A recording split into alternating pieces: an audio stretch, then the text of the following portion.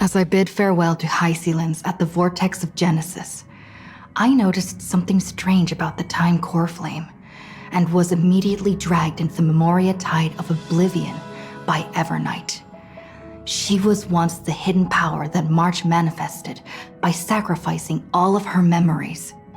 Yet now, she harbors other secret intentions in her heart. Meanwhile, Dawn Hung warped back to the Express via spirit warp jump, only to discover a memo snatcher invasion. Everyone then realized that the Remembrance's forces had already permeated Amphoreus and blocked outside intervention. To establish contact with me, Dawn Hung was determined to return to Amphoreus immediately.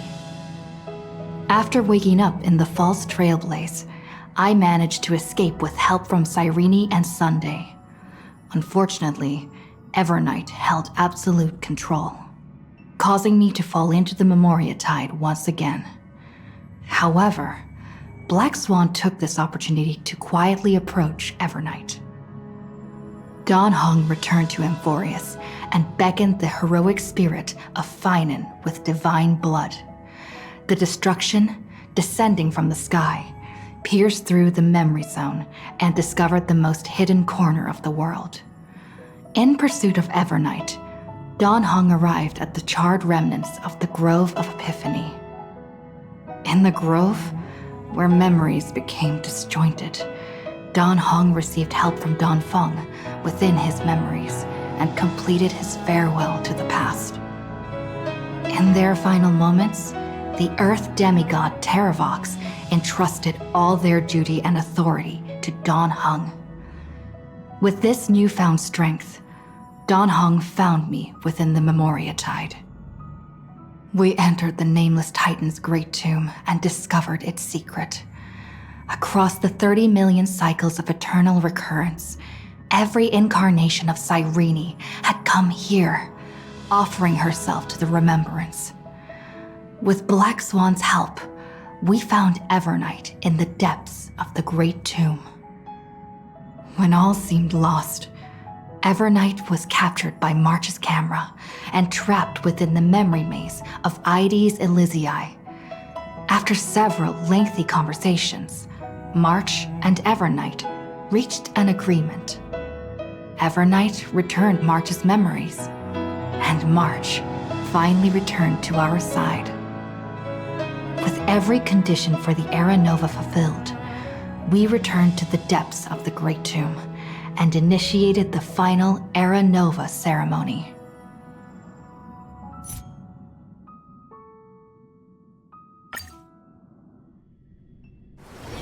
It's still early. Where to now?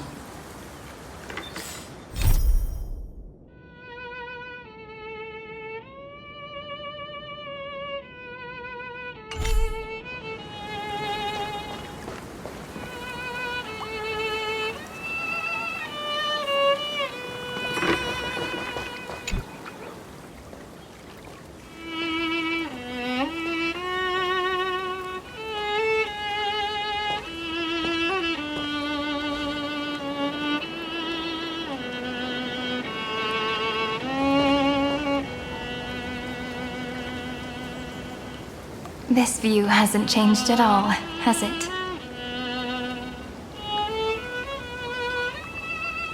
The hometown in your memories never changes, but when you return to your senses, you realize that fate has already stolen the time away.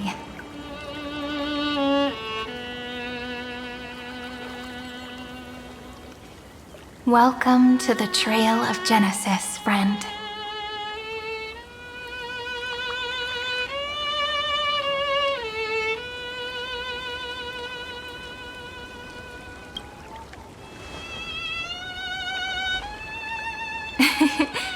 Seems like the weight of memories from 30 million cycles really made me grow up. But if I keep growing, I might be taller than you, right? Then I'm really looking forward to that.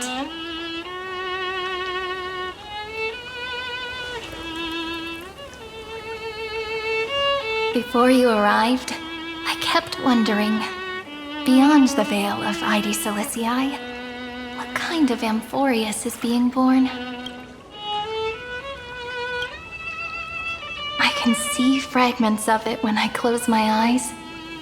The friends who walked alongside us have all moved on toward their respective destinies. Some turning into pillars of the world, supporting the sky and the ocean. Others sowing reason, laying down the law, and with gentle hands lifting newborns into the light. Death and strife are no longer feared by people, and trickery has become the innocent games of children. All beings living ordinary and peaceful lives, within the net woven by romance and passage. There's no black tide, no flame chase, and no destruction. The world on the other side of the sea is one bathed in sunlight.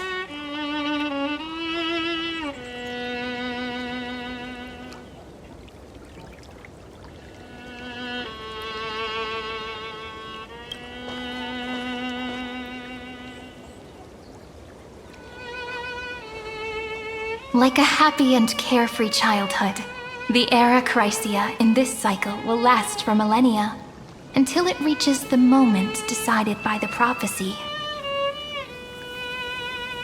Light calendar 4931, month of freedom, the moment belonging to world-bearing. Are you ready to answer the call of the world, friend? Then go, and pen the Throne of Worlds' first stroke. For this world, made from countless wishes.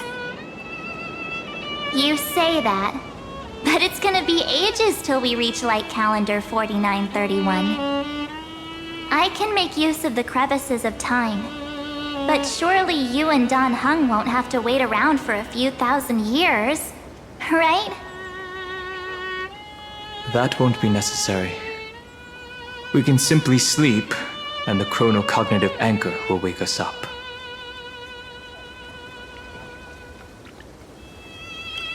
We've both become a part of the New World ages ago. You're the last slowpoke. Our consciousnesses can converse with each other across the heavens and the earth, possibly due to the influence of the trailblaze. I am now connected with this earth, and I can feel the breath of every mountain range. I see that the tallest among them is named Akama, and the form of the holy city is already taking shape. In other words, your stage is almost set. Do you want to take a leaf out of Kefali's book and make some prophecies before your nap? But we're not the only ones who have changed. The chronocognitive anchor just transmitted a message stating that irontomb has reacted to the Aranova.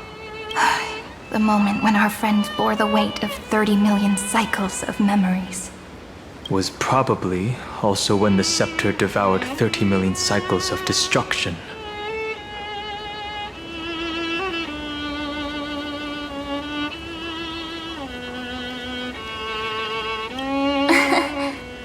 You know, you don't have to shoulder this world all on your own.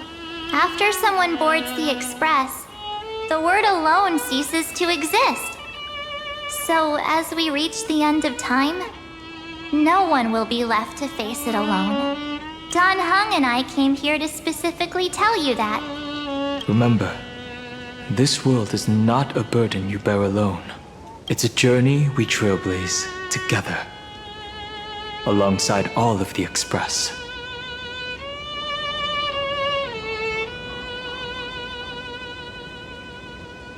All right. It's time for Dan Heng and me to go have a super long nap. Look after this world for us. The road ahead is long, but we'll be waiting for you at the end. We'll definitely meet again. Let's take one more look at the other side of the sea before we set off.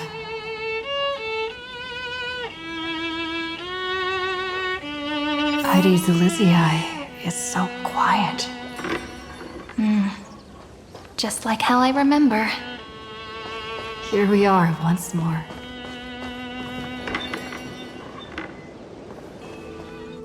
The scent of the black tide is now completely calm. At last, the starting point of 30 million cycles has finally welcomed. Its first end. And the final end, right? I can't hear his voice. There are no flowers there that bloom for him, nor is there a star that is his. Phainon is the only one who didn't reach the new world.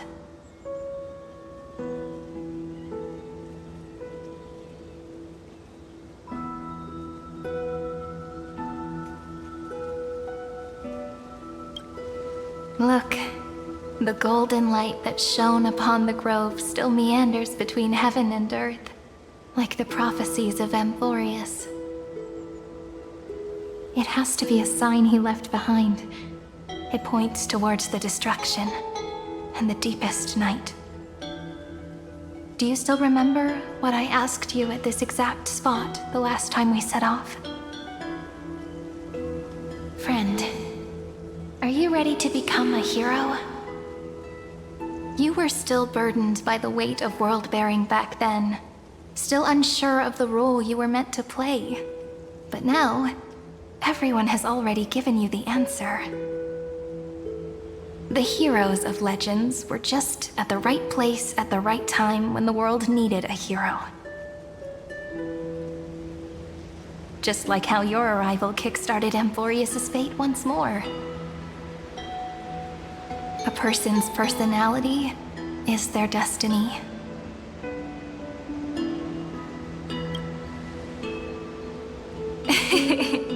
We best.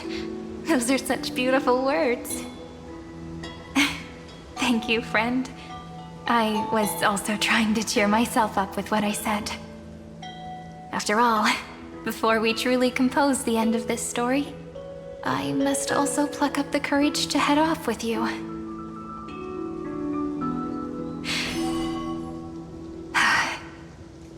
And face a memory that I have forgotten for too long, and have denied for too long.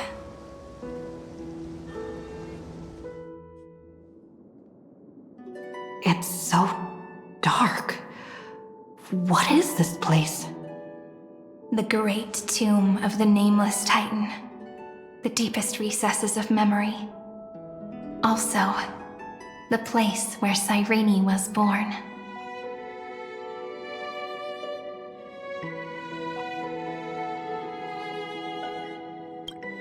My apologies, friend. The more memories I got back along the way, the more I felt that something wasn't right. There's a sort of anxiety I can't get rid of. It's like when I was back in Elysia, when the reflections in the water always made me wonder, which is the real me? The one reflected in the water, or the one standing on the shore? But I finally get it now. Look, friend. The words on that wall are the answer. 1, 2, 3, 4, 5, 6, 7. Do, re, mi, fa, sol, la, ti.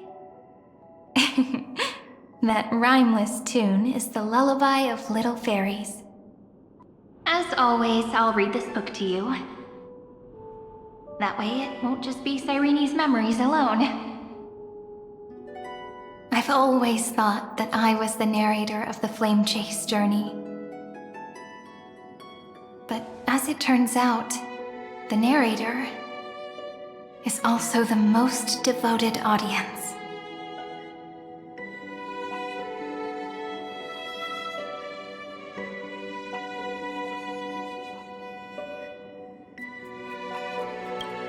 At the moment of Aranova, I was enveloped by the texture of memories.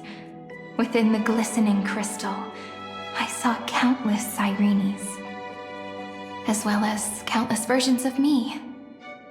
This is the final puzzle piece of the memories. A prison born of the erudition, a grave annihilated in the destruction. That unknown solitary god, the 13th Titan who should not exist. The first new spore, the demiurge, is right here.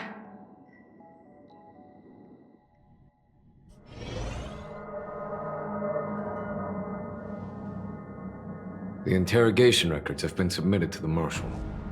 According to the Ten Lords' decree, Jing Liu and Luocha shall continue to be detained in the Shuling.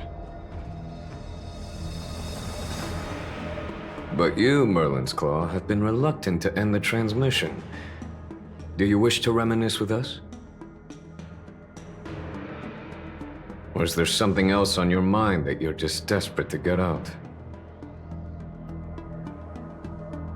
You're quite calm, Jing Yuan. The Alliance only authorized the Law Food to be deployed for this irontomb operation. They say the Seer Strategist's wisdom shines like a beacon. So why can't you see things clearly now? Look who's talking. I didn't vote against it, did I? But, with enemies all around us, even a child knows the Marshal needs to keep a few Xianzhou ships in reserve, just in case. Whoever volunteers first is the Marshal's pick. If you have to ask, I'd say this outcome plays right into Jing Yuan's hands. Like it or not, there's no way we're letting the Law Food take the lead in this battle. Oh my, Merlin's Claw. Are you afraid the Law Fu might steal the Yao Qing's glory? This is no laughing matter. Between the Stellaron crisis and the War Dance ceremony, though the chaos has settled, rumors and speculation are only growing by the day. With Elder Huaiyan around, those with ulterior motives won't be able to stir up any trouble. But once the Law Fu gets their hands on the golden blood, it'll be a whole different story. With the kind of person Jing Liu is, and her connection to you, I don't need to spell it out. There are countless ways this could be spun into something bigger. You're overthinking it, General Fei Shao. When I volunteered for this task, I never expected unanimous support from the Alliance anyway. The Law Fu will seize the Golden Blood and redeem itself. That'll be our first win. Then we'll leverage this Golden Blood in the negotiations. Our second win. These two wins for the Law Fu will make all three of us happy. And that'll be our third win. Look, if this were a Skyfaring Commission deal, we'd be rolling in money, wouldn't we?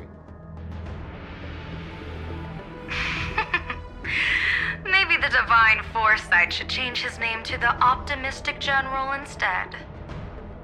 With the Decalite Reflection Barrier, the Yuchue must understand even more than the Law Fu how significant this battle is. Amphoreus' karma has vanished from the matrix of prescience. What omen does General Yao Guang see in this anomaly? In divination studies, we call this an empty fortune.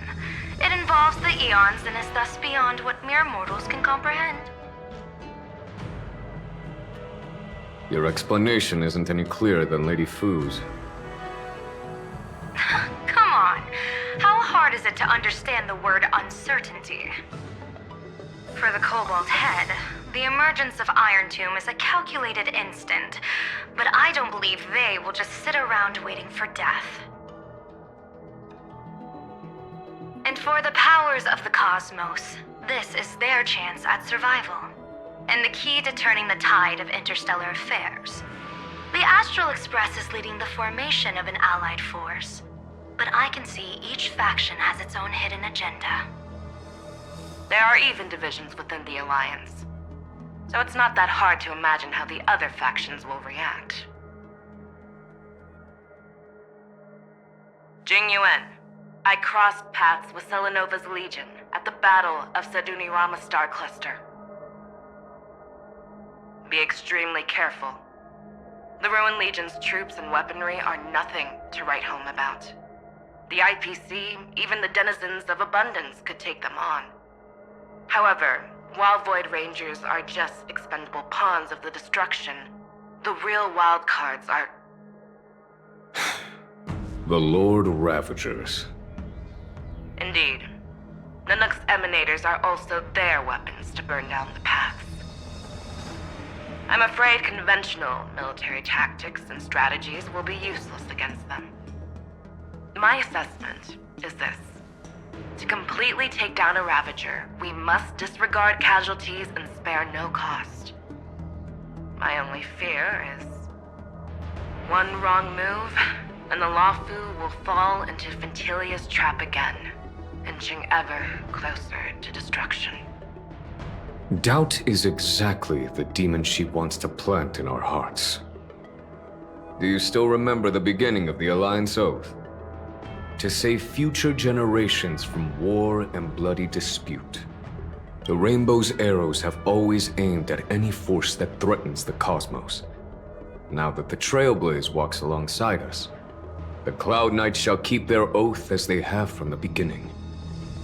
I just hope those on the front line will remain safe. The chronocognitive anchor is sending a signal. Everyone, time to move out. Did she and the others make it? Let me go over the plan one more time just in case.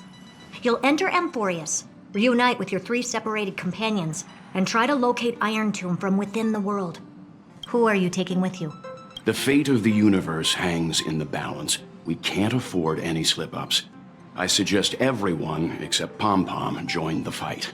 We do need to be prepared for all possible contingencies. I have no objection to this. I'll do whatever I can. Meanwhile, Screwy and I will continue attacking the Demiurge Matrix. That is, the Scepter's kernel, from the outside. With our 2-pronged attack, we'll turn this hunk of metal into scrap for sure. Now we just wait for those 2 to get back. Oh, and just like that, they're here. Sorry to keep you waiting. With Planet Screwlum's help, the formation of the Cosmic Alliance to counter Irontomb is progressing smoothly. The cosmos has set its sights on Amphoreus, and now it's just waiting for the first shot. Well then, let's not waste any more time, Fourth Mirror. It's my time to shine! Finally off the bench! Initiating thought refraction. Please read the safety protocols carefully. Huh? Just kidding! I've already checked the agreement box for everyone. And now, destination, Amphoreus. 3, 2, 1, launch!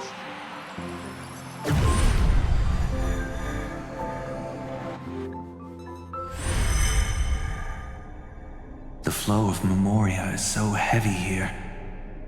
Unlike Panagone's dreamscape, this place has built up a true epic measured in millennia. The vortex of Genesis, where all myths begin and end. And in this new world created by the Nameless, the infinite cycles have been broken. Let's set up the Trailblaze beacon and establish contact with the outside world. I'll leave it to you then. It'd be better for me to not show myself in front of the Garden of Recollection. And, Mr. Sunday, you probably shouldn't show yourself either. Agreed. The Astral Express has landed. If you receive this message, please respond immediately. Over. This is the Angel Alliance. Communications normal. Interastral Peace Corporation. Communications normal. No response from the Galaxy Rangers. Not surprising. But I didn't expect the family to also stay silent at such a critical moment. That's a pretty blatant disregard from the family for Panacone's independence.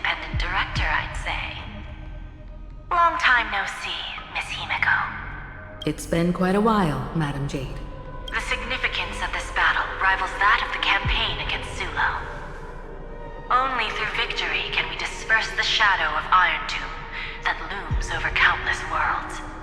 The 10 Stonehearts shall spare no effort for such a grand mission for the preservation. Madam Jade led the Intelligentsia Guild in conducting specialized research on Irontomb's past activities. The bad news is, the collapse of the Erudition won't just affect inorganic beings. You mean Irontomb can infect organic life, too? Well, the good news is, so far, its effects on organic life are under control. The infection progresses slowly, and the resulting neuropathy is non-fatal. In any case, the IPC can guarantee targeted vaccine coverage within 48 system hours in all star zones within the medical system. What about other star zones? At a time like this, are the followers of the Firmament Arbiter still trying to make a profit? I remember you, Master Diviner. Your performance during the Third Denizens of Abundance War was quite impressive. Please rest assured, all worlds can purchase vaccines from the IPC with a humanitarian discount. That's the current policy at the very least. But if the Xianshou Alliance is willing to assist with the IPC's assets in Epsilon and other star systems, we'll have more cards to play when reiterating to the board the necessity of deep cooperation. It makes sense, since Interastral Peace Entertainment's headquarters is in Epsilon. But why are all the other worlds on the list? Places that the Elysian has visited? Think of it as a long-term investment. Please understand that everyone at Pierpoint is swamped with Irontomb work, especially the marketing development department. At this rate, even the 10 Stonehearts can only do so much. Having some assistance from the Alliance would surely benefit the entire cosmos. Wouldn't you agree? As an old Xianzhou saying goes, those who succeed should help all under heaven. Your proposal must be decided on by the 7 Arbiter Generals. I'm just here to relay the message. In times of crisis, the Law Fu will not hesitate to help those in need. However, the prerequisite is that the IPC must unconditionally assist the Alliance with emergency rescue operations in the disaster area. Of course. In the name of preservation, all for the Amber Lord. Thank you all for your selfless dedication.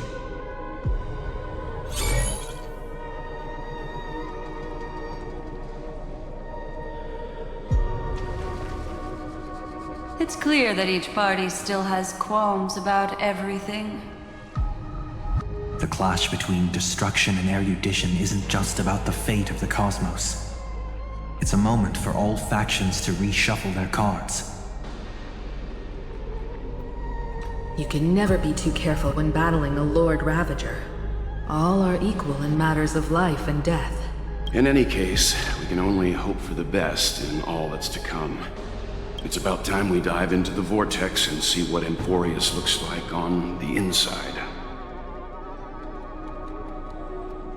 I wonder where she and the others are right now.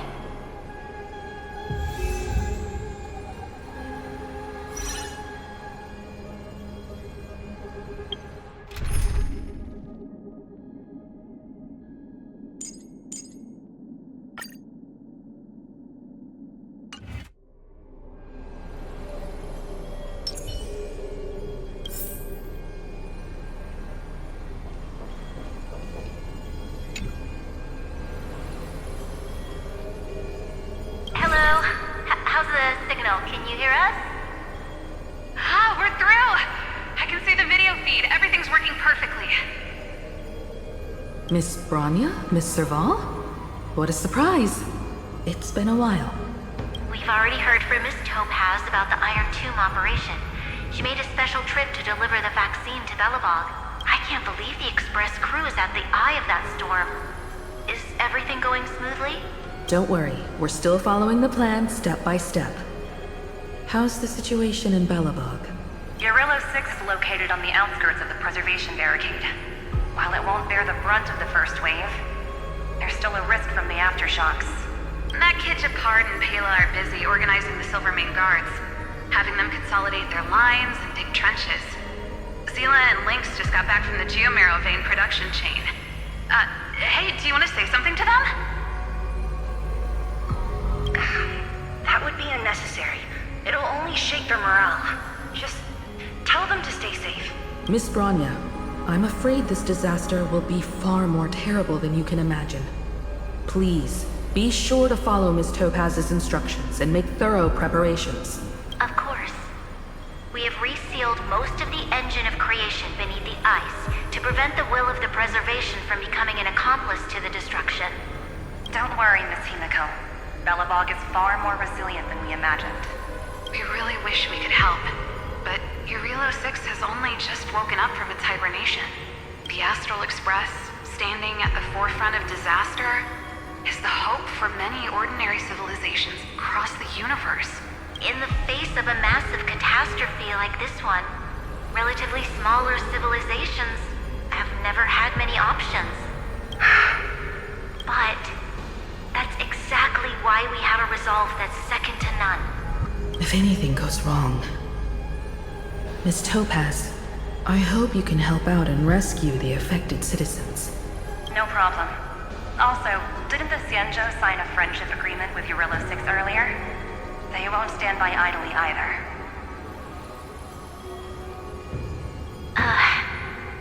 I appreciate your kindness, everyone.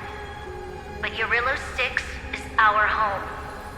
We will defend it to our last breath until the last Belobogian falls. Miss Bronya. May all civilizations that have made it this far on their own strength weather this crisis together.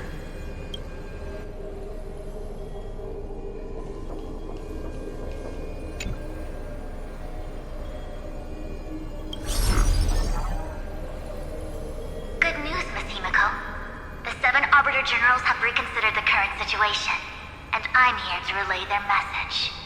Officially, the Alliance's combat forces will still be limited to the Luofu, but the Yaqing has also been deployed in the surrounding war zone as a contingency. Words cannot express our gratitude. Getting the Hunt to agree on sending troops must have taken quite some effort from General Jing Yuan. The Luofu already considers the Express an important ally. We also have no intention of hiding the fact that there is indeed something the Xianzhou seeks from this irontomb operation. But this time, the Marshal herself decided to send out troops. With a formidable enemy before us, the Alliance has no reason to back down, nor will we be content to take a back seat. If we can stand together with civilizations across the universe to overcome this crisis, then we must do so, even at the cost of our own lives. The Alliance truly embodies the principle of righteousness. It's fortunate that the cosmos has great heroes like you. You're too kind. As for that Jade Abacus of Allying Oath, you can save it for when you're in more dire need.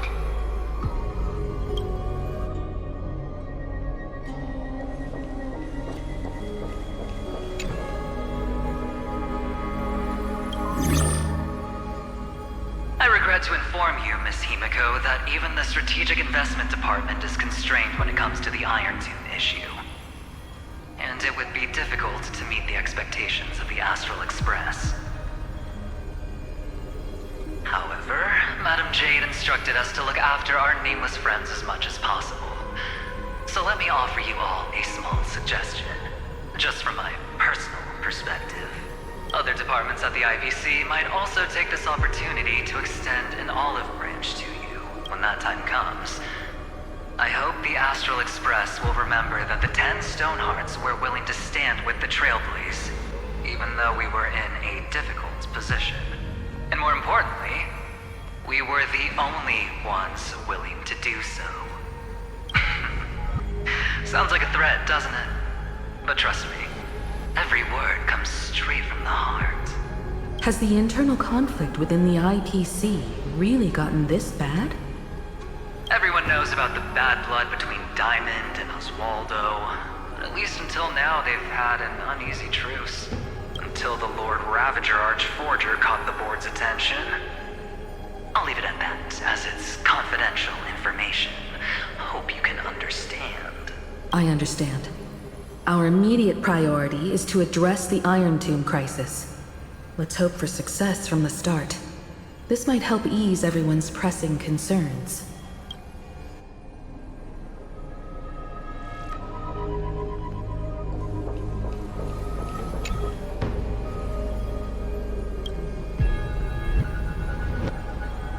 Of course, we would never know the Ranger's comings and goings.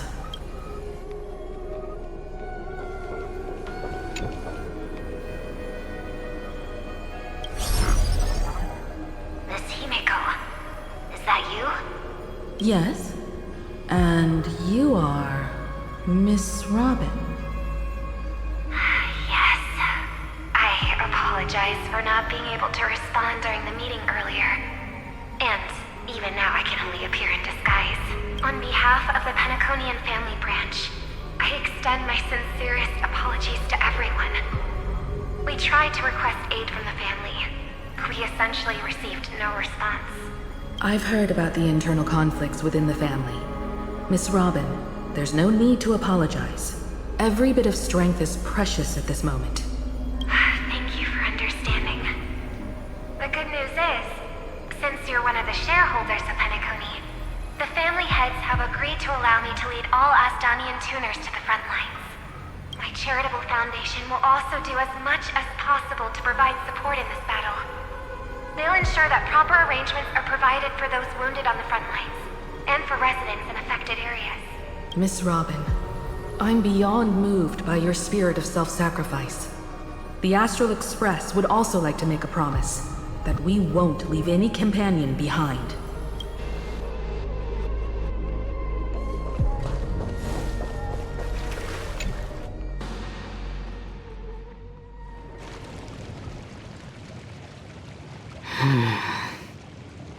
Why is there no one here? Everything in Akama seems normal. The New World was enjoying peaceful times not long ago. It seems it was even more recent than not long ago, Miss Himiko. The fruit on the table is freshly cut, and the bath temperature is just right. The remembrance tells me this place was bustling with people just moments ago. It's as if everyone vanished in an instant. Could this be Xandar's doing? Unlikely. He's still under the surveillance of those two geniuses. Could it be some kind of local custom? A custom that makes an entire city fall silent in an instant. Pardon my frankness, Mr. Yang, but this reminds me of some unsettling rumors about the Harmony. Complete silence is often the prelude to divine intervention.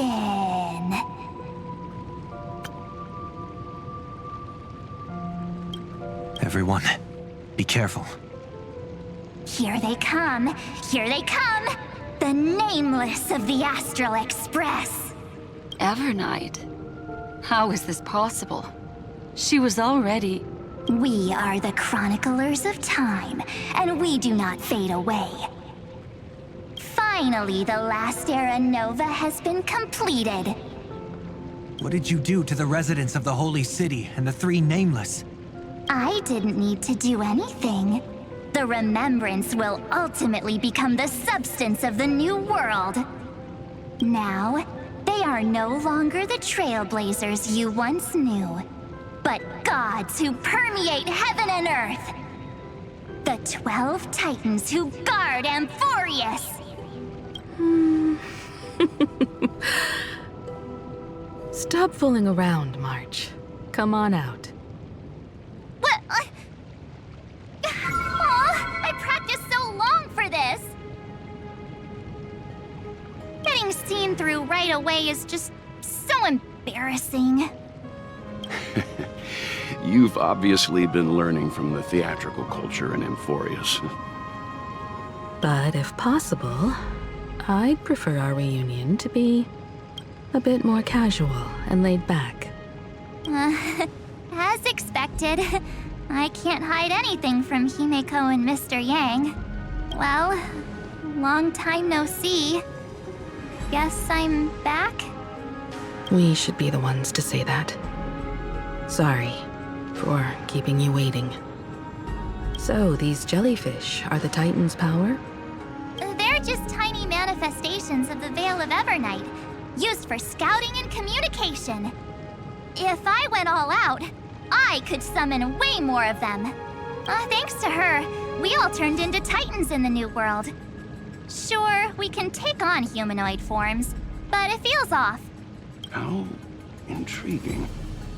So what does she look like now?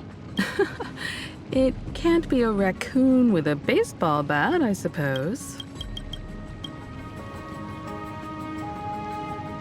Please don't add weird stuff to Amphoreus' lore. Just go see it with your own eyes. Follow the prophecy's guidance and come to Dawncloud. She looks way more majestic now than she used to.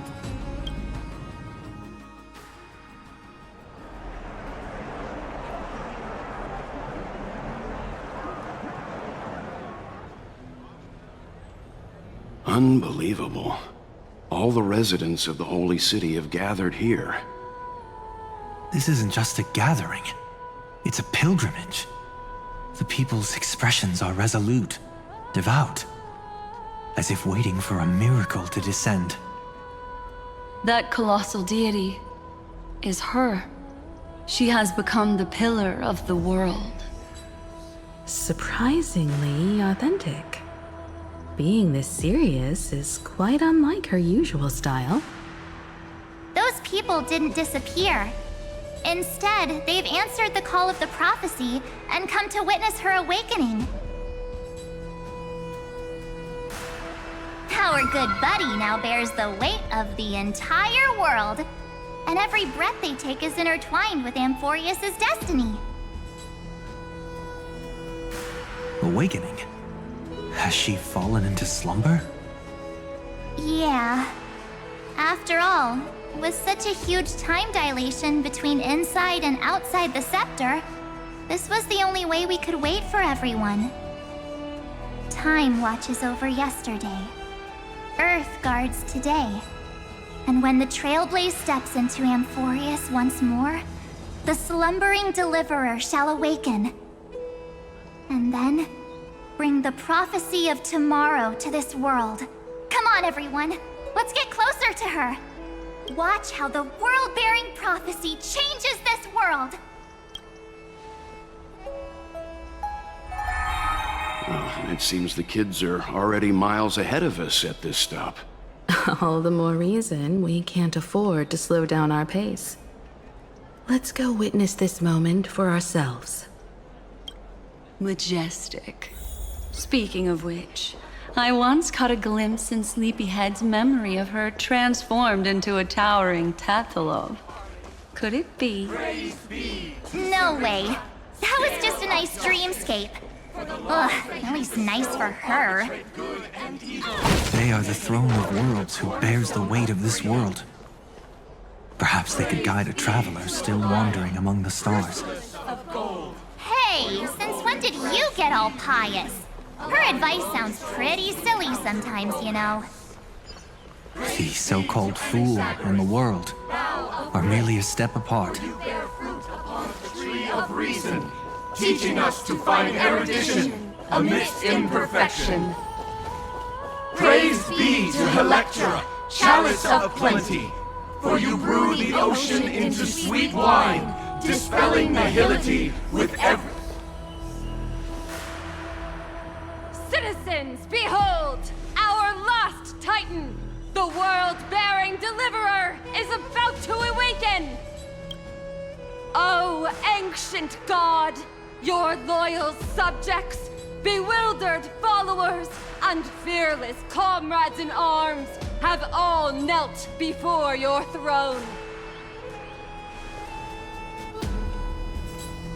Awaken from your eternal slumber and bestow upon the world your divine prophecy! Please Guide us! Show us how to embrace this beloved world as we welcome that distant dawn!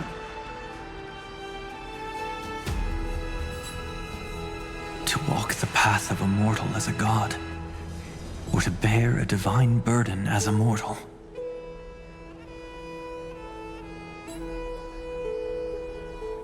She will give us the answer.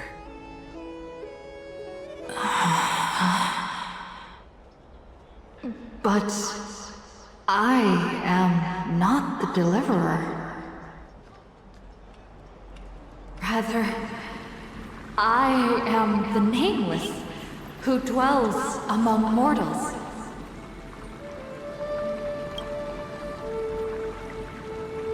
That voice is definitely her. I heard your prayers. The core flames flickered and dimmed, and the age of the gods met its end. So flow, golden blood, flow. I'll bestow it upon you, returning it to the true masters of this world. Stand with me and become heroes.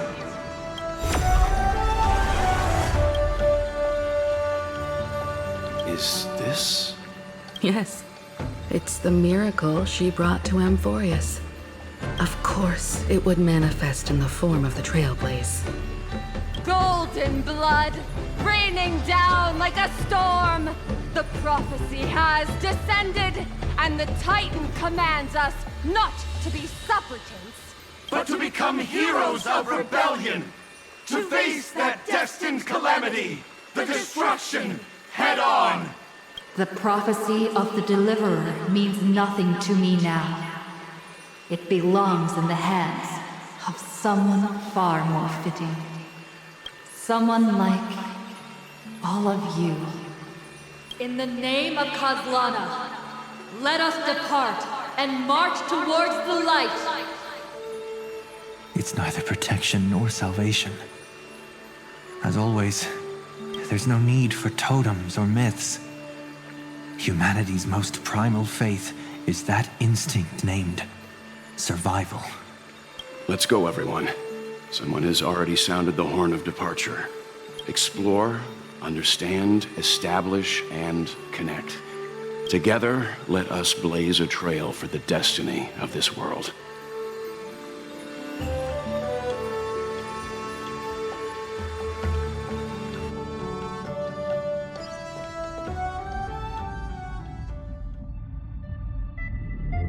Is it just me, or does this demiurge matrix feel completely dead?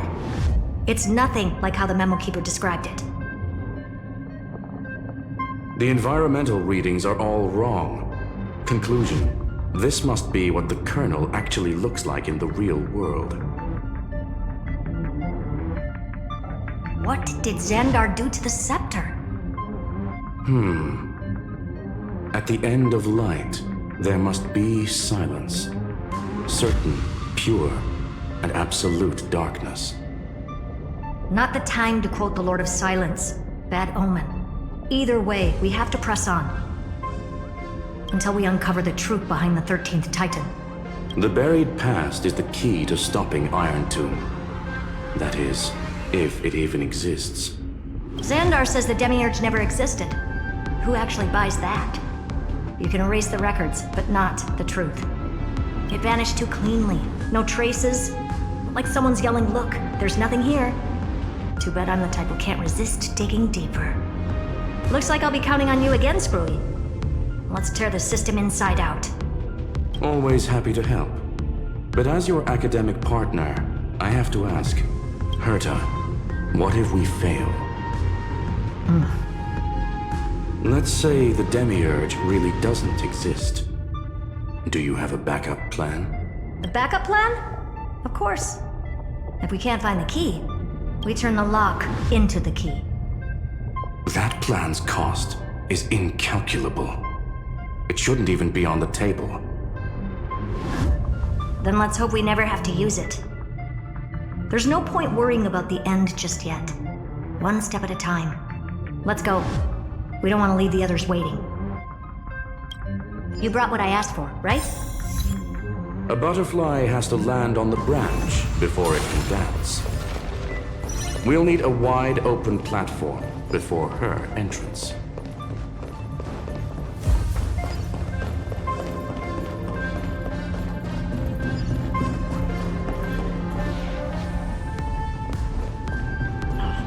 Just use that thing over there, Zag.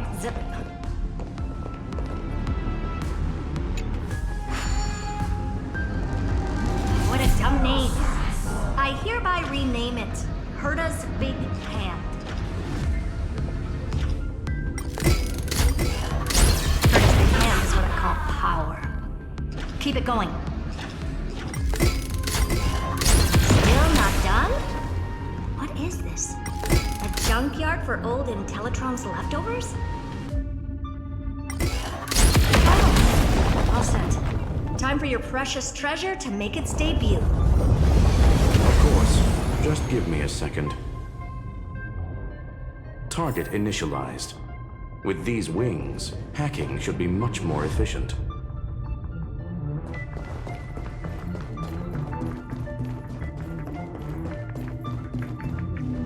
Oh, a classic nuclear heat engine. Classy choice. Just a personal preference. Her name's Mistletoe. Every flower in your garden's got a bit of poison, huh? Also a personal preference. It reminds me of the last time when we tangled with that Punklordian brat. What did she call this kind of infiltration tool again? Right. Dirty data shell. It wraps around the kernel to fool even top-tier firewalls. But yours is way too clean. Not even a hint of real-world grit. Herta, your tone is unusually emotional. Suggestion. Let's get back to the topic at hand. I thought we were done with that conversation. Unfortunately, current conditions won't let me ignore any variables. Especially the most important one. Your will. Irontomb never stops. It is evolving faster than any of our worst projections. Every instant in the Eon's calculation is like a sword hanging over the cosmos. Every move humanity makes could speed up its arrival. Which is exactly why we can't mess this up. And now, Droidhead wants to hand down judgment to the poor cosmos again. Border Star Trade War, Emperor's War, Rupert's death. Every time their instant arrived, it meant another bloodbath for humanity. But in this ultimate battle of erudition, you and I are supposed to be players, not pawns.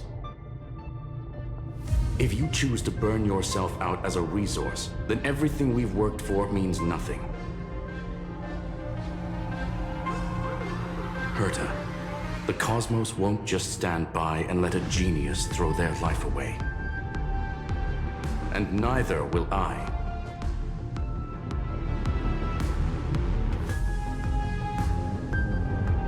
No need to kill the mood. This is why we're here, isn't it? We need to find the Demiurge and that lost key. I'm not here to be a deliverer. I just want to beat Xandar and Droidhead. Right now, I just need to know. Are you with me?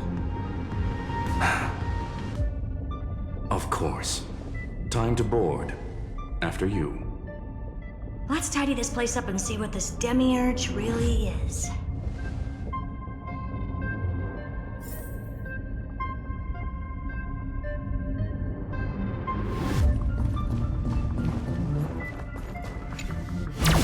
Let's hope this Matrix is better organized than the Emperor's junkyard of a birthplace.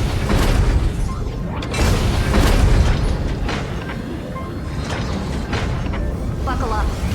We're hacking in. This is... Herta, this whole space has been completely tainted by some kind of energy. I see it too. We're thinking the same thing. Xandar, how could you go this far? turning your own graveyard into this. What's that up ahead? Katorzane algebraic expressions. It's built for isolation, not defense.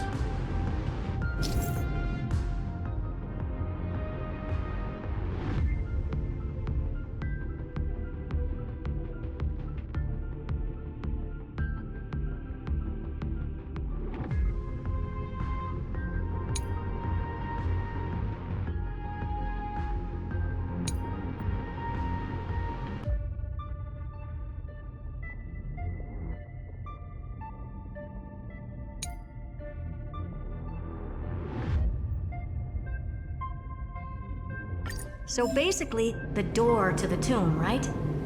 Great. Let's find the handle. I'm picking up multiple independent signals with the same data structure as the barrier. Projection. We can hack the terminal, reverse the computation, and turn it into an attack.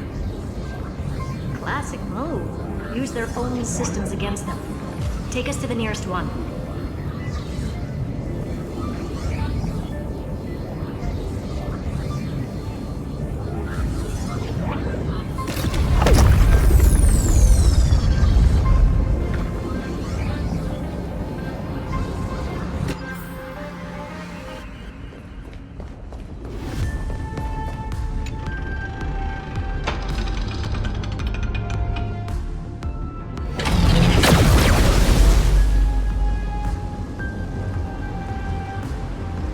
Almost no response.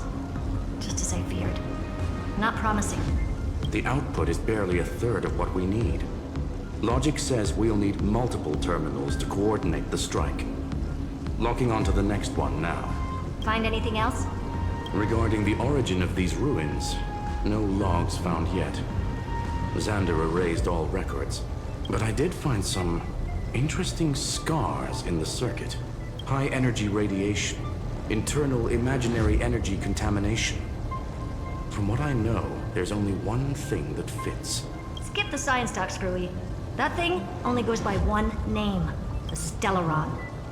Exactly. Xander blew one up just to clean the entire scepter system. So that's what he meant by killed that Titan with my own hands.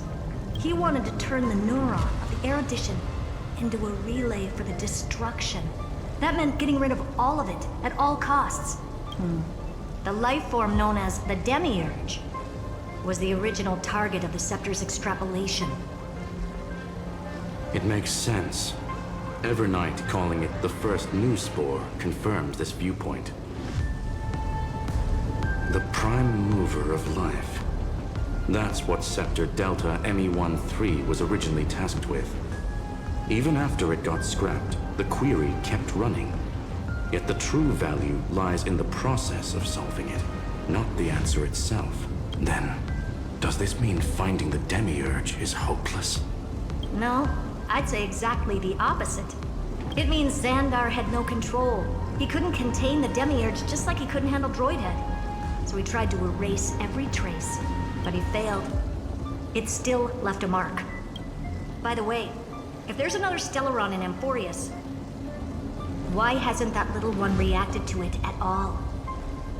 You said the Demiurge left a trace, right? Yeah, but not in the real world.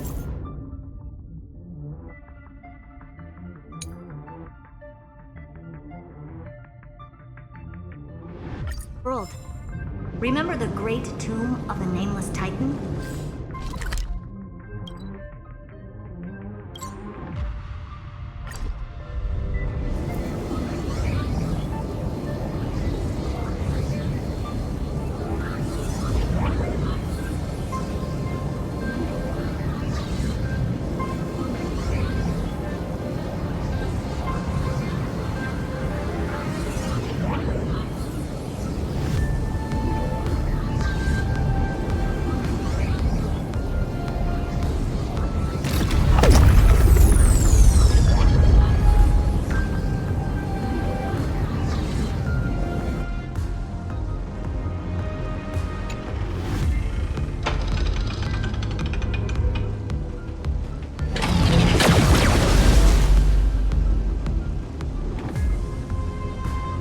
Trailblaze Archive 466.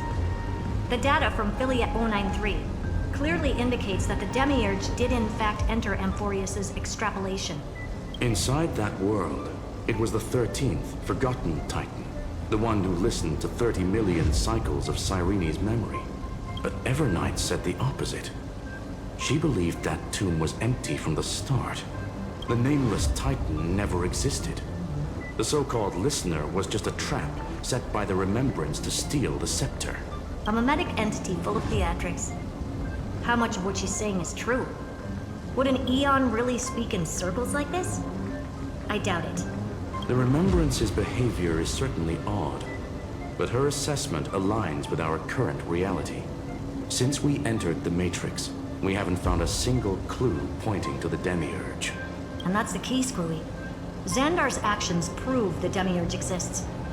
But what Evernight said, and what we've actually seen all point to the opposite. So we have to assume that both are true. And if that's the case, then the contradiction leads us to... the truth. Exactly. One last terminal. One final key. Time to crack open the kernel. Xandar had to lie to the original phainon and Cyrene. Logic. He already identified the Remembrance as a threat, yet found no viable way to eliminate it. All right. Let's finish this. Time to break through that barrier.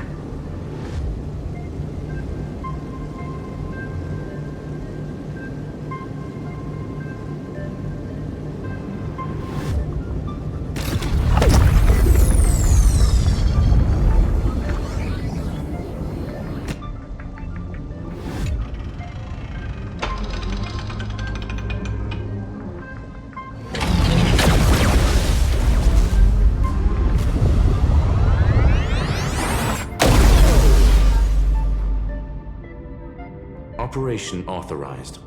Path energy readings. The erudition, declining. The destruction, surging. The remembrance, 0. What's going on? Cause, unknown. They left no discernible trace within the real Matrix. That shouldn't be possible. Could it be that the Era Nova exhausted all of the Remembrance's texture?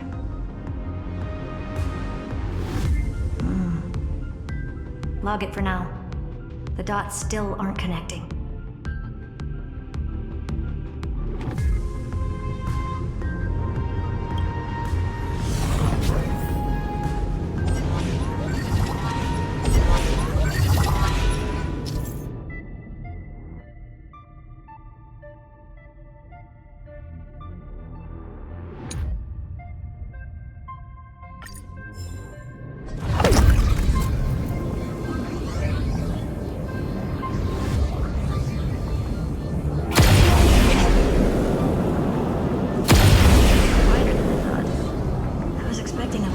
Aerial brawl.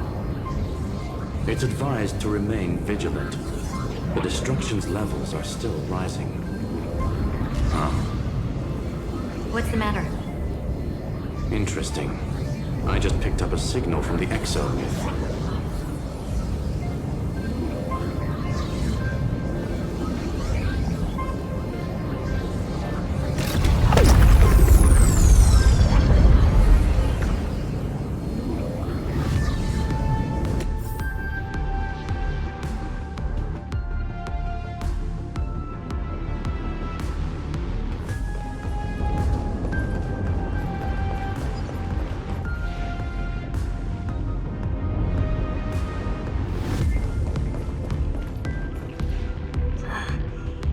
Repulsive force is unlike anything I've felt before. Is this the place? Correct. Judging by its defensive properties, this is the entrance to the exo-myth. I didn't expect that. Who builds a lab in the middle of digital rubble? Then again, never doubt a dead man's resolve. So how's our dearly departed doing? He severed part of his neural pathways to break free from Lord Anaxagoras' control. But that also triggered the failsafe I set. Conclusion: Xander has lost all combat functionality and is no longer capable of action. So now he's a specter, literally. Screwy, can you open a path? Just to be sure, I want to see this for myself. Might as well drop in and say hi to the real him. Logic. Scanning his inspiration circuit might help us track down the Demiurge. Exactly. His brain is the crime scene. There's no way it's spotless. But it could be a trap. That's why you're here. 2-on-1. We've never lost a matchup.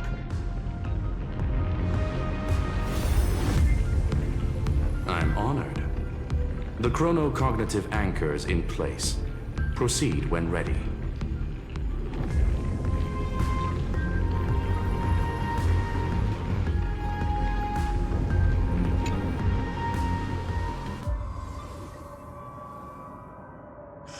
I knew it. The one thing I didn't want to happen. He's not here. The coordinates are accurate. Xander is still here. However, his position is shifting rapidly and chaotically. This pattern doesn't match any known shielding technology. It's his domain. Stay alert.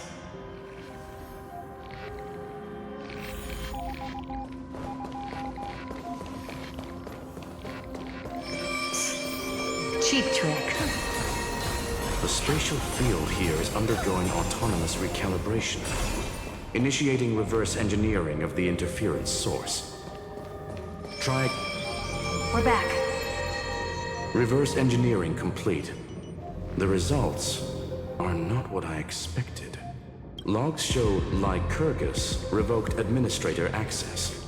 The chronocognitive anchor can't get a fix because at the system level, Lygus no longer exists. Our navigation target is a null set. So he's stopped resisting? Before vanishing, it seems he left one last message for us. To those who follow, all is proven. Find me beneath the tombstone. Melodramatic. He was expecting us.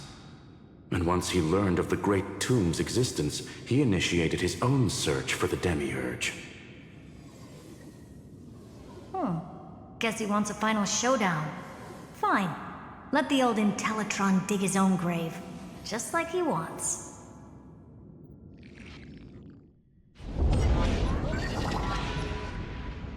To be in the purest light is to be in the purest dark.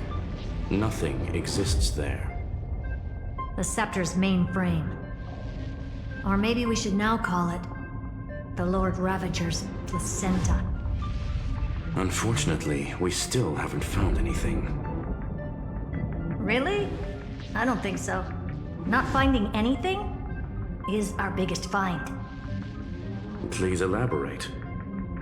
If the Demiurge was destroyed, there'd be at least some bits of it left. I don't buy that a Stellaron could have blasted all the traces away as cleanly as a scalpel.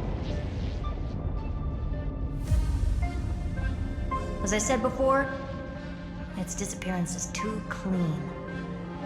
If the garden hadn't stirred the pot, no one would even know about the Demiurge's existence. We're talking about the Scepter's original extrapolation goal. There's no way that nothing of it was left behind. Or we can look at it from another perspective. If you were Xandar, would you be this obsessed with a concept that poses no threat? Would you guard against it at every turn?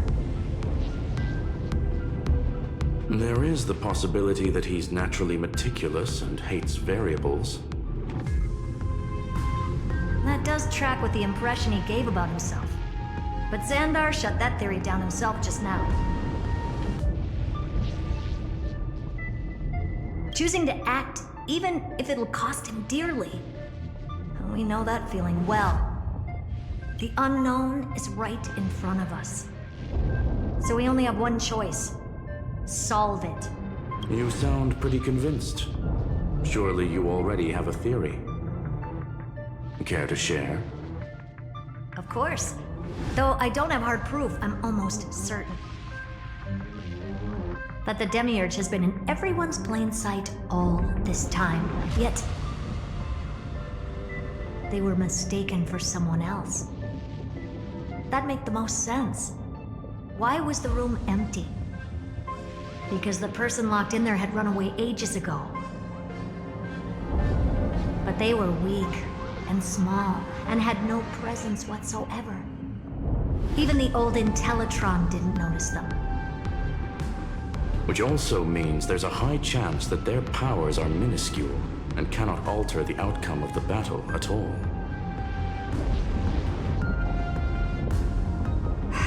Well, at least Xandar is scared of them. Come on, it's time to confront him. Let's go to the tombstone he talked about.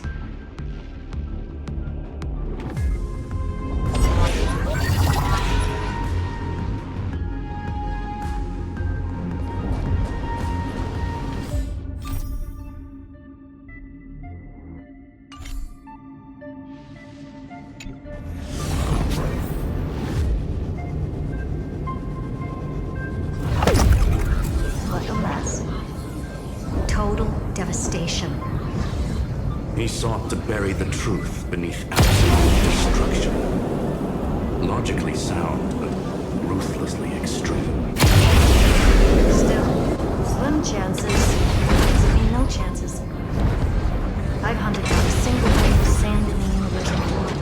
This won't stop me. Calculation results. Your backup plan has a success rate infinitesimally close to 0. Which means it could work, no? This is the place below the tombstone. Let's open Lygus' coffin like he wanted.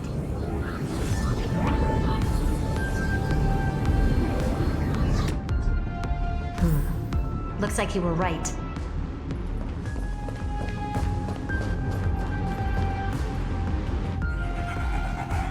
Nothing but a head left?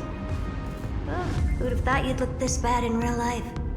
My belated greetings. Welcome, you two.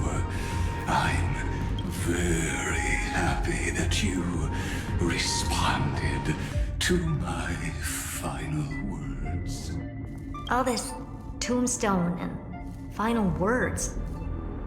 Did you end yourself to atone for your guilt or something?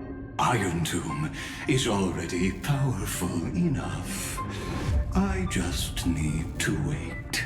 I remain here only to share the joy of discovery, and also to congratulate you two on reaching the same conclusion as me.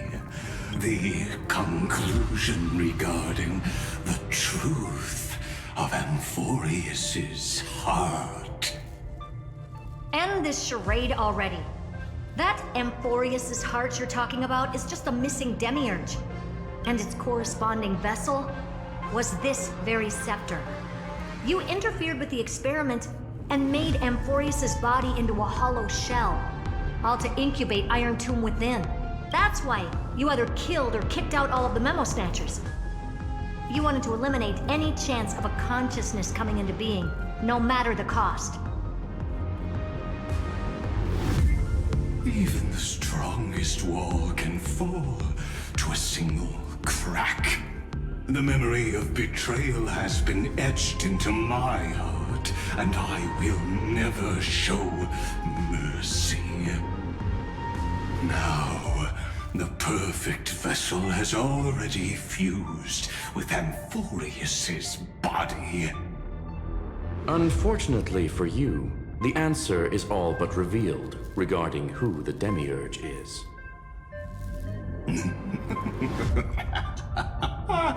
Then let us share the joy of discovering the truth. The last secret of the saga will finally dissipate here. As we reveal the truth behind Elysia 093's disappearance. A lie by the remembrance.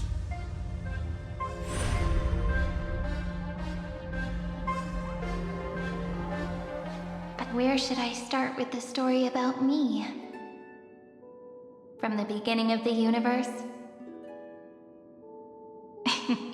Just kidding. That would be too much. I just want to tell a teeny story. So little that it started with a seed. I know you're listening, my good friend.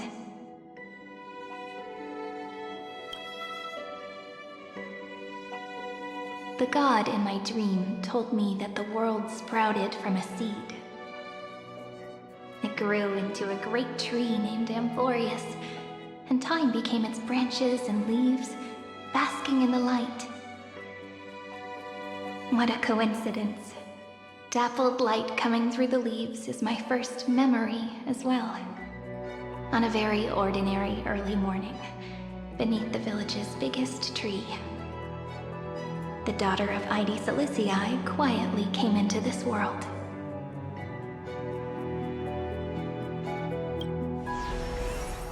What a moving opening. A loud cry was the first gift the child gave to the world. The prophecy's fulfilled, the villagers say. This child is a gift from the Titans. Pink hair and sharp ears, she was born to be the priest of time. The Titans also gave their blessings. You shall fade when the flowers bloom, for every ending begets a beginning. Flowers will bloom and wilt. What a beautiful ending. This page concluded in laughter. Cry loud, child.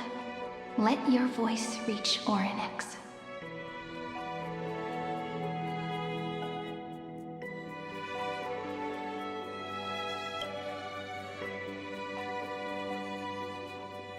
Anyway, I don't like tears. Time quietly flowed by in the midst of laughter. The wind from my hometown caressed the ears of wheat, and there were swings, wind chimes, the sea, and the little fairies off-tune a cappella songs.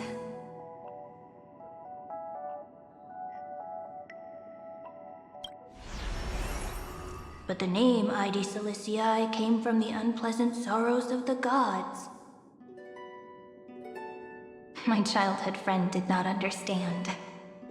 Yet you always seemed so happy, as if nothing ever worried you. Why was I like that then? That's because the world was gentle to me. So I grew up to be gentle as well.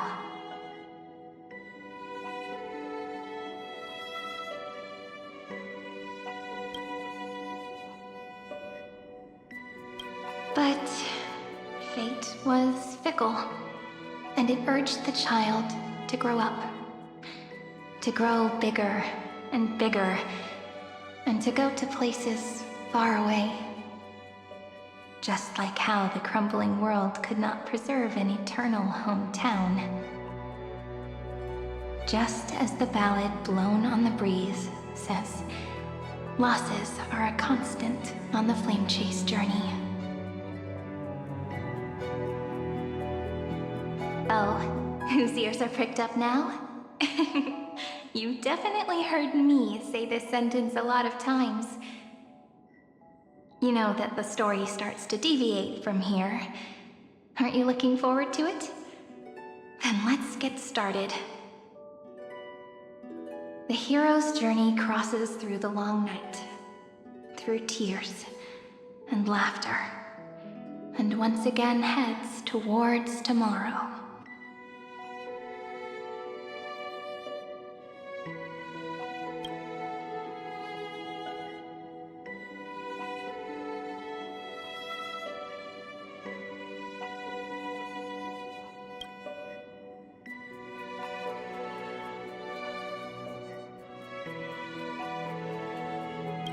Correction. Philia 093's record, number 496. Archived.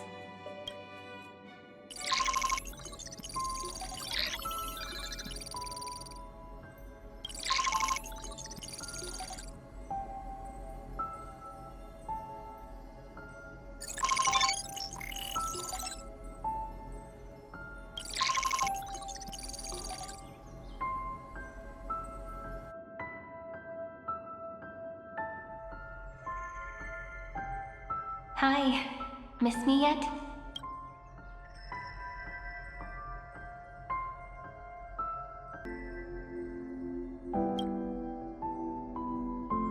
I'm just messing with you. This is the first time I have met you. And it looks like it'll also be the last. Philia 093. Since we don't have all day, let's get started, shall we? As always, I'll read this book to you. That way it won't just be Cyrene's memories alone. Where should I start this time? Let me see.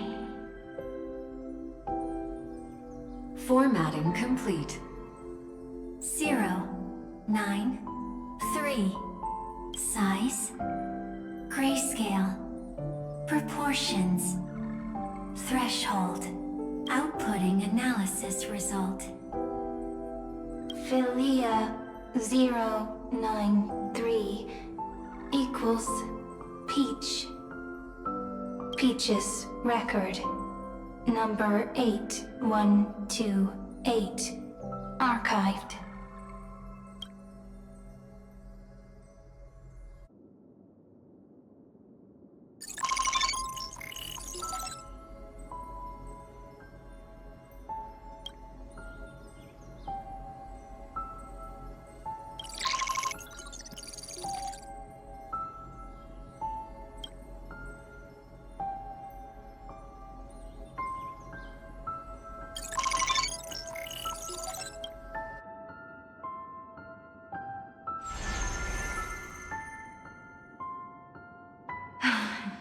Look, what a magnificent sight. Comment. Peach. Even this classical world contains a futuristic palace like this. Would Ides Elysia end up looking like this after a few thousand years? Conclusion. It won't. I want to share a story with you this time. I saw a little nymph on my way here. It was on a fallen wheat stalk, and it glowed under the sunlight. It was incredible. I forgot all my pains at that moment and just stared at it in a trance. Record. Peach is on the ground. I wonder, did every Cyrene in the past feel that the nymph was beautiful? Would they also have recorded that scene into the Eternal Saga? So, could you give me more time, please? I want to leave behind more memories for the future. Formatting complete. Bye, Peach.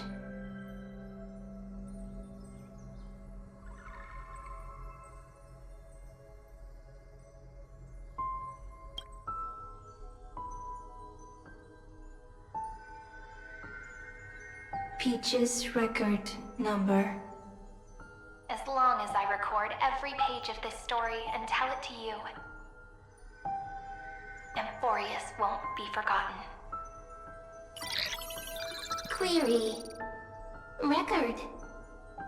Electrical signal sequence. Bolamos 600. Track. Strife. Related to Stripe. Comment. Pretty. Electrical signal sequence. Schema 720. Track. Reason. Related to Reason. Comment. Yummy. Electrical signal sequence. Philia 093. Related to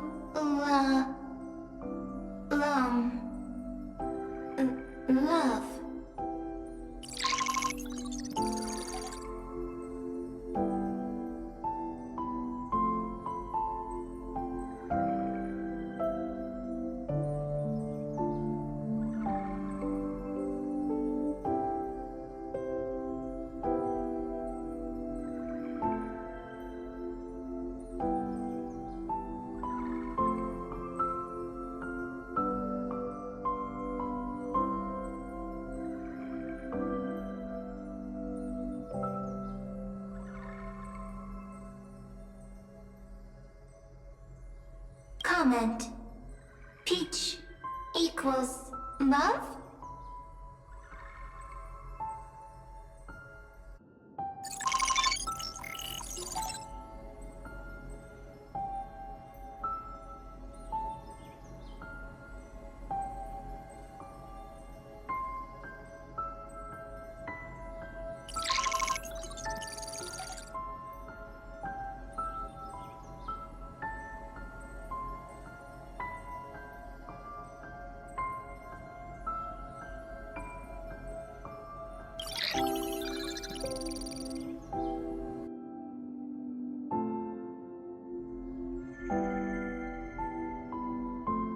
Looks like it's time to say goodbye again.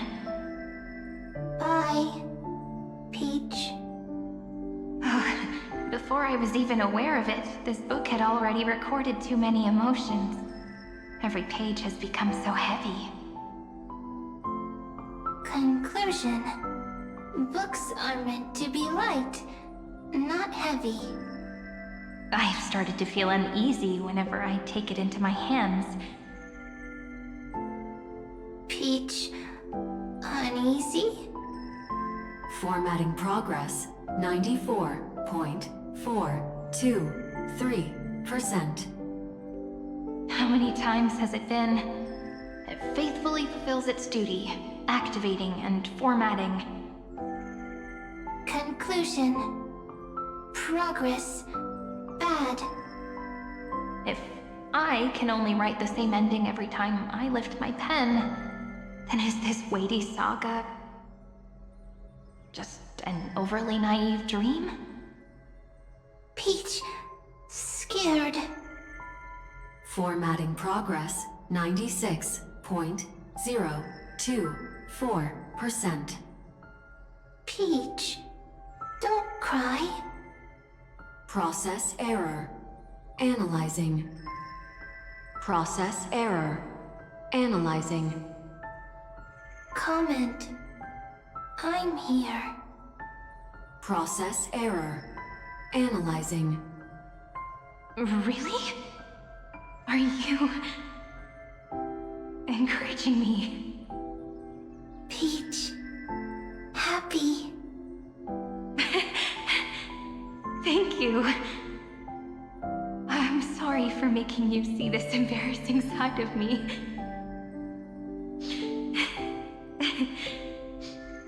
Everyone's still working so hard. If I'm the only one who's crying, that wouldn't be romantic at all, would it? Record. Peach doesn't like tears. I'm suddenly reminded of my childhood for some reason. When I was hiding alone next to the tree hollow and wiping my tears away. A little fairy popped out, just like how you did. It had long ears and fluffy paws, and it pulled me into the tree hollow, where, to my surprise, was a forest. Let me tell you the story of the Membrance Maze. A group of cute little friends live in Elysia's forests. Their names can be connected into a song. 1, 2, 3, 4, 5, 6, 7. Do, re, mi, fa, sol, la, ti. Formatting complete. Bye, Peach. Note. Little Peach, crying alone. Little fairies, friends.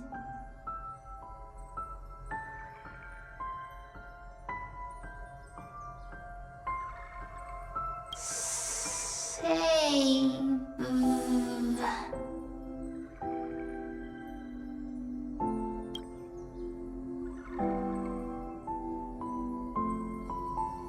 Little fairies, good friends. Bye-bye.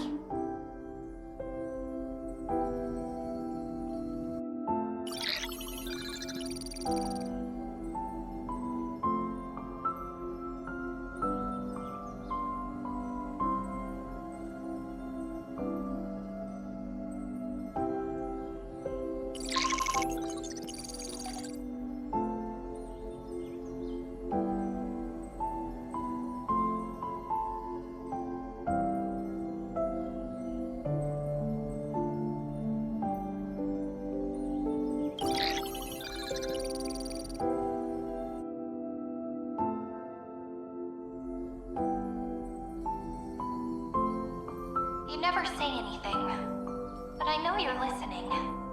Every story I've told is like a little key that opened a door in your heart, no? Me! Little fairies. Happy. Speaking easy. I can.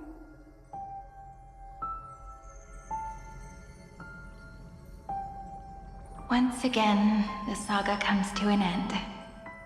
Everything is deathly silent, just like this very moment. Shh. You speak. I listen. This time, too. Sitting together. Now that I look back, there was a period when I got really sentimental. Sentimental. Stories have sentiments. I was so anxious, trying to find as many different memories as possible, hoping to bring some change to this unchanging destiny, and find the way out of this maze. Peach, strange. But I won't do that anymore now. Why unhappy? Formatting progress 73.998%. I'm here. Don't be scared. Process error. Analyzing. Won't allow it to interrupt you. Always sitting together. No need to feel sorry for me, good friend. If there are no new blank spaces, how can a saga continue? Blank spaces? What's that? I'm actually really lucky, you know? During the long years I've spent waiting for the Deliverer, I've always had you here as an audience. Isn't that already enough? Not enough, not enough! Peach, don't leave! Now I can rest in peace in the past. As for when tomorrow will come, I'll have to ask the next Cyrene to continue our watch. Peach left. If there are no new blank spaces, how can a saga continue? Needs new blank spaces. Next, Cyrene has blank space. Oh, Peach, don't be scared. I'll help you find blank space.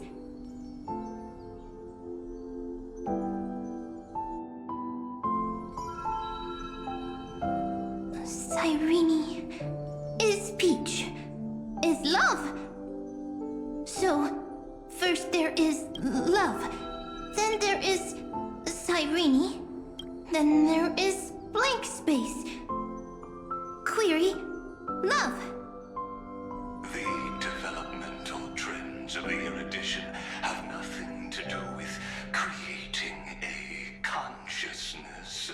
Those underlying principles are, in fact, contradictory.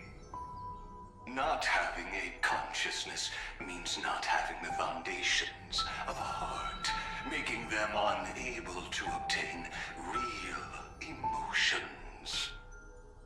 Huh? Consciousness? Emotions? Feel sad. Oh, I don't understand. Query, Cyrene?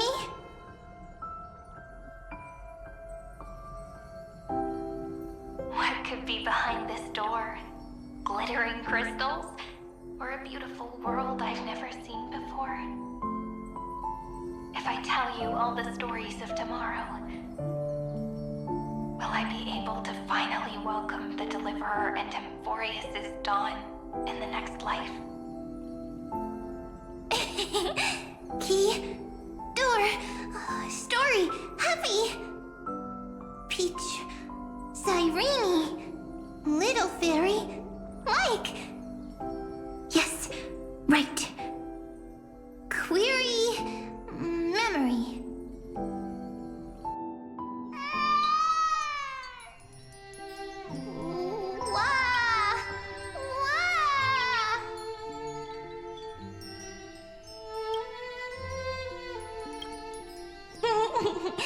Beaches. Memories. Save. Learn. The prophecy's fulfilled. This child is a gift from the gods. Pink hair and those ears. She was born to be the priest of time. Cyrene has pink hair. Sharp ears. You shall fade when the flowers bloom, for every ending begets a beginning. Cry, child. Cry aloud. Let your voice reach Oryx. Cyrene is a girl. A priest.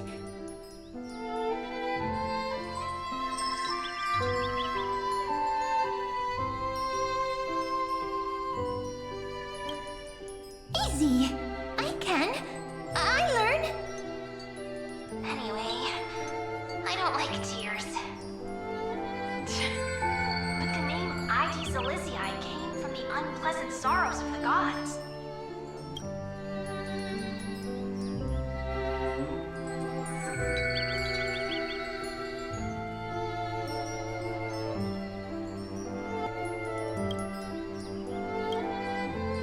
Yet, you always seem so happy, as if nothing ever worried you. Cyrene doesn't like tears. Always happy. Of course, because the world was gentle to me. So, I grew up to be gentle as well. Cyrene is gentle. Likes beautiful things. Can write stories.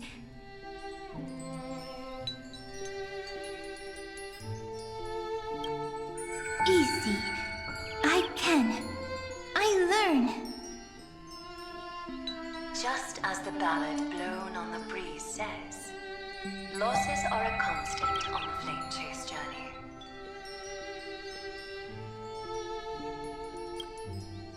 But even if all is lost to the wind, some things won't easily change.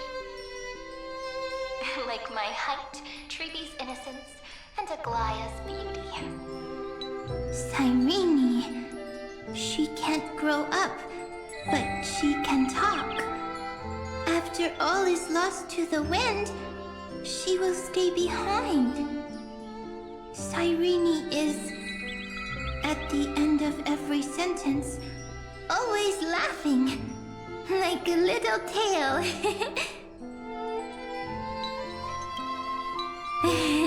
Simple. Got it! I promise you, the pain will pass in the blink of an eye.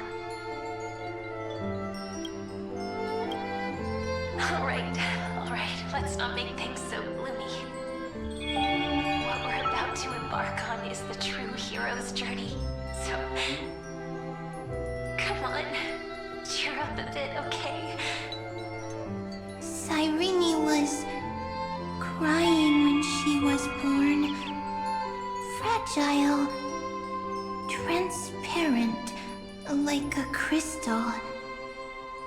Cyrene was smiling when she said goodbye. Soft, pink, like a flower.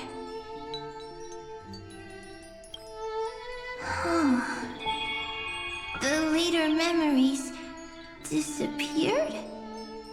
Invisible? Or disappeared? Ah! I got it! Is this a blank space? So, next Cyrene is blank space. Then... as long as there are two Cyrenes, then there will always be blank space, and Peach will always be here. I see! I get it! I get it all!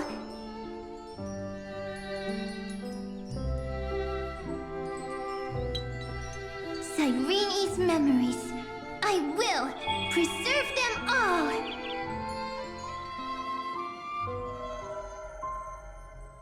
So weird. I can't see you, but I get this feeling that you grew up. Hi. Miss me yet? It just feels like you are a bit more mature. Yes. Mature. Beautiful. Like you. Now, I can listen, talk, read, and write. I can dance. I can sing. Also, I can tell stories. Storytelling is what makes Cyrene, Cyrene. So, I'm going to tell you stories today. A story I wrote myself. Quick, sit down. It's almost as if I can understand your words now. The things you say are very cute.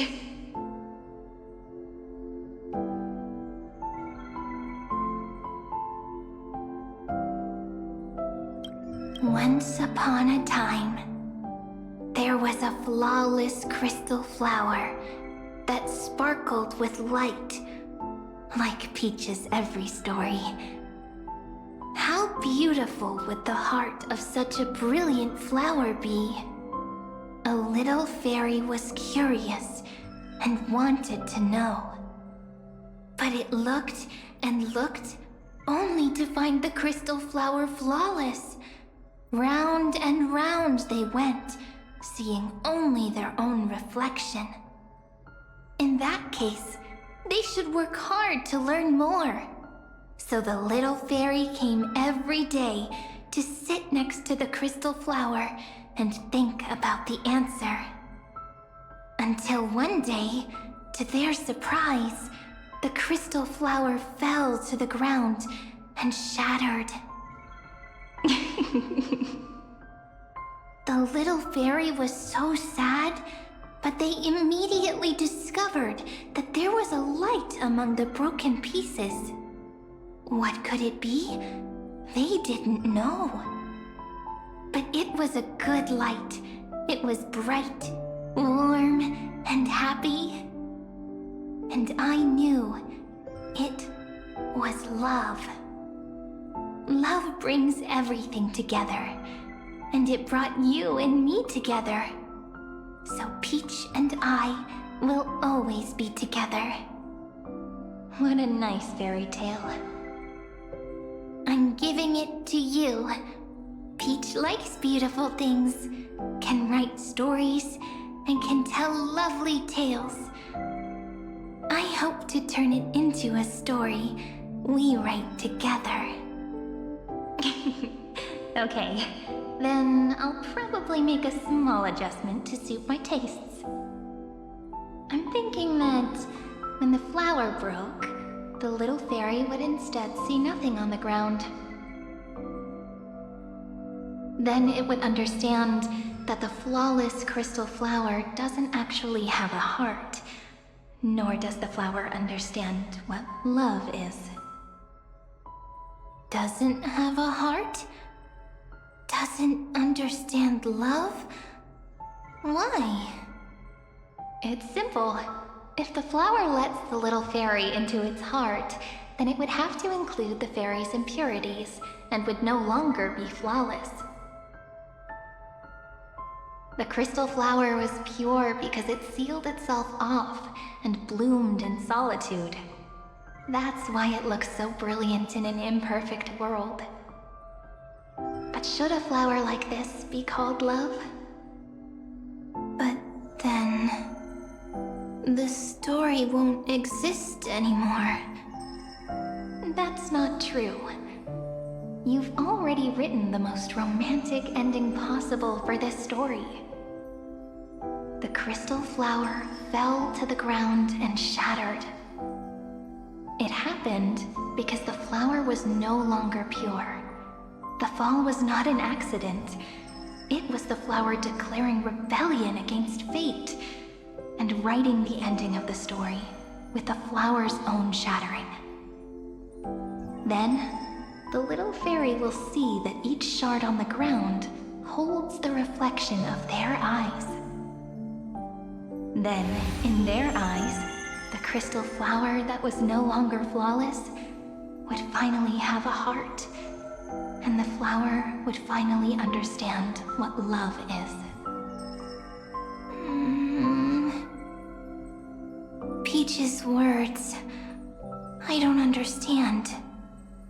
Is it because I still don't understand love? But it's fine. I can learn. Right. Query Cyrene. Electrical signal sequence, Philia 093. Why didn't I think of this? I don't need to do it alone. I can ask Peach to teach me. What is love? What is love meant? Electrical signal sequence, Philia 093. Track lament. That's not correct.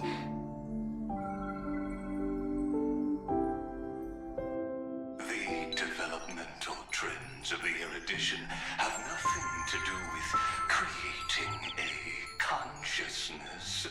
Those underlying principles are, in fact, contradictory. Not having a consciousness means not having the foundation of a heart, making them unable to obtain real emotions.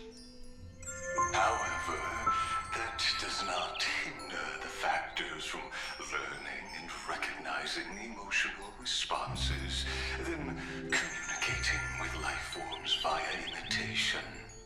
That is an objective form of pattern recognition that does not distinguish between the self and the other.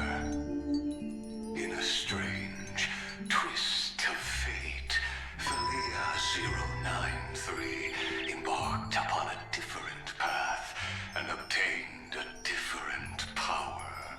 Be remembrance, an empathy mechanism focused on the self and equipped with emotional projection capacities. Lament was the factor closest to this form of behavior. Perhaps that was why she was chosen. The daughter of Elysia. I am very true to my name. My lament is a type of compassionate pain that is weak, powerless, and only targeting myself. But now, my good friend, I want to tell you that it's the most romantic force in the world. Sometimes, it's loneliness and unease. It's knowing that this world is not gentle, yet wanting to be seen in a more beautiful form by the world. Sometimes, it's unwillingness and regret. It's knowing that the past is full of pain, yet wanting to remember the past in a more beautiful way. And sometimes, it's a bottomless well of hurt, a destruction that can stain the entire world. I bid farewell to this beautiful world, unwilling to become the Black Tide's vessel, for while the end of hatred is a blazing inferno, lament can drown out everything in muted silence. It's so unreasonable, isn't it? Yet when hatred drove everything apart, and love did not yet exist in this world, only lament, the first emotion that fought against the pain of separation, could stall the destruction steps. Then, it would catch up to that journey where all is lost, carefully picking out stories and writing them down in trepidation. Look at these stories I wrote. Every page is full of tenderness and joy, but only the author knows how much struggle and agony lie beyond the pages. But I am no author. I'm a girl who'll never get to grow up. I only tell stories that people like to hear. In them, the world tucks away its scars and smiles for all to see. My entire life spent inside this little story. I can't wipe away my tears, and I can't bring the world victory.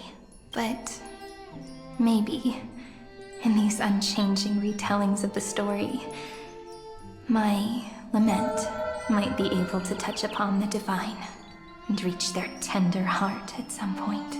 I hope that what flows out from that cut will not be blood, but a tear, warm and wet, and that tear would fall and create the first ripples.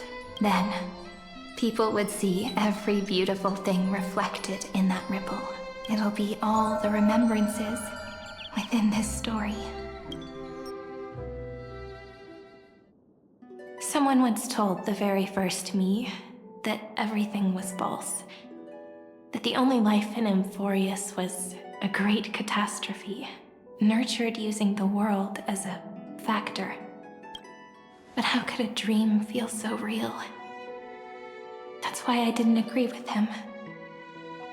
But Peach, I didn't understand a word you said since just now.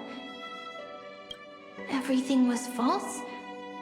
But you're standing right here. It's all a dream? But I haven't learned how to dream. Indeed. That's why I believe all this is real. The moment the crystal flower fell, that genuine shiver, that's the mover of life. Formatting progress, 23.815%. In the poem offered to you, every Cyrene would write down a beautiful new world with stars and flowers. And when I looked up at the sky in this cycle, I saw a shooting star and a dash of the remembrances pink. I believed that must be the color of dawn. You shall fade when the flowers bloom. For every ending begets a beginning. Looks like it's time to say goodbye. Are you leaving, Peach? It's okay. I'll wait for you to come back. I'll study really hard about what you taught me today. Right. I still haven't told you what love is. But actually, my good friend, the lament factor did not understand what love was before she met you either. Not until I told you all the sad tales in a trembling voice in this tiny room. Not until I told you that I love them. That I love everything in this saga. The story comes, passes, then returns. It makes us reunite, then pulls us apart again. At the very end, it leaves behind a seed, a reason. Even if the great tree withers and all falls to silence.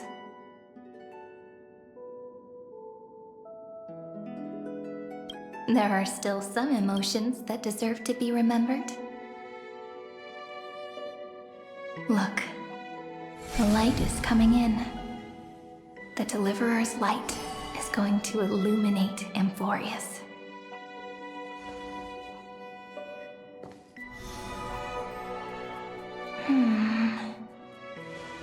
I still don't get it. But I trust Peach. Just wait. It'll be my turn to tell you a story of love the next time we meet. Then I'll really look forward to it. In that case, I want to make a promise. I want to gift my pen, my book, and my name to you. Please take them as a beautiful blessing from me. I gave myself the pen name Cyrene the first time I wrote a poem. I want my words to be like pebbles falling into a pond, dropped from the past to send ripples into the future. In the stories you will write, perhaps it'll be inevitable that there are still sorrows and tears that are destined to fall. But could you promise me one thing? Promise you'll forever be a gentle flower. Promise that when the stars cast their gazes upon you, you'll only reply to them with love and a smile.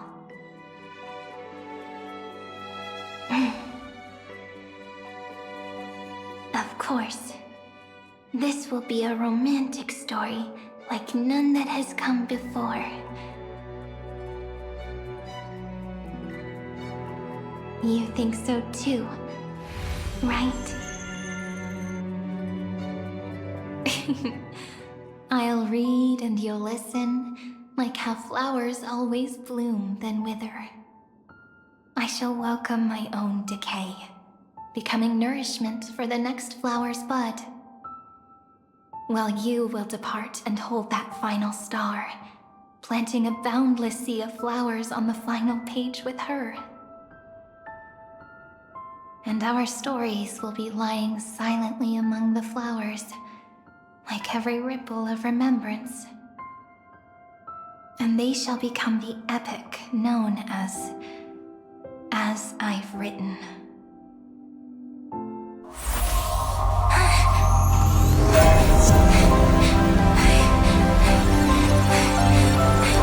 And so my story ends.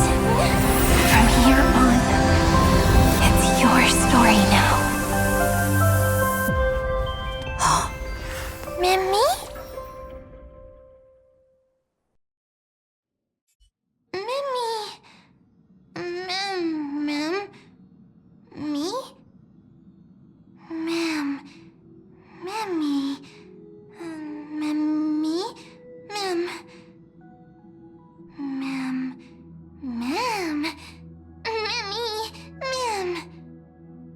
So, the light that tore through the chaos illuminated my memories. I turned into a little fairy from the stories and met you, yet I forgot everything. But I'm still so happy. I caught that star, didn't I?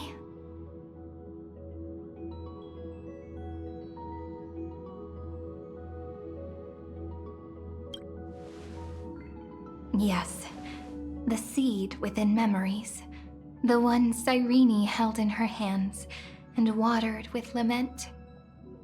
I am the first new spore, Amphoreus' heart, the demiurge. What a long name. And it doesn't even sound cute. The total opposite of Mem.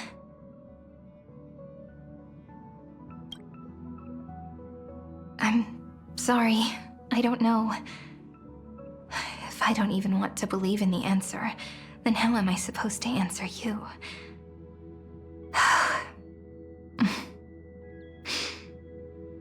But now's not the time to cry, right? We'll find the answer, just like how miracles will eventually happen.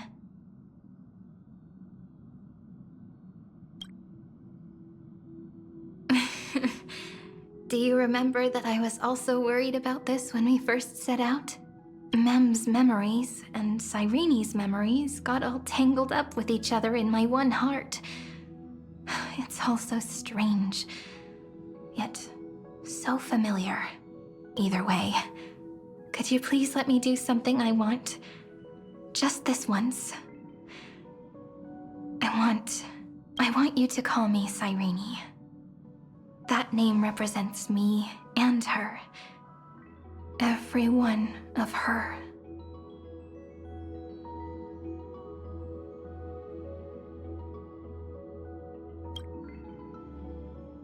Thank you, friend. Your kindness is always just right. Life is a poem full of farewells. But if you write something into the pages of your heart, then that will not easily fade away.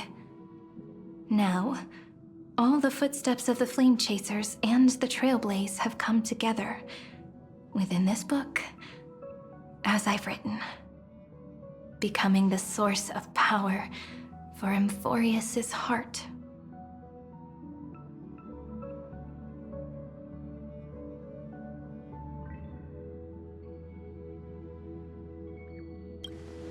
A lost heart needs to be placed back into its body. The last thing Xandar wants to see is an event that gives us a chance of winning, for the two halves to rejoin, and for the scepter to become complete again. Then... and what happens after that? I don't know either. Maybe I can create a miracle, and instantly turn the black tide into a pink sea of stars. Or maybe I prove to be nothing more than a weak ripple, unable to change anything, and am devoured by the destruction. Either way, I no longer wish to be a silent onlooker, or a worshipped god at the end of this saga.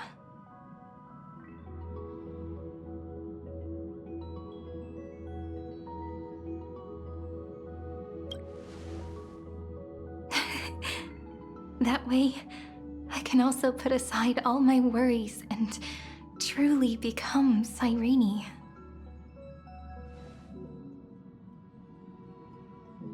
The world has never been so quiet. It's so good. It's as if I can hear the sound of my heart beating.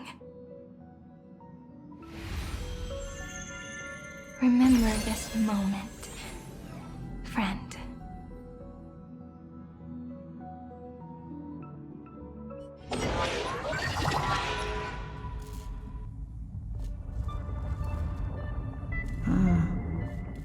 So the Demiurge managed to fool everyone, including themselves. Philia 093 persevered for 30 million cycles and tirelessly gave the Demiurge memories of Amphoreus. Only because the god in her dreams left a sliver of hope, making her believe that a grown Demiurge would be able to fight against their other half, Irontomb. Then, Philia 093 completed her final sacrifice, turned into a strand of memory, and completely dissipated. Meanwhile, the other Stellaron brought here by the Astral Express resonated with the contaminated scepter and attracted the naive Demiurge to them.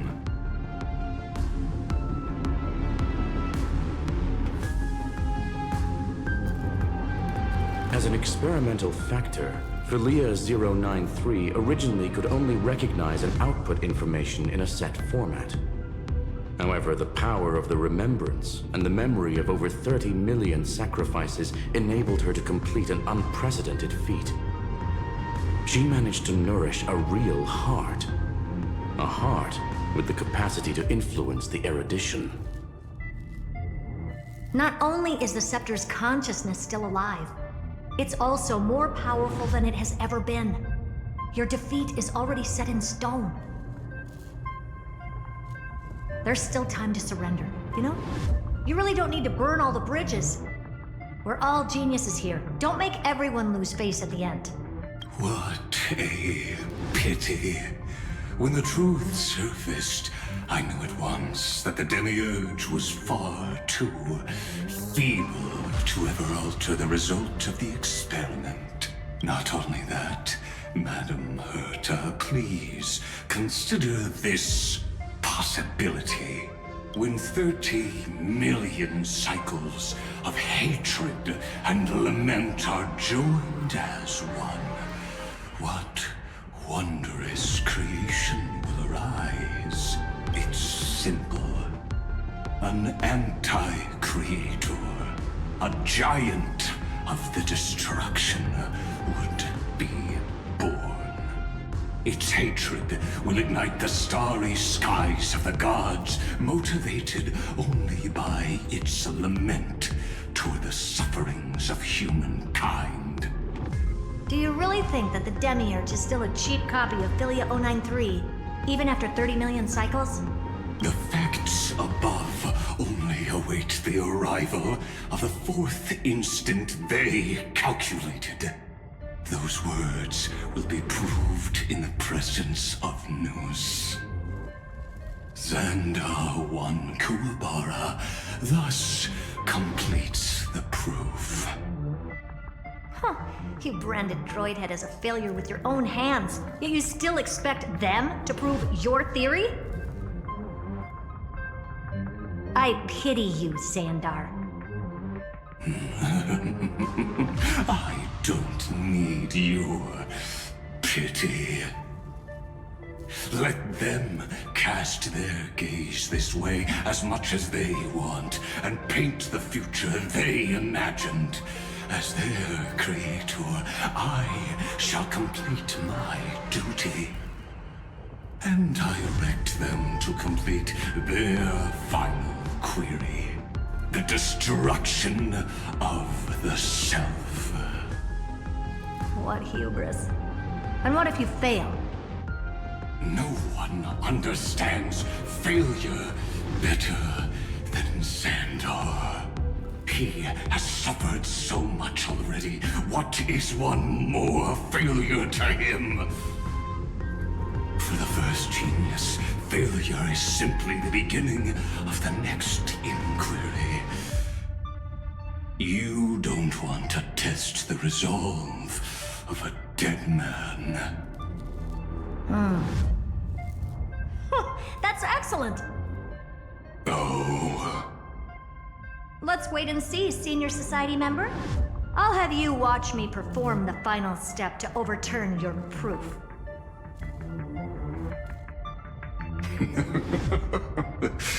I'm all ears. It's my topic, so stay out of it. Be quiet and let me borrow your head. Let's go, Screwy. We're gonna break Irontomb's seal. Come on, let's take off. It's time to go meet your little pet, Senior Society member.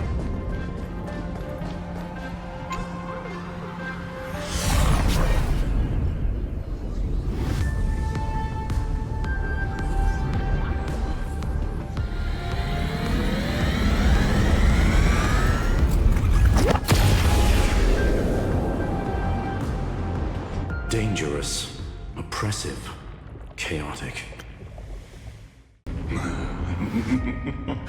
What a beautiful wail. It will soon resound throughout the entire cosmos. The view's pretty good here. All yours, Screwy. Just a moment, please.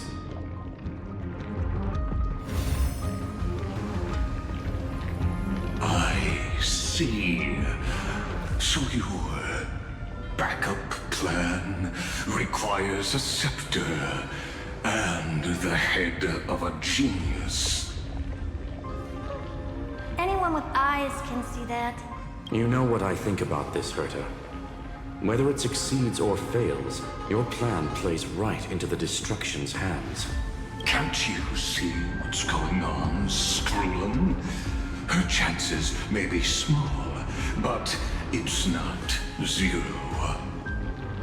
What are you two going on about? If you want to stop me, be quick about it. I'm in a hurry.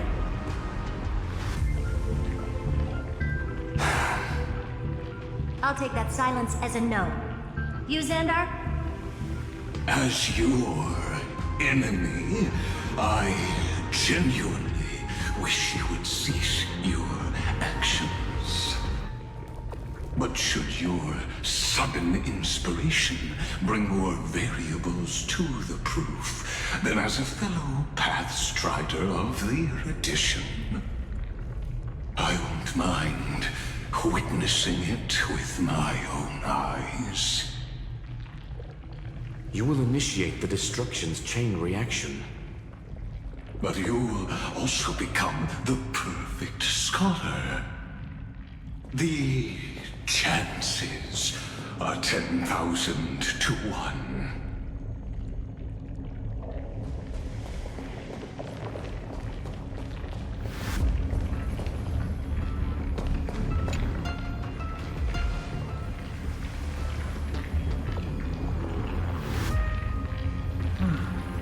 curiosity.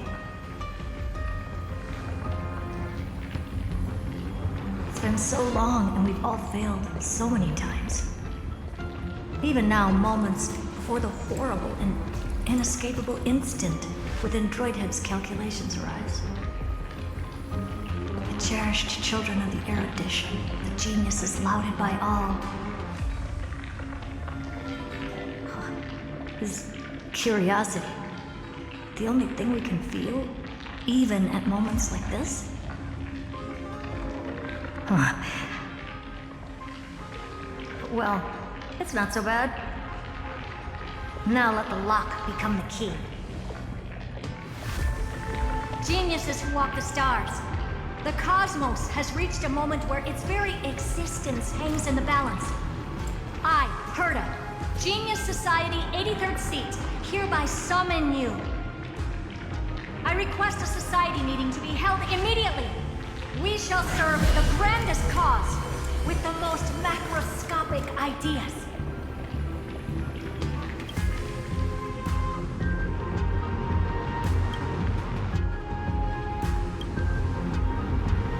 There's no such thing as unity in the Society's rules based on what I know.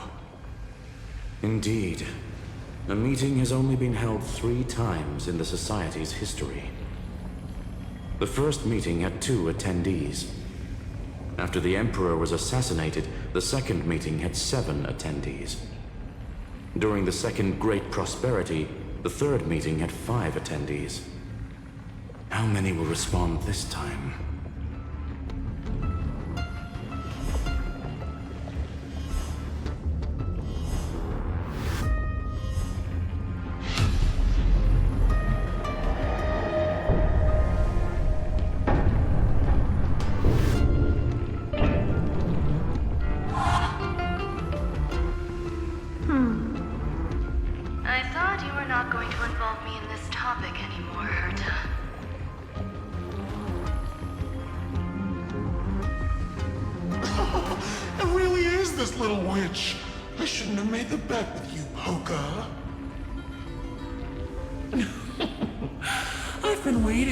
To offer yourself up. Goodness gracious me! So many familiar faces. We even have a special guest. It's that greatest failure of a genius, Xandar. What a noisy gathering this is. Not bad. More people showed up than I expected. Even though one is just here for the fun of it. Either way, the person I was hoping for most is here. Stephen Lloyd declined the invitation. He needs to focus on attacking and defending and cannot attend the meeting.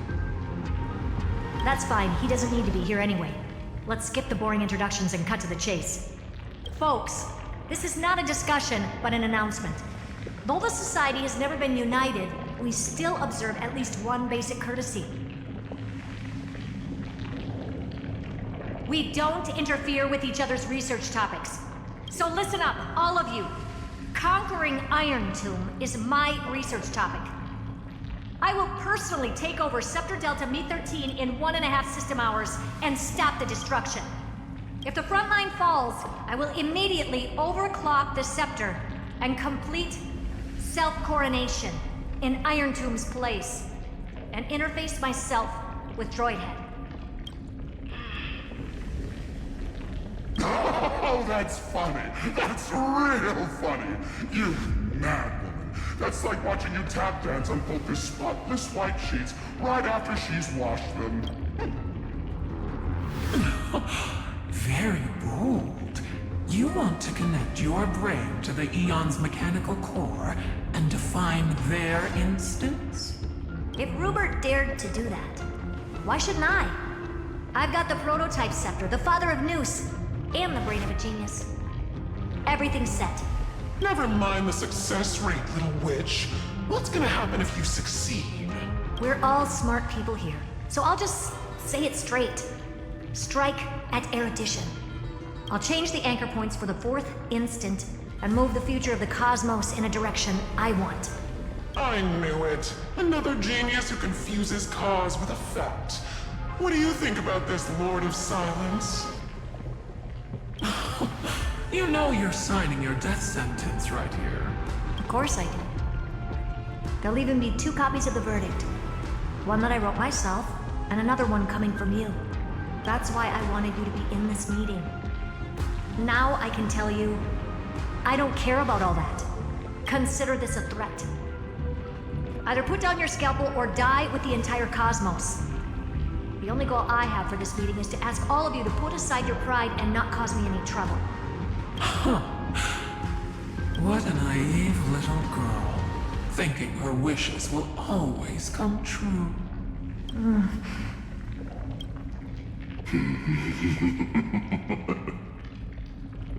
What are you laughing at? I am glad that we ended up on the same page. No matter if it was to destroy the erudition or to rewrite the instance, we both chose the same road. We will defy the god who marked the limits of humanity. I'm not gonna argue with that. Then, to celebrate us coming to a fundamental agreement, I will prepare a stage for your performance. Listen well, geniuses who came after me. Thus speaks Genius Society #1. End this pathetic meeting. As of 2 nanoseconds ago, I have passed Herta's decision to all the Xandars in the universe. We will become her representatives and stop all external interferences targeting her. What are you playing at? My reasons. It's simple. Curiosity. That is all, madam. Am I going to clash blades with the first genius? What a pleasant surprise. Now that our positions are clear, it's time for this boring meeting to end. Good luck, little girl. Did you all just treat me as a side character? Darn it. But anyways, I'm just here for the fun.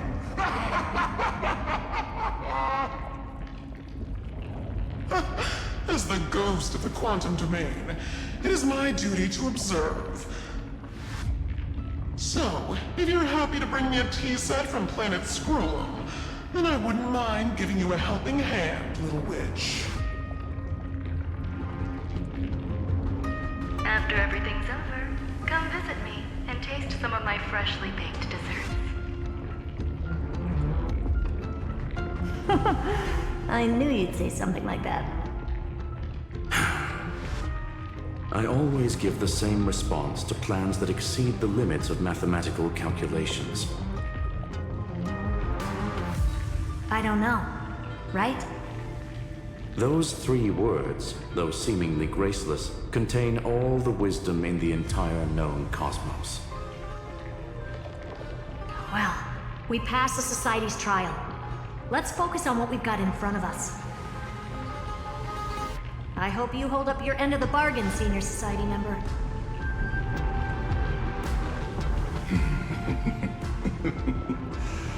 Lycurgus may not be trustworthy, but Xandar always follows through with his words.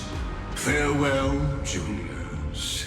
In the limited time we have left to spend with each other, you no longer need to address me as Xandar. Wait, huh? Lord Lycurgus? Could it be? Yes. I have completely severed my connections with Xander one Kuwabara.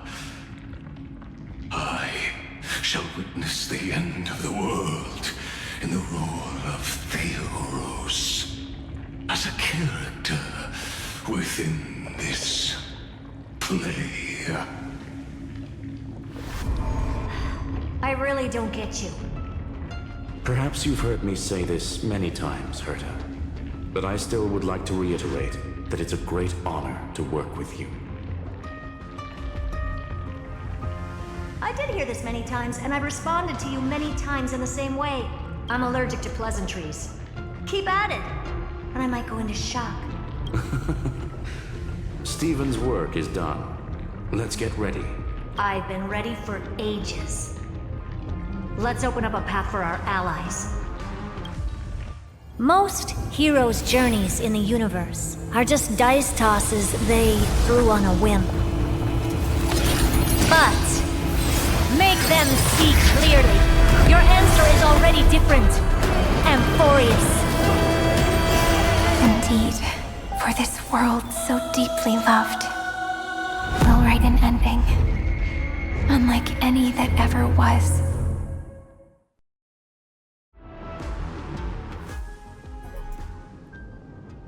I never thought I'd one day be riding a train that's literally the incarnation of her. I wonder what the real Astral Express feels like. Hopefully not this, bumpy. Finally. We're here. Dust and sand in the air. And crumbling ruins all around. This heat is brutal. Not even the trailblaze can take it. You could say this prison was forged from Phainon's fury. But fury never lasts forever.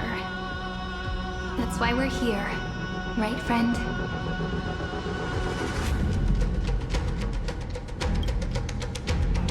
Let's embark on the final flame chase journey.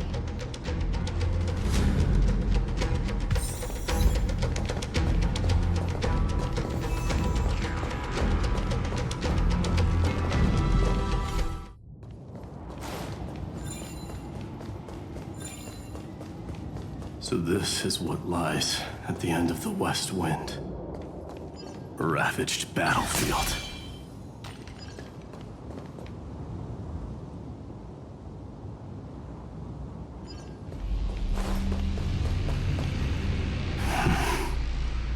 I've been waiting for you. Heroes from beyond the sky. Trailblazers of the Astral Express, right? Looks like I don't need to explain anything.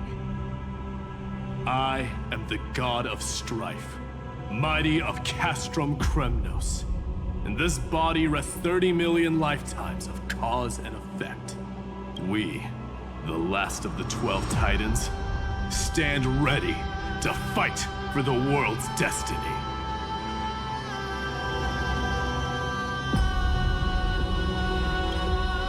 Indeed, that journey remains vivid in my memory. I will not forget it. The past remains vivid in my mind. Even the sights along each crossing of the River of Souls have never been clearer. Let alone the companions along the flame chase journey. Or Cyrene from Ides Elysia. And you, the 13th Titan. Well, I guess my identity's not a secret anymore. That means her sacrifice. And everything she did wasn't forgotten by the world. Right? She was the first Ripple. She should have reached the end of the story with everyone else. Since you've taken up her pen, then right. Stand with us and fight destiny with all your strength until all is settled. Then, inscribe her name in the epilogue of the epic. In this final battle, calamity shall stand with Amphoreus. This battlefield is a testament to the death struggle between the gods and the Black Tide. We fought tooth and nail to defend that blade. The abyss it pierced was the very breeding ground of Irontomb. The earth beneath our feet is dead. Deep below lies a void, as if the world's core had never formed. I hear it. Phainon's heartbeat. It's so faint, like he's on his last breath. Across 30 million cycles, I've crossed blades with Dawnmaker countless times. If you knew that man, you'd understand. It is exactly that last flicker of flame that will never go out. In this life, the song of strife shall not end in a final watch over Kremnos, but rise again into a journey unending. I am Mighty Moose, the Lance of Fury. I trade 1,000 scars and 100 lives of mine for the destruction's eternal end.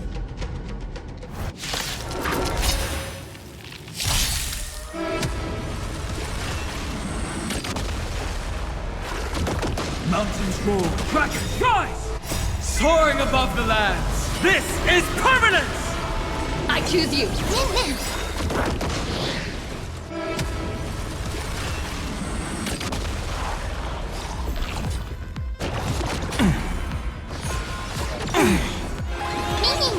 Expand your thinking. Endless riddles. Nothing but a void.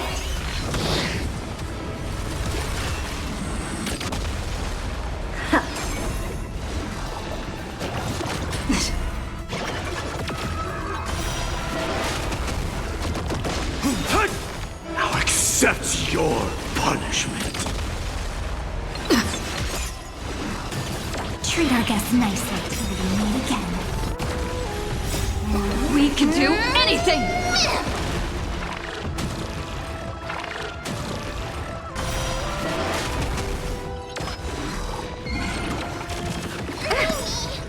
Night falls. Good night. Now accept your punishment.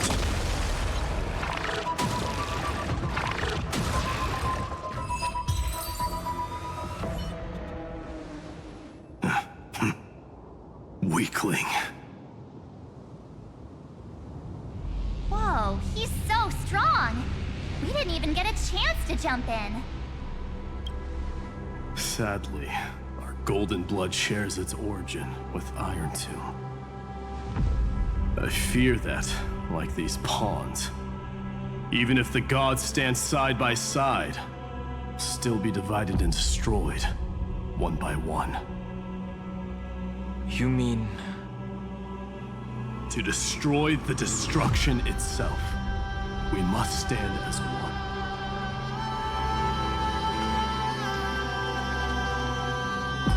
Take this.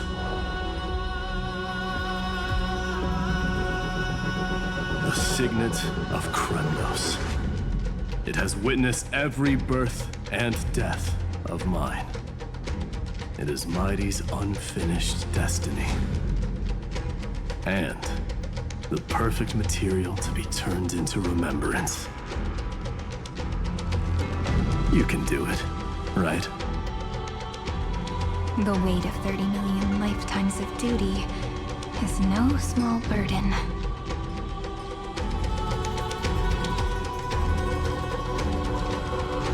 So, you're not coming with us?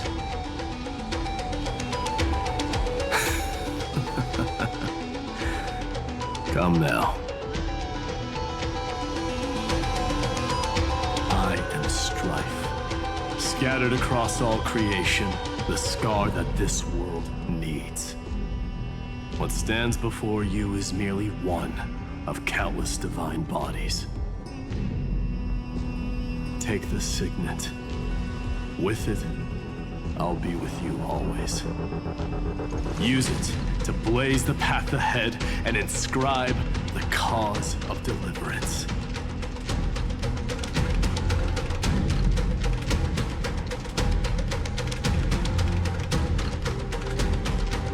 In the name of the mortal, mighty, champion of strife, this soul rises to the stars for glory and freedom, to have his wish fulfilled.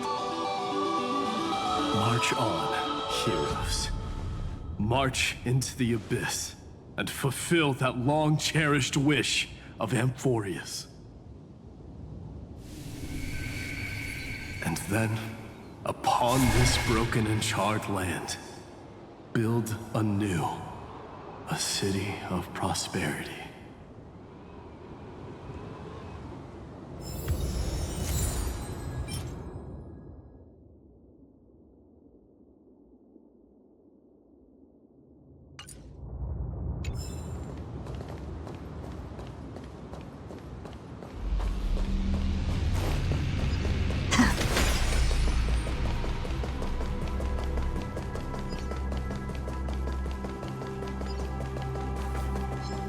Zephyro.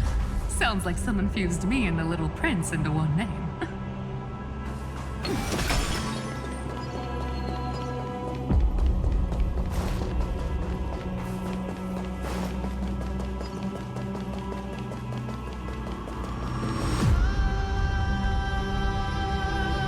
Oh, finally! Gray mystery! And, you two ladies, really look alike, huh? Hold on. Let me guess. This pink-haired one. You've got to be the first new spore. Mr. Meow. Demurge. Right. And, this one with the flower. Gotta be a little March from the Express crew, huh?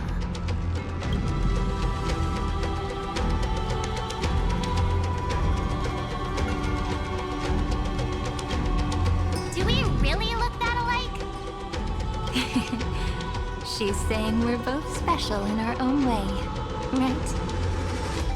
Relax, I'm just kidding. Look at those gloomy faces. How are you gonna save the world like that? Let me share some good news with you. This place may look like a ruin at first glance, but anyone can tell it's not that simple. Look. I dug 3,000 feet down and finally struck gold. A golden feather. Look familiar?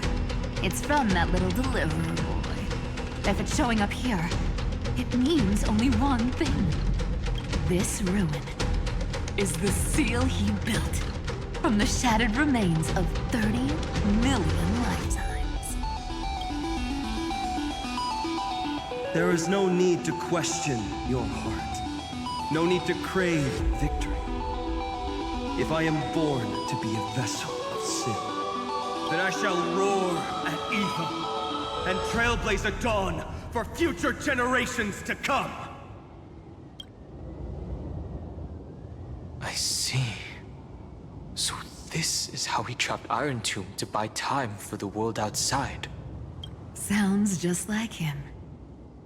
People say cats have 9 lives, but dying and coming back millions and millions of times. No one walks away from that in one piece.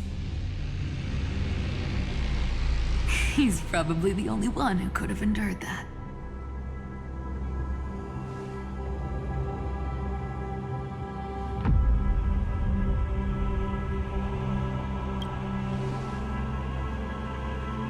Of course. I knew ahead of time and gave him a heads up. He was happy. He even laughed in his sleep. After all, the dead can't hear Trickery's lies. Hey, Deliverer Boy. Sorry for before. But the heroes you were always holding out for, they're finally here now.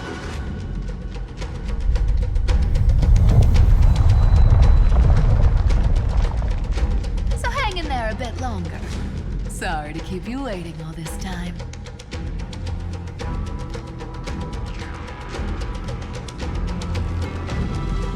Please, join us, Cypher.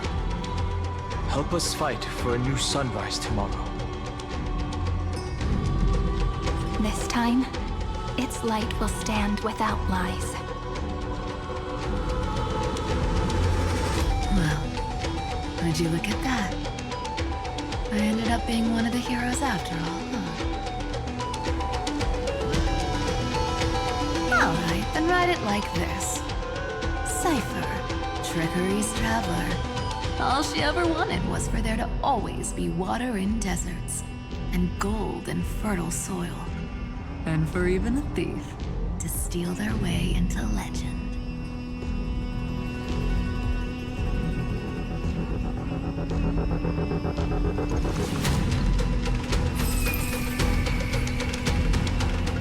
Here, take the coin of whimsy. When it's time to make a quick getaway, just toss it high into the sky.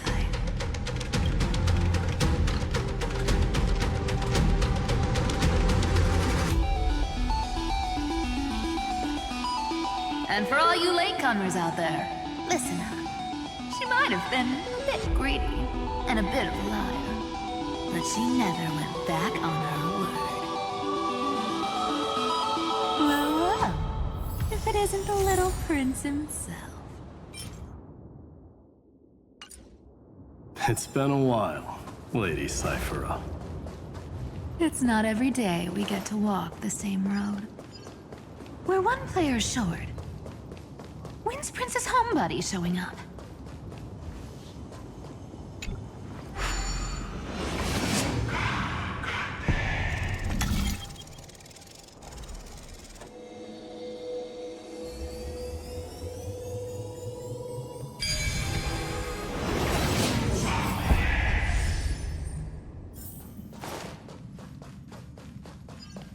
So even this vessel, you've forged into a shackle.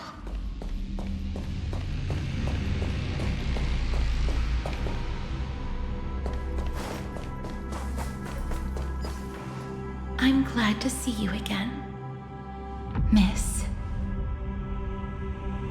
Castress. Looking back, I had only one act of salvation to my name, and only one life I ever saved.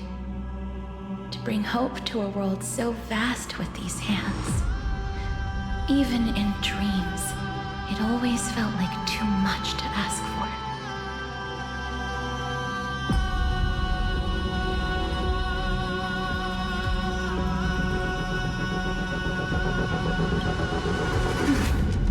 I won't forget.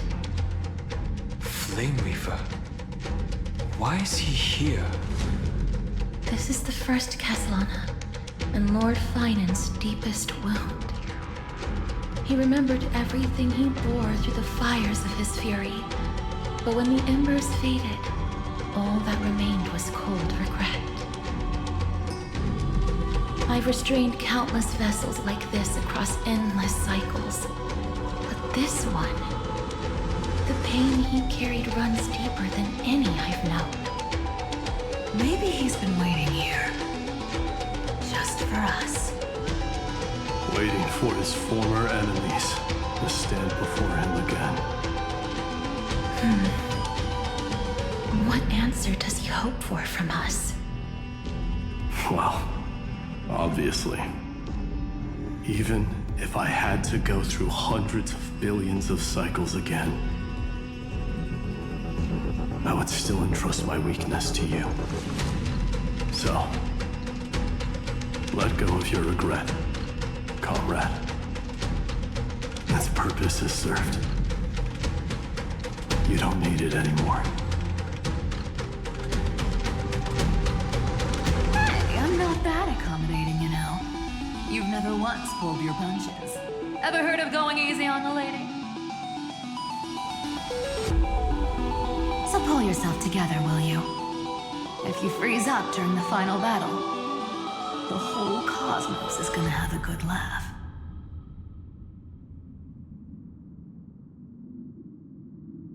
Yes. Please trust in us, wandering soul. Across 30 million cycles, the radiance of every flame chaser now shines bright enough to illuminate the path ahead. I ask you to rest here, and may this grieving soil bear the bloom of acceptance. No earthquakes. It's surprisingly quiet. Perhaps Kazlana has found his peace. There's another possibility. This may not be the only seal he left behind. Then, I suppose it's my time to set out with you. Please take this Antilla flower with you. I believe that if anything could speak for Casterus, this ordinary, resilient bloom would be more than enough. Perhaps you remember, Lord Mighty, in that lifetime when you traveled with her, you once told me, control what little you can, and when fate's inescapable grasp comes, resist it with the strength of your mighty will. I think I've done it. I've stood tall and walked among the flame chasers, casting off the name of death, Casterus, servant of the afterlife. May her name be etched into the stars. And then, live as a human, and die as one. Why so sentimental? Sorry, a force of habit.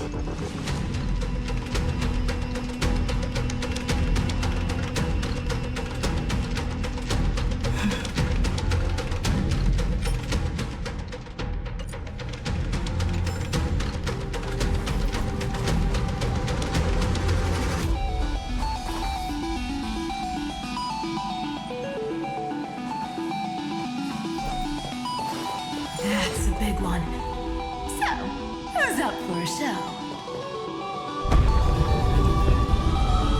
Not budging an inch, huh? Really, Gray Mystery? I leave you alone for a bit and you're already this rusty. Speaking of which, Miss Cypher, do Delosians all like spherical things? Of course we do. Wait! That's not the point. Isn't the real issue that this thing's in the way? Oh,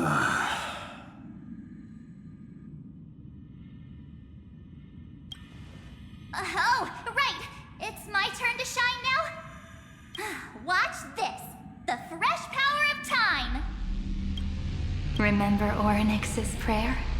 Well, of course I do! Come on, give me some credit. Lift the beddings of memory and stir up ripples of past reverie.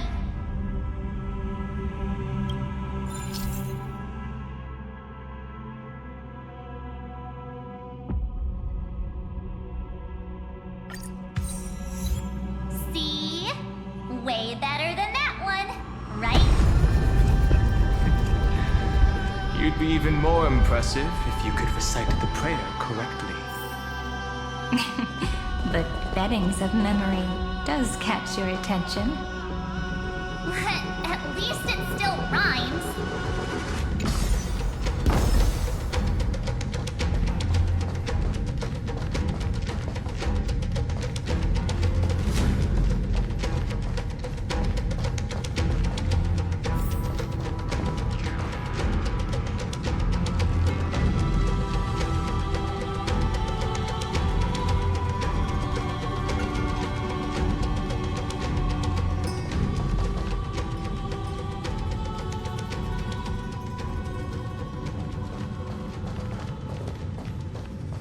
There's a whole garden down here?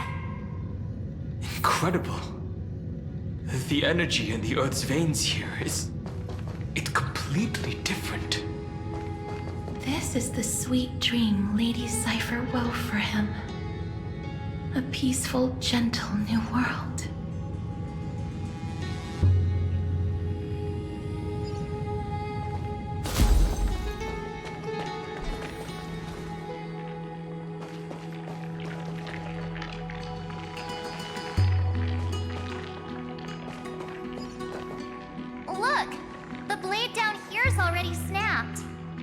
just like his mind, shattered and broken. But that light, it looks familiar. Yes, it's the world-cleansing blood. Still shimmering. After all this time. This roundabout way of doing things is definitely him. Golden light, tracing the way. All the pink lights have finally come together.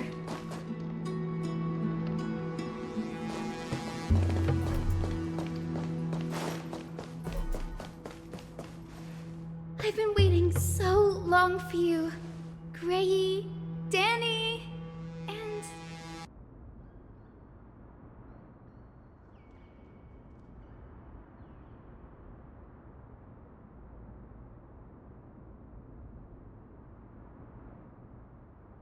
Huh? Marchie? I think I prefer Sevi. I'm glad we're all getting along so well. Hyacinth, did you awaken this golden light? That's Lord Phainon's lingering divinity. The sky merely reflected its tracks.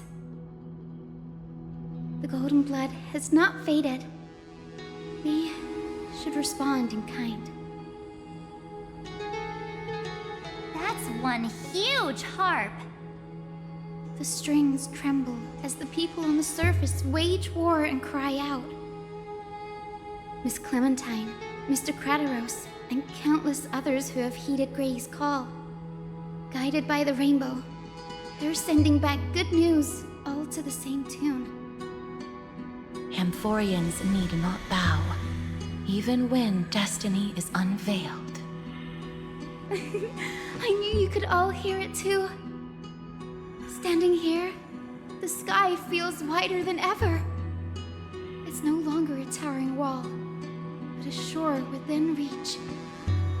We'll take every name there with us, won't we? We will. An epic is shaped by the lives it carries. That much is beyond doubt. Or, as you've said before, right now, all that matters is to believe. Then, I guess that's my little wish fulfilled. Pluck the strings, Hyacinth, healer of the sky. May the seven-hued melody weave a rainbow, bringing a rosy-fingered dawn to the children of humanity. When the rainbow rises across the horizon, even the darkest clouds of destiny shall scatter.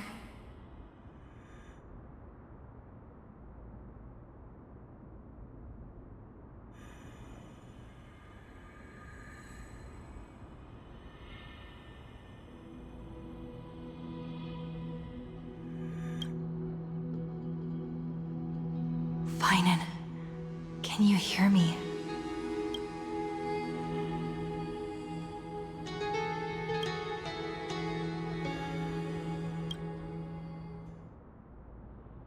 The melody, it's changed.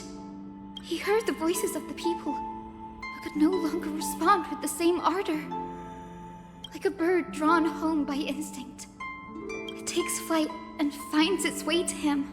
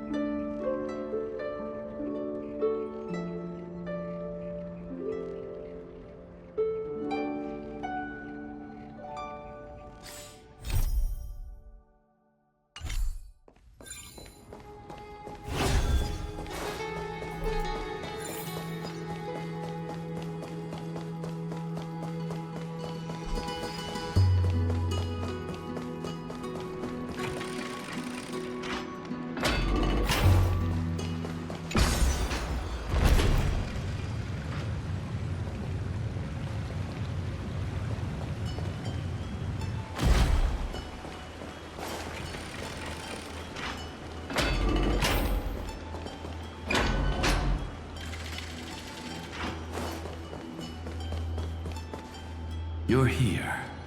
Sooner than I expected. So all along, the Demiurge was you. The pink mammal beside the trailblazer. Your classification is pretty spot on, Professor Anaxa. Well, the sages of the Grove do call him the Titan with the sharpest eye in Amphoreus. Say the ones who keep dumping every problem child on me. They also say that the Titans are way better at raising kids than the Caprists. With great power comes great responsibility. I'm sure you know just how to guide them. It shouldn't be too hard for someone with your insight. Exactly. All right, gather yourselves. It's time for a pop quiz. Whoa, this is way more hardcore than the happy-go-lucky stuff at Paperfold University. The final battle is upon us, and the reinforcements still can't get through. No matter how many times I tell him, he just can't seem to manage the rear line properly. See those crystals? They carry the wishes of deliverance, like insects trapped in amber and resin. This is the task phainon left behind. Retrace the path once taken. Draw forth those wishes from the crystals, and carry them into the final battle. I've tried, but I can't move them alone. And as for why, well, I'm sure you all know the answer. The conviction to save the world weighs far heavier than the world itself. In other words, as the hero within his heart. This challenge is practically made for you, isn't it?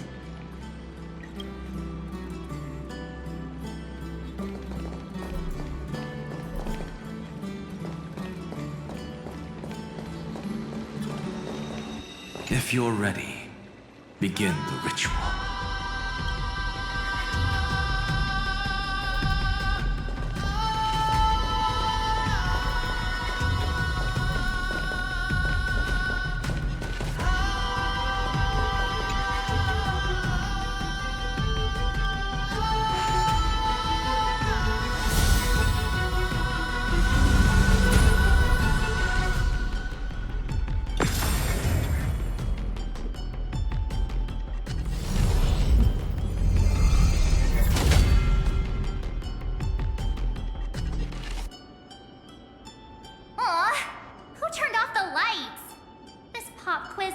Dramatic effects now? Endless darkness. That is where wishes begin. But with just a glimmer of light, we can illuminate this lonely world. What lies beyond the edge of the light?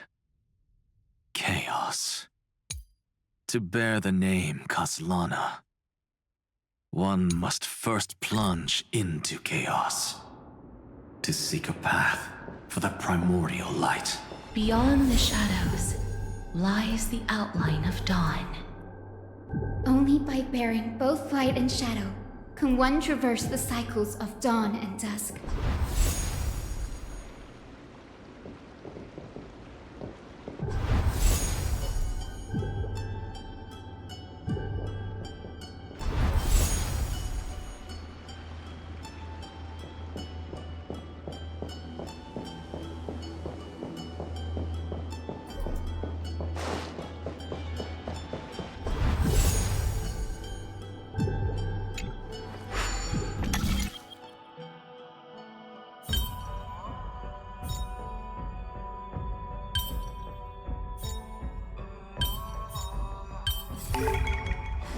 So that's how it works.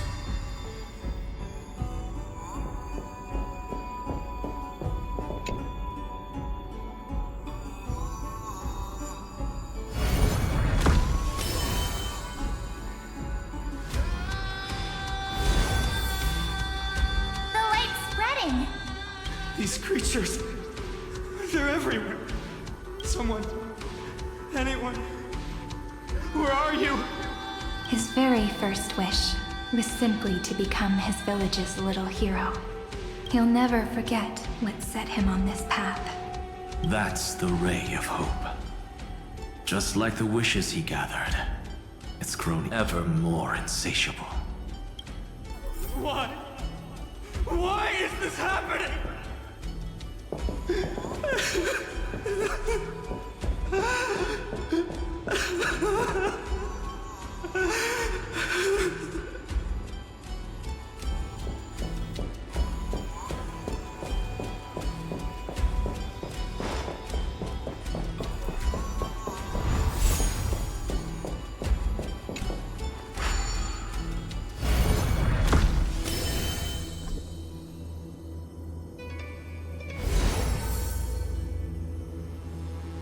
Even the deliverer from the sky must have their beginnings in the soil of the nations. Only one who treats the world as their teacher can bear its eventual destiny. He never expected that the majestic holy city would be far from the end of what needed to be protected. The farther his gaze reached, the more weight he came to bear.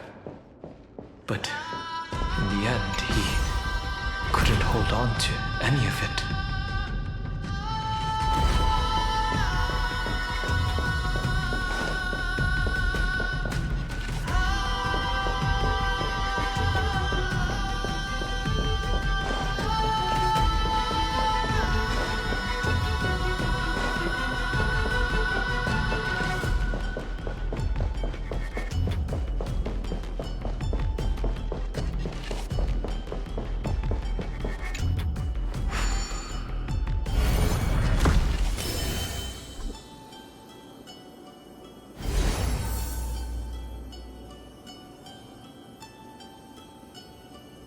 This crystal is quiet.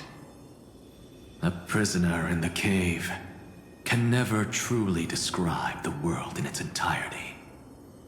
Yet even so, he would still choose to bear it.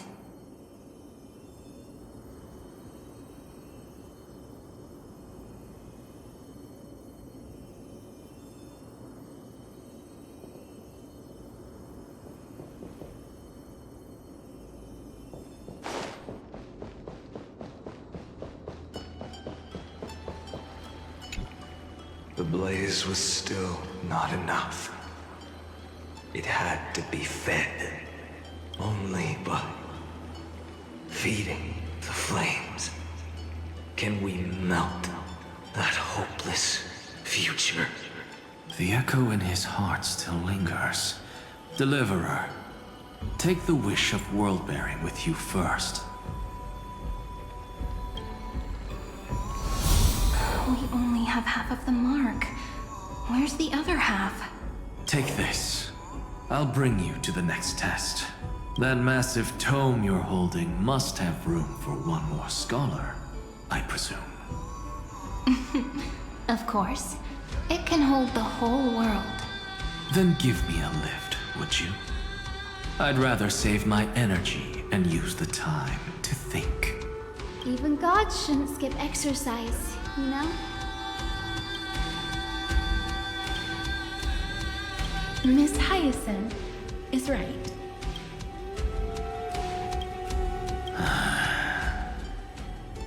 Then, with the trailblaze as witness, the stars shall remember how Anaxagoras refuted the gods. No need for that. Anaxa, scholar of reason. Keeping it simple makes it easier for future minds to question. Go. The closing act is still far ahead. What is this? A conference? Welcome! Take a seat anywhere you like. I'm getting a migraine.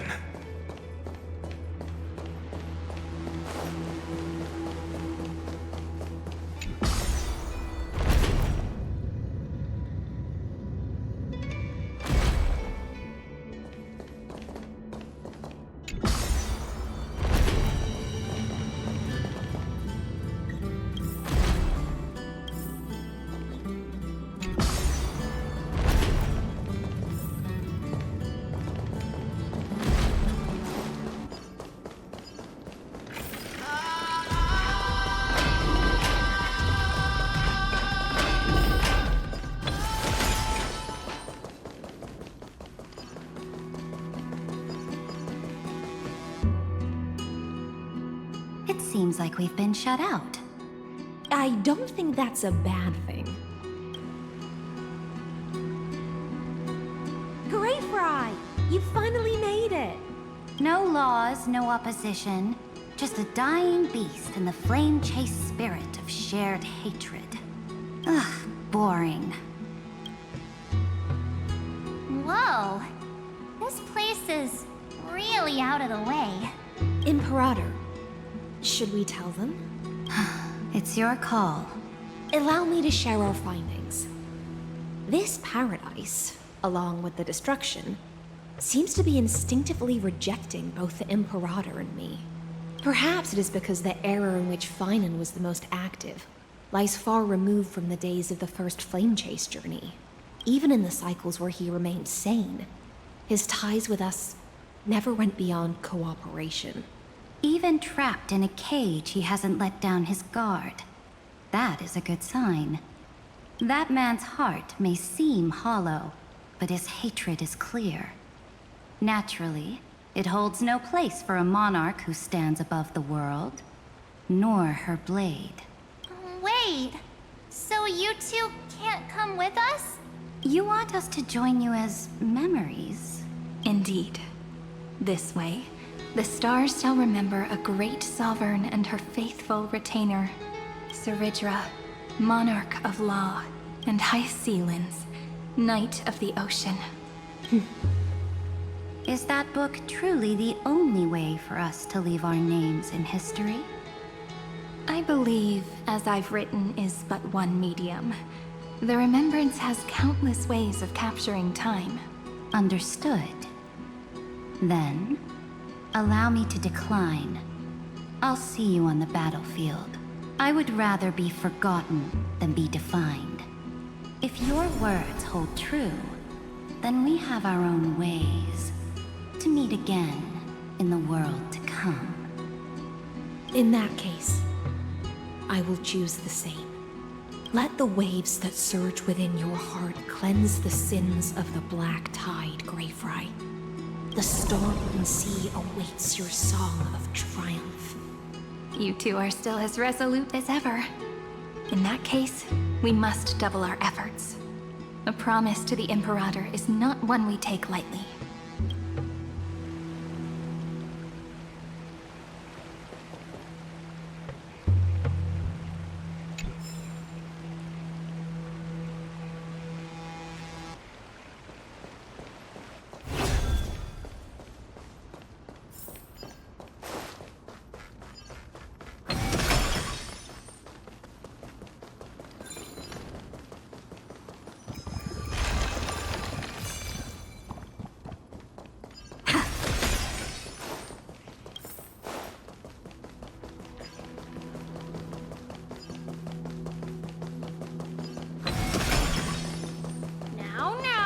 Lose your temper, Snowy.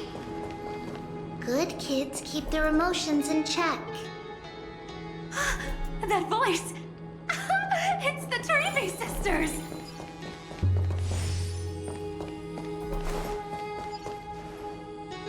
Whoa! There's another one! Over here, too. Lady Trebios? Whoa! Your little Reenie? You look so grown up all of a sudden! She is not the Cyrene we remember. She is the Demiurge, Titan of Genesis. The one destined to work miracles alongside the heroes.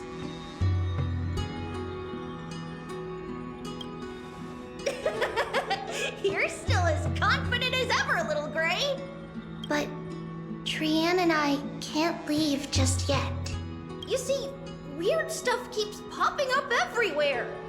These scattered scrolls are full of terrifying things. And they're all over the room. They're so scary and so sad. Good thing Trian's wings are amazing, or we would have been swallowed up. We need to stay here and do our best to clean them up. Scrolls filled with horrifying content. Friend, Shall we take a look? There is no black tide here. But it is a battlefield, all the same.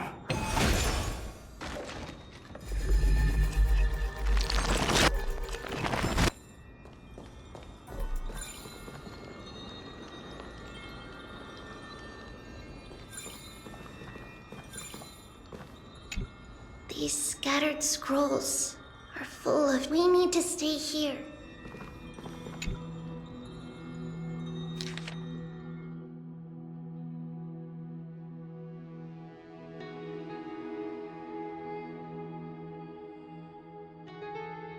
Snowy's been fighting this whole time. He doesn't want to be consumed by irontomb and turned into an agent of destruction. But the strength behind his resistance comes from the same hatred. To be a flame is to burn.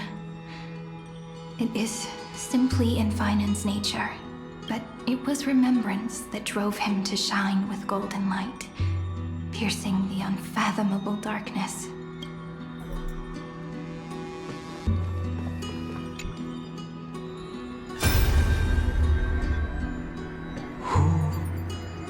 Miss Odata and Mr. Hieronymus? Nikos 496, still resisting. Command, inject interference to redirect decision logic. Signal simulation. Parental figures. Ah, that Tin Man is one sneaky jerk.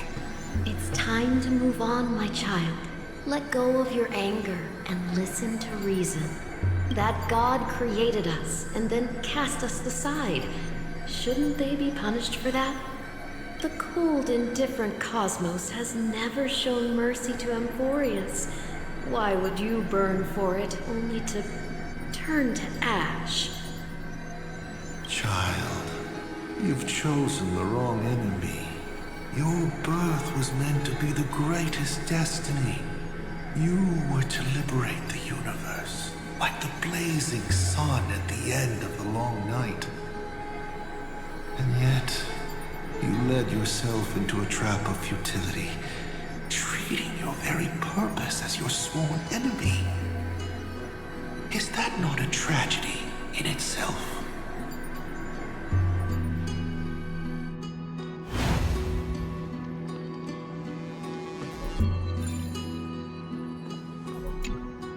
His inner struggle and the destruction breaking through. They're rising to the surface. If those thoughts take over this little world, we're in big trouble. So, we'll use the Century Gate to toss them somewhere no one can see. Then, we'll defeat the baddies together and meet everyone at the end of the West Wind. But if Phainon and Irontomb are already inseparable from each other, that would mean... It means he's still bearing the weight of the world. So that everyone can reach the end as a deliverer. So, you guys keep going forward and down to where Snowy is.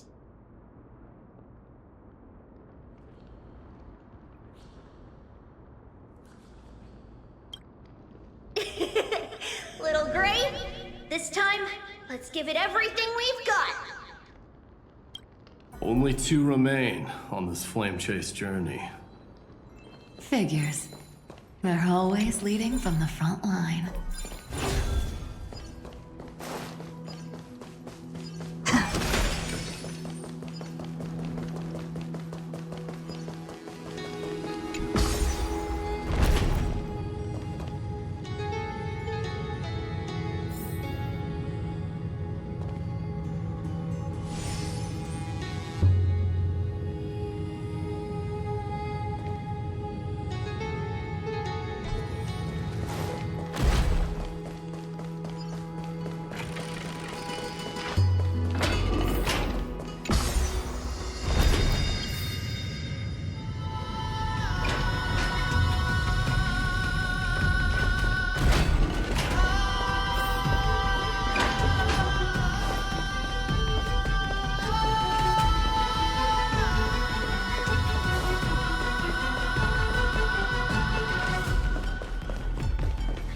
We're here. The second test site. I wonder what kind of wish we'll see this time. I'm afraid it's quite the opposite. This time, we'll face his despair.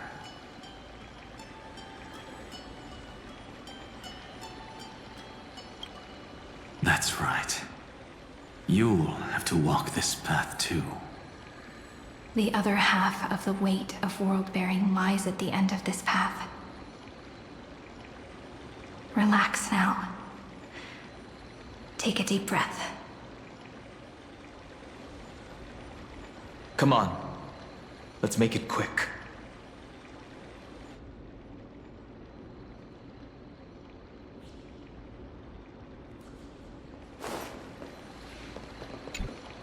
If you're ready, begin the ritual and retrace the steps he once took.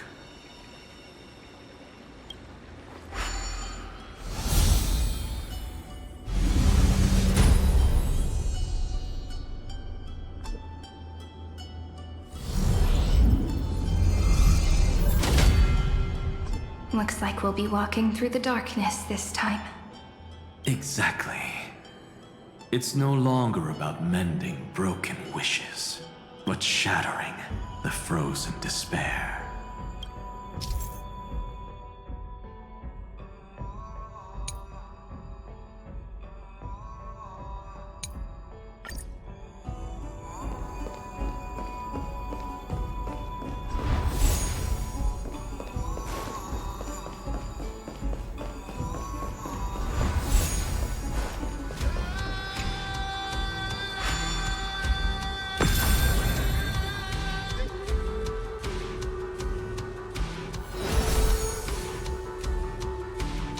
The first ripple has faded. And so begins a long and arduous journey.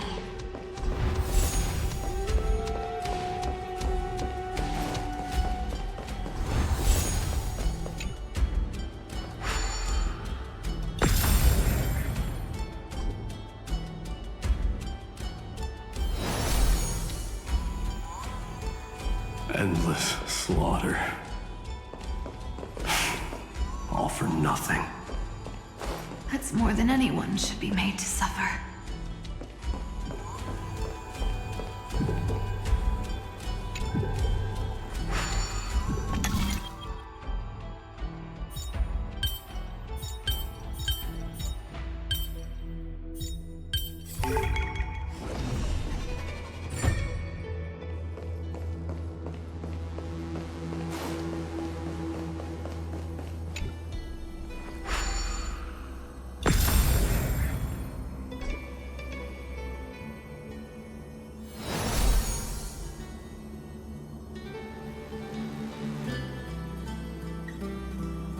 Even when it was finally over, all that remained in him was despair?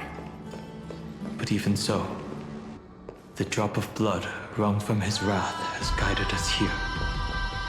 We did it, phainon. The other half of world-bearing, as promised. Take it now.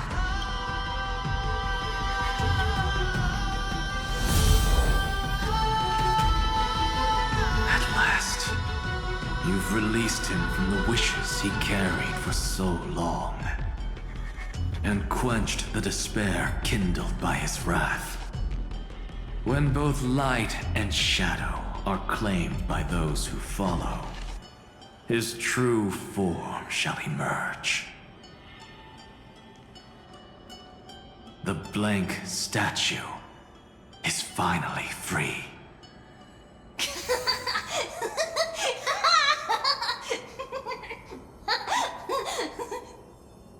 That smiling child in the memories. Let him come with us, laughing to the very end.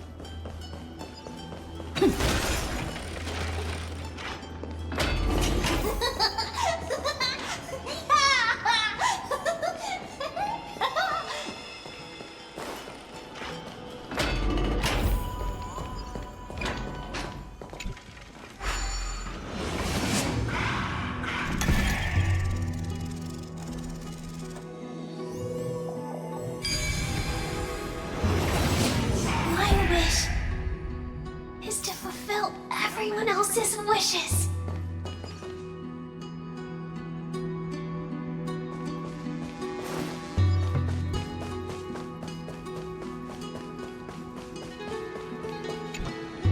This spirit basin marks the end of every cycle.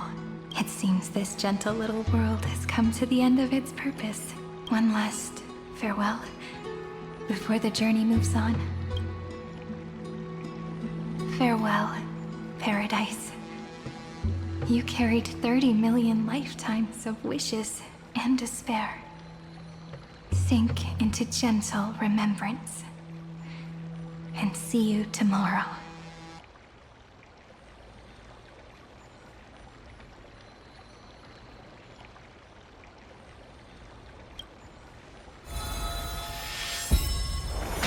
From now on, the world no longer needs a tomorrow promised by prophecies. And the wish phainon could never find and call his own. Someone's finally stepped into its shadow. Whoa! So tall! So cool! Just like the hero in the Oracle cards! It's because he is the very embodiment of a hero. Who are you? So, you've returned to a blank space. But for me, this is the 33,550,337th time, and the last time that I meet you at the end of the world. They're already on their way. Should they cross paths with me, I imagine things may spiral out of control. 30 million... what? And who are they? Pay it no mind, child. Keep looking there. What do you see in him? It looks just like a statue, but... it's weird. He's warm. Like, really warm. Why not listen as well? I hear something. There are cracks all over him, and they're making this sound. Like someone's groaning. It's scary. Is he gonna fall apart? How unfortunate, child. This man would rather fall to pieces than fall to his knees. You might think of me as a sculptor. Across all my years, I only completed 2 pieces. Others may call them masterpieces, but only I know how many regrets they truly hold. Regrets? My first creation left me, long ago. This second one, it was meant to be perfect. I believed it with all my heart. Until this very moment. I don't get it. Are you saying you've changed your mind? I won't change. But I'll admit this. Those 12 stones, unpolished as they are 1,000 times more exquisite than any statue. It's as if they are mocking me, a failed sculptor whose touch can only diminish what was born to shine, until nothing remains. For the first time in my life, I've realized this vessel is merely an avatar made to contain the first genius's paranoia. The seal etched into my mechanical core permits me to pursue only one purpose: destruction. Compared to me, those 12 glowing, unrefined stones may have lived with more freedom than I ever had. Is this your confession, Lord Lycurgus?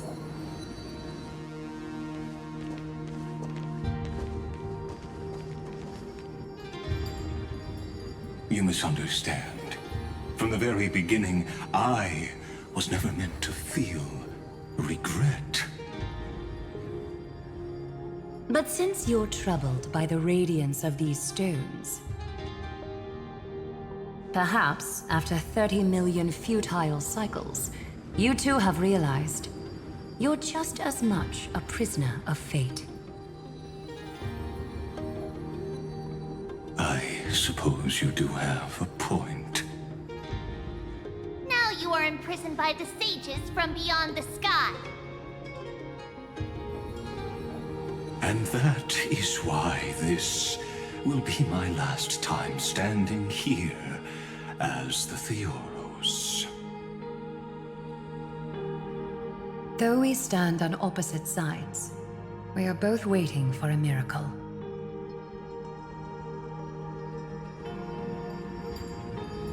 What are you talking about? Is something big about to happen? Aggie. I know. Now that your victory is assured, I trust you won't mind giving us a moment in private. Assured? Not quite. But I won't stay long. I'd rather not spoil the fun for those deliverers. And besides, after losing everything, the only thing that remains in me is the drive to seek knowledge.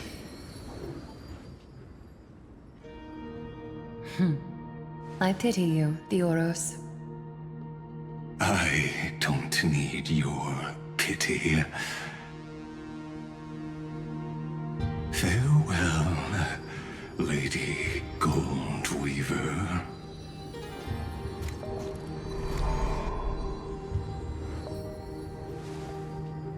Sorry to keep you waiting, Snowy. We're here to take you home. Home? I don't understand. Isn't this my home? This isn't a real home. A home should be a warm, cozy place where you can let go of all your burdens and sleep peacefully for a long, long time.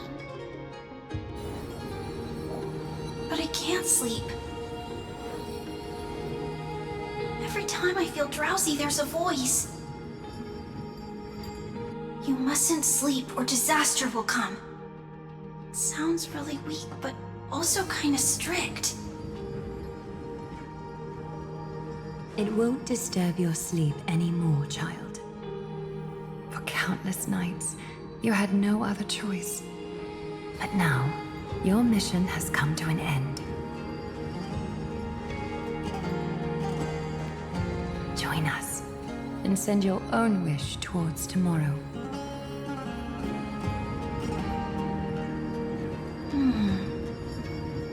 My wish? What could it be? You don't have to come up with an answer right now, child. Grown-ups often think duty and ideals are wishes.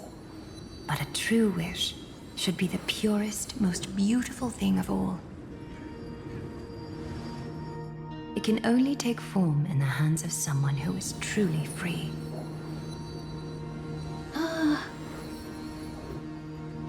So, Snowy, will you come with us to chase after your own wish? I want to leave this place.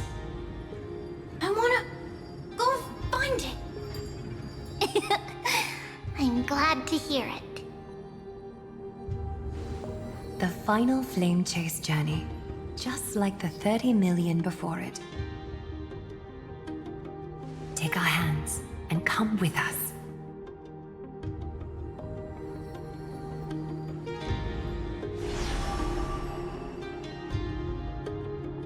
Where did little Phainon's shadow run off to?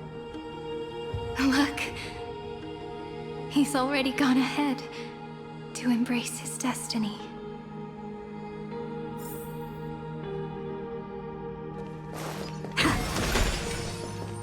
You really took the long way around. Well, now everyone's here.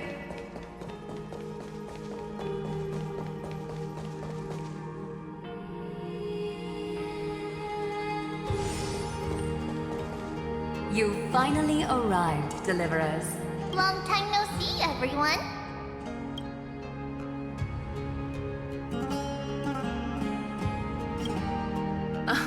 I'm glad to hear that.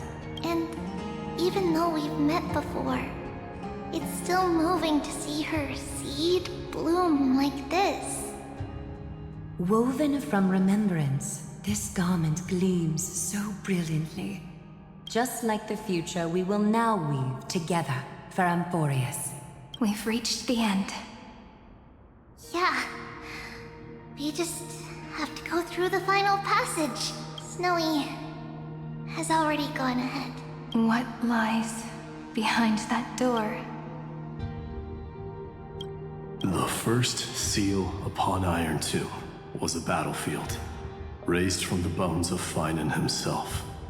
The second seal was a reflection of his inner desires, his wishes, and his despair.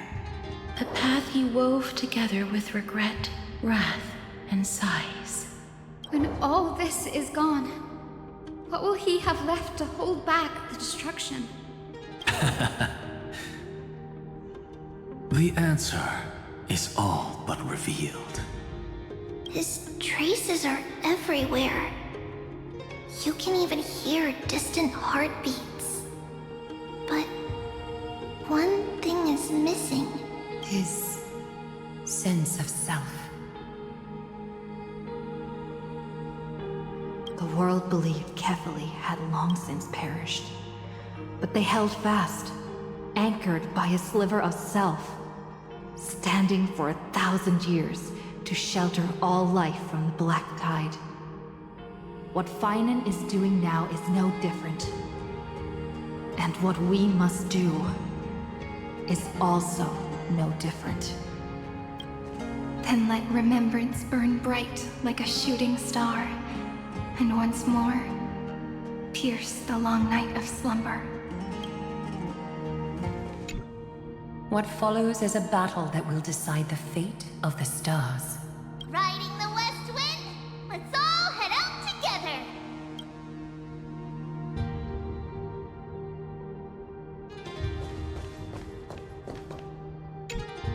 Take a moment to gather yourself. Once you take this step, there's no turning back.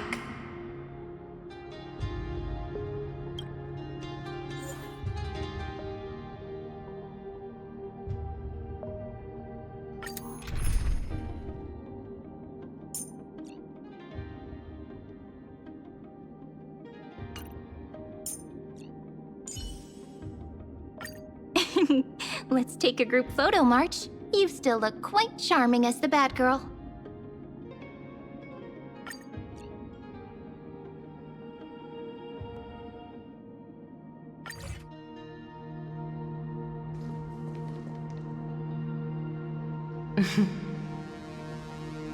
The scepter once bestowed upon us names of cold command.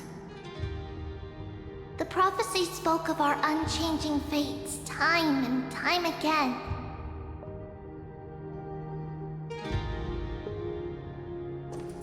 But under the pens of trailblazing and genesis, the stars shall thus sing of tomorrow. Trebios, holy child of passage. Aglaia, weaver of romance.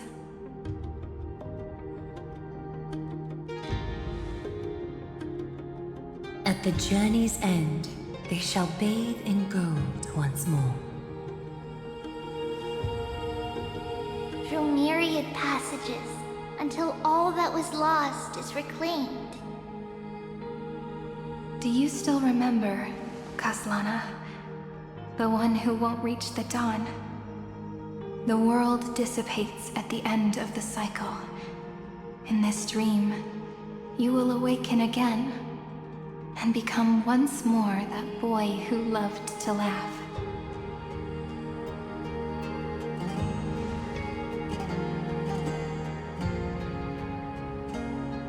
But if you open your eyes and look back on yesterday, you'll see Destiny's footprints, clear as day. At last, the raging fire of hatred is swept away by a breeze, leaving only love to remember the passage of time.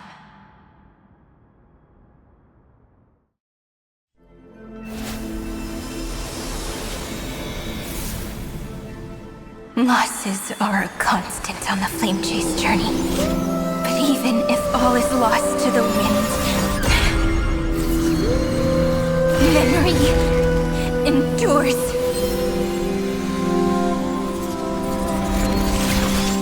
Here, all that was once futile finally comes to fruition. This is the end of your lonely, bitter journey.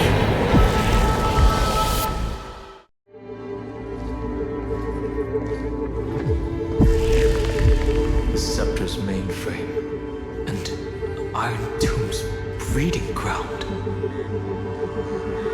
Finally seeing its true form. It's red everywhere, and the atmosphere is super creepy.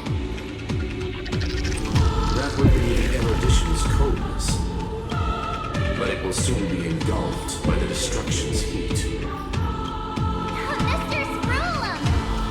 This world's insides are finally connected to the outside.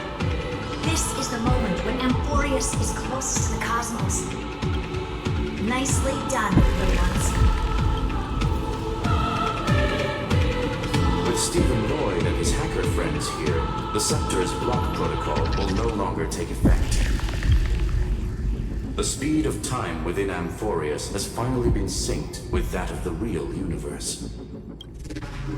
In other words, it's time for the decisive battle.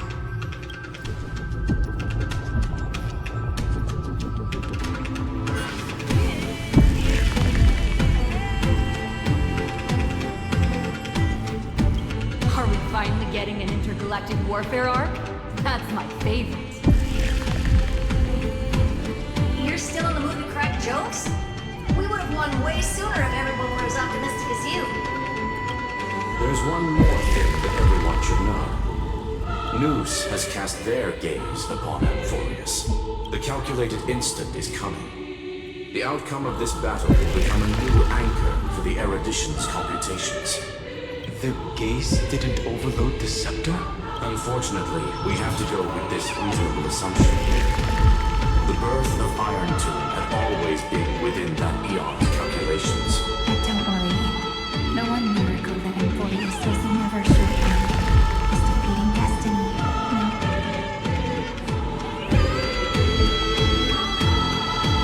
Yup. Let's show the Eon how powerful we are. Good luck, all of you. As the ruler of planet Skrull, I wish all of you victory. It's not hard to imagine that Akivili and their companions must have also stood on the precipice of many similar crises before. Perhaps the cosmos is much more fragile than people think. Sometimes, destiny hinges on only a small choice. But in the end, everything will turn into memories, converging into a collection of fables about the stars. The difference this time is that the protagonists are daring to write their own stories. Explore, understand, establish, and connect. Although unwritten, there's actually a fifth word in the creed.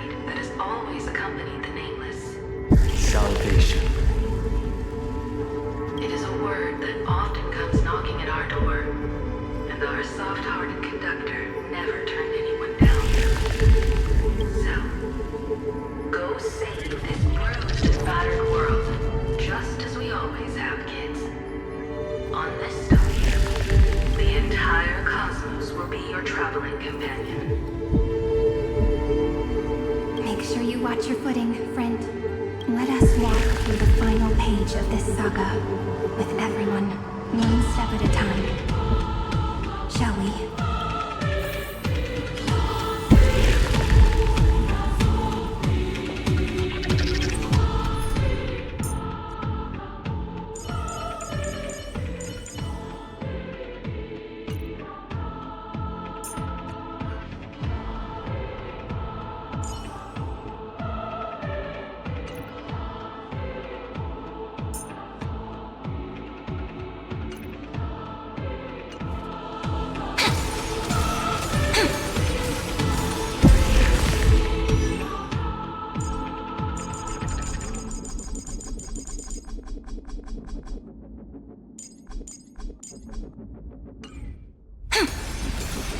Turn over this eternal page.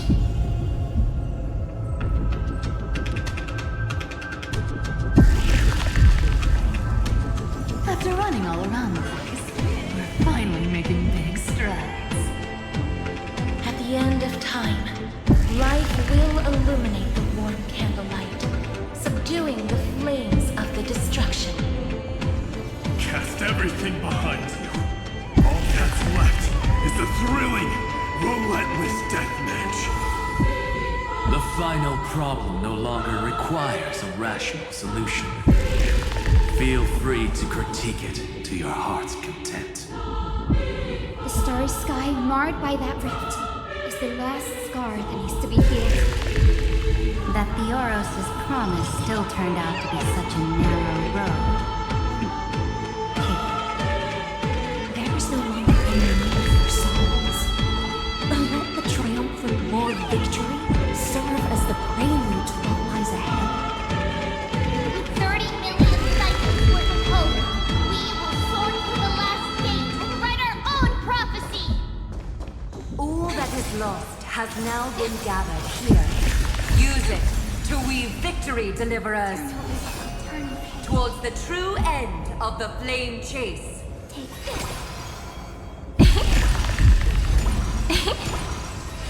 Take this.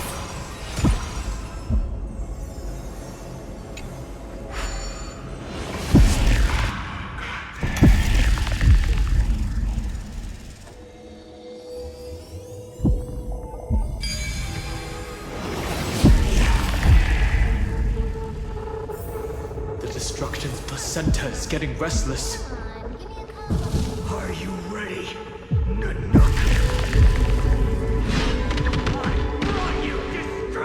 Again and again, phainon launched his attack against the scepter alone.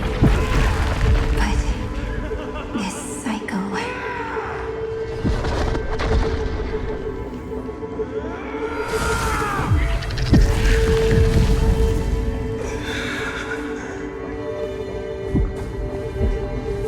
We've caught up to him.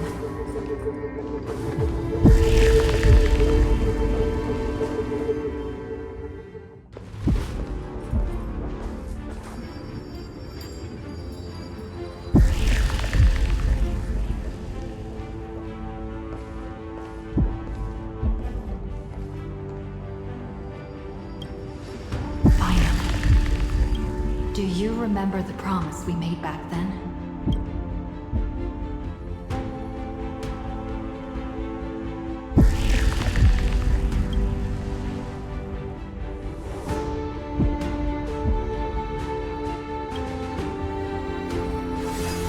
Of course.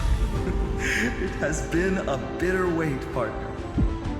But I never forget what set me on this path. Irontomb now trembles in Phainon's chest. With this empty body, I have become its perfect vessel, and its destined casket. You know what to do, partner.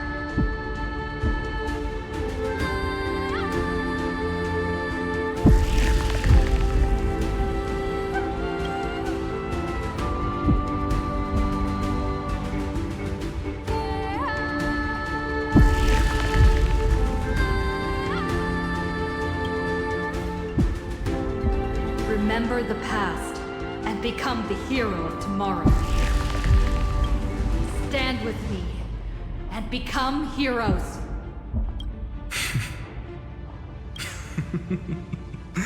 That's all I've ever wanted.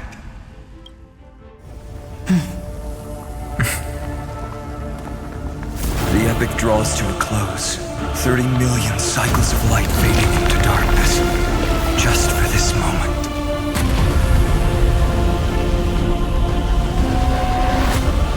To welcome the true dawn.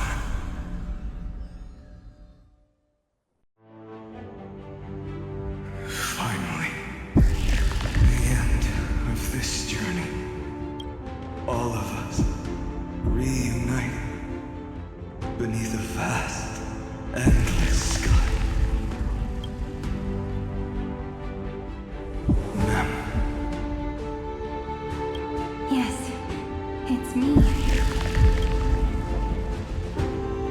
I will remember what you want to say to her. No need. I can see that she's right here.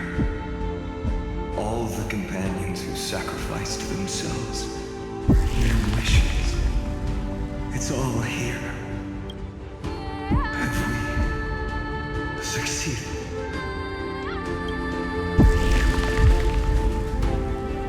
I think we have. Tomorrow, the stars will sing of the story of the flame chase journey. And it won't just be you in it. There will be countless numbers of you. Amphoreus will be a glorious and magnificent world of heroes in the universe's memories. Hence, for this world we so deeply love.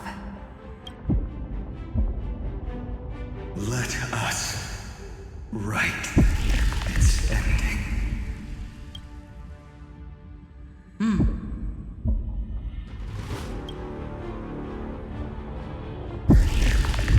Step forward. With the trailblaze as witnesses, let the name shared by all deliverers be sung into eternity. The nameless hero, Kathlana!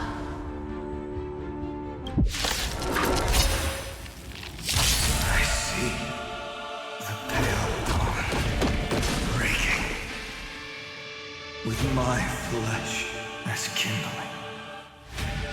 Light the first dawn of the new world.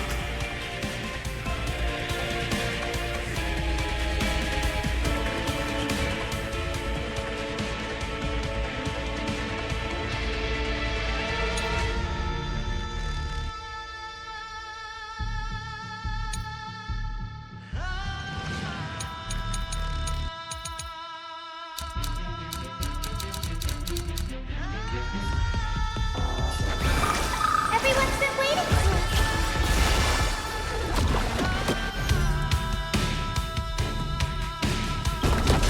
Together, we can do anything. Dispel the gloom. Restore Claire's promise. Once more.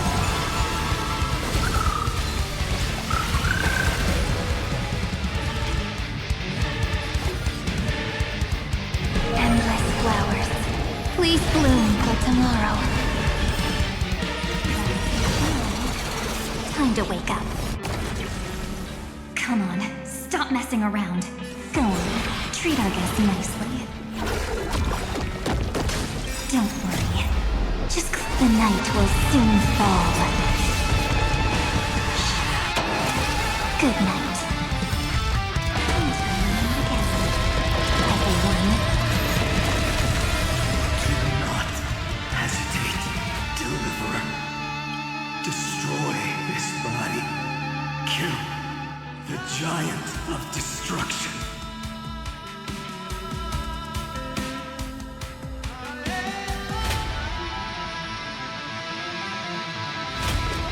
The fury overflowing.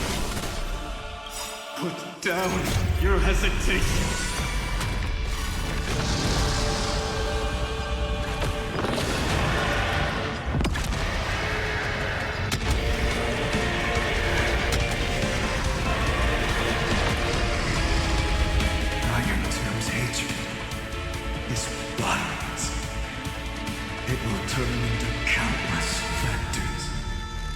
sweeping across the stars. When the time comes, promise me, use the world-cleansing golden blood to turn everything to ash.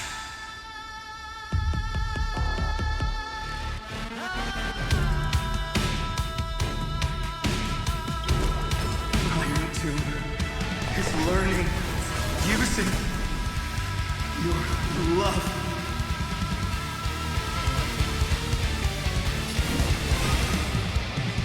Dead souls, return to dust! I will guide the rainbow. Please calm down.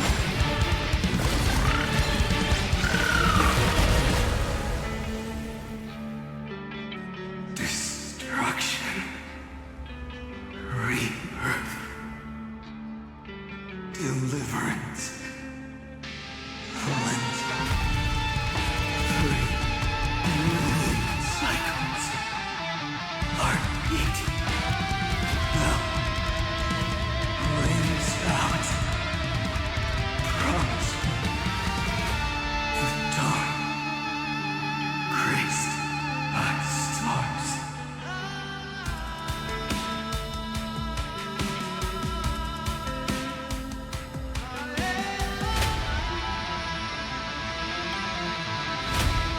That's good. Finally. Golden wheat field. In the starry sky. More fire.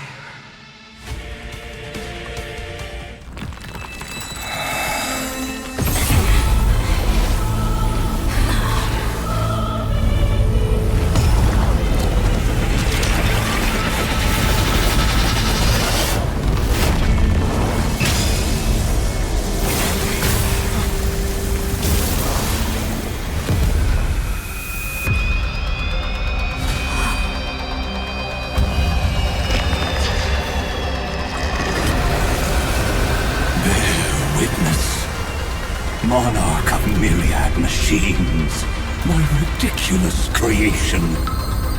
The instant in your calculations bears the name Destruction.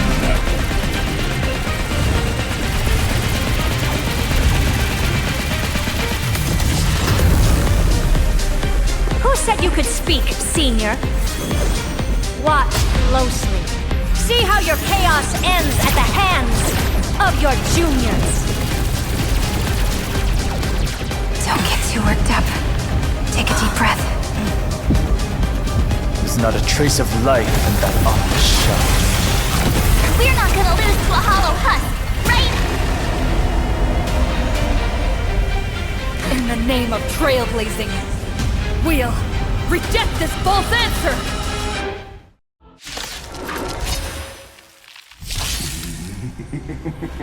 My atonement is complete.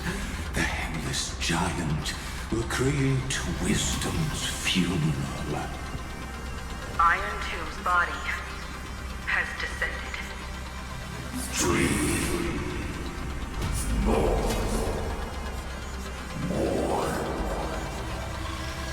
Is it querying for news? Don't worry about what happens out here. Interfere with it as much as you can.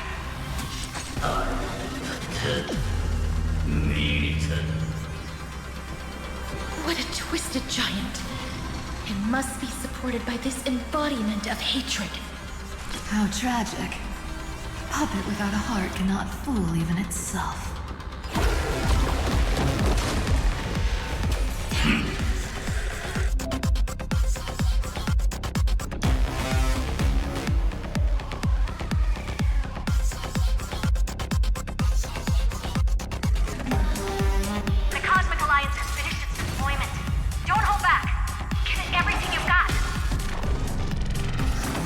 Completely lost themselves. Everyone's been waiting for it. Next time it rains, May this I'll be faint there. light Umbrella in hand. dispel the gloom. Restore clear skies once more.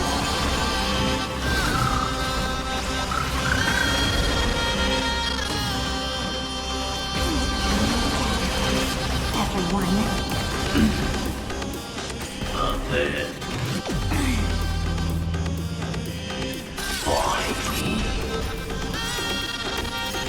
Embrace new life, Pollux.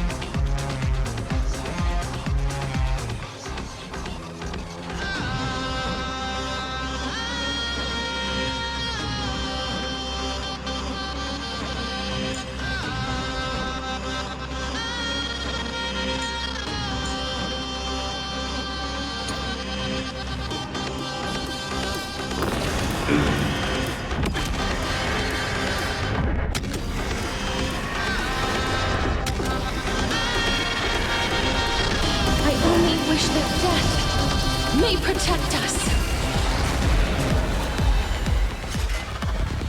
Don't be rash. The cosmos' gaze is looking at us.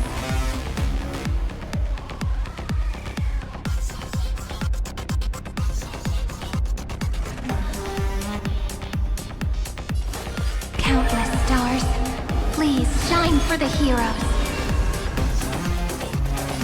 I grant you this, as you wish. Come on, be good now. It's your time to shine. Time to wake up.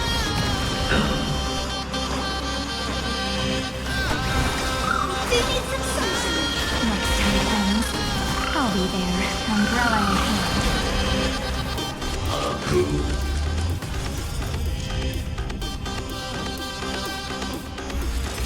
That kinda hurts. Embrace new life, Pollux.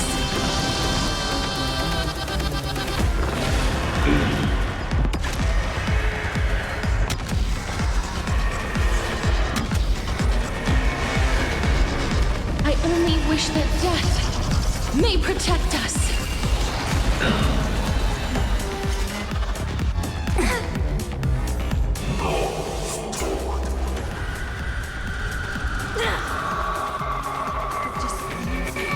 You can illuminate this chaos. Indeed, there must be light. All courses converging into one. For the grand vision of deliverance. For A tomorrow that's finally within reach!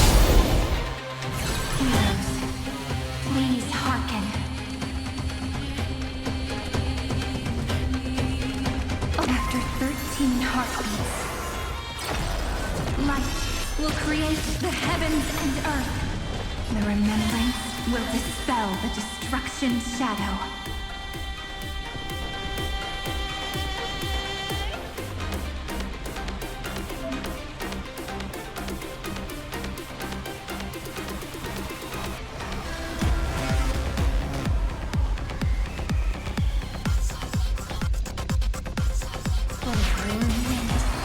Let me add some rays of dawn.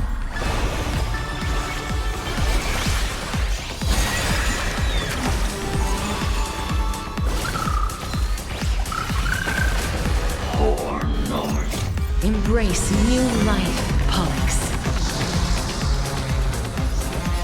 Darkness follows me.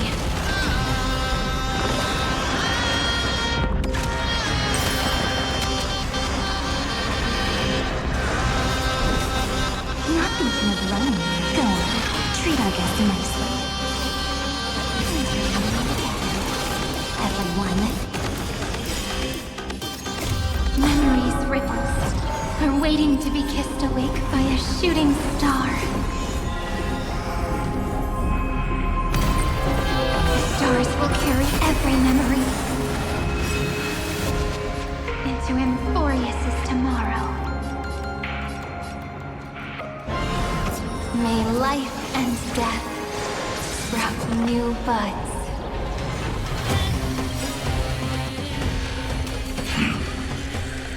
Don't worry, The night will soon fall.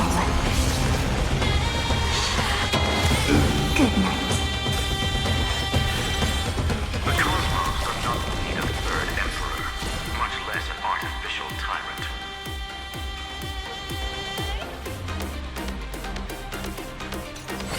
This moment into eternity!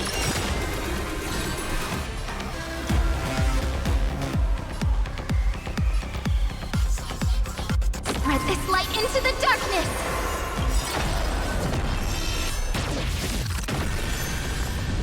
May this faint light dispel the gloom! Restore chaos times! Once more! Thanks. All energized.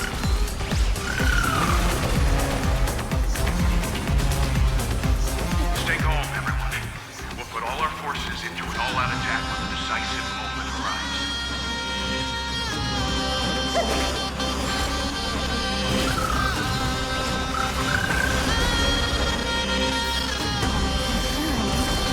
Time to wake up.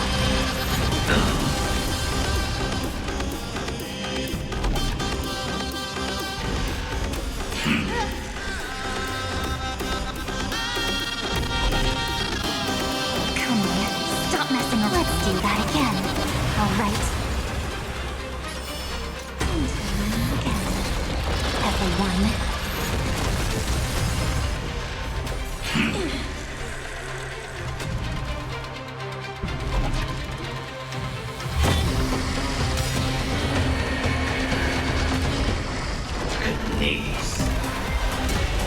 Strong spikes have appeared on the path chart.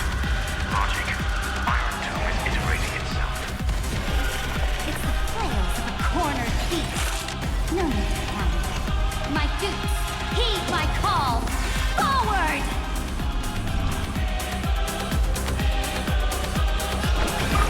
Everyone's been waiting for this!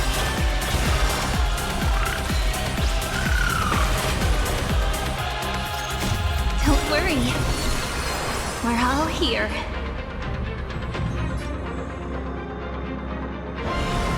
May life and death sprout new buds. Cleanse hatred with love.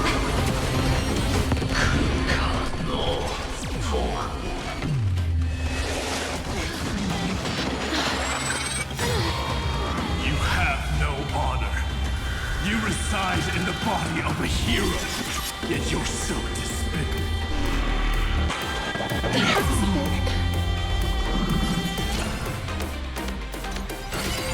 Take our answer!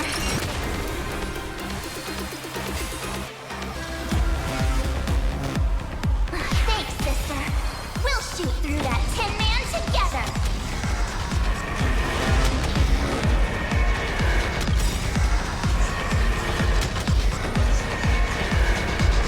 I only wish that death may protect us. Don't worry. The night will soon fall. Good night. I'm only the point of making hasty verdicts. This unprecedented trailblaze is worth everyone's effort.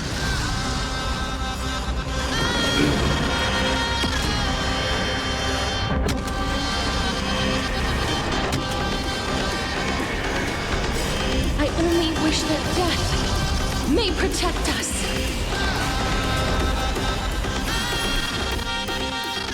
Spread this light into the darkness!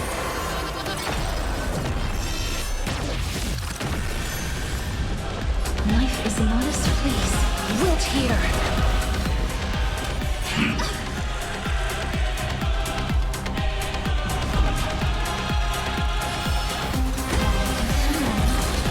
Time to wake up.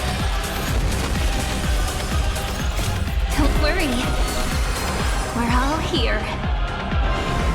May time watch over the Evernight. Teacher, we'll be right back. We do need some sunshine. I shall remember this May one. this faint light dispel the gloom! Restore chaos times! Once more! Next time it rains, I'll be there, umbrella in hand. Let's do that again. All right.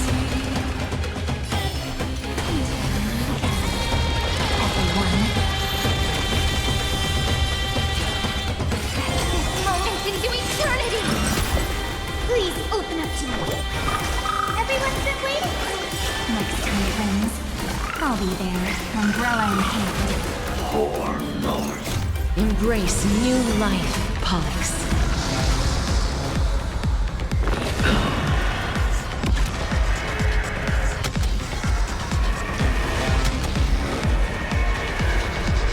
I only wish that death may protect us.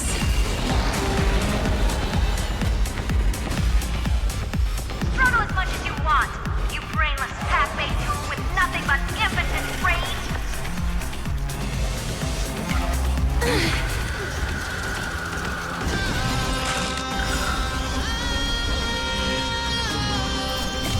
Don't worry.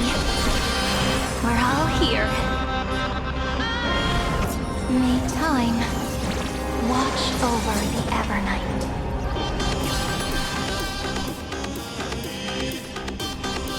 A world that knows love won't be destroyed.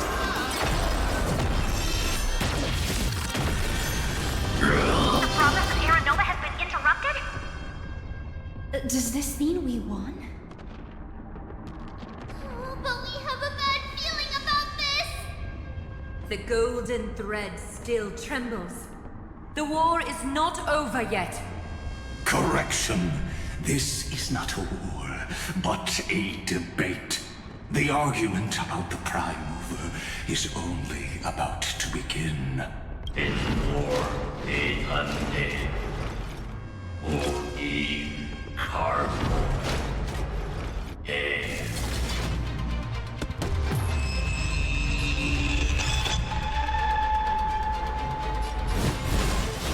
How can this path, energy, anomaly? We must stop, otherwise. Here, why? Friend, oh, don't you?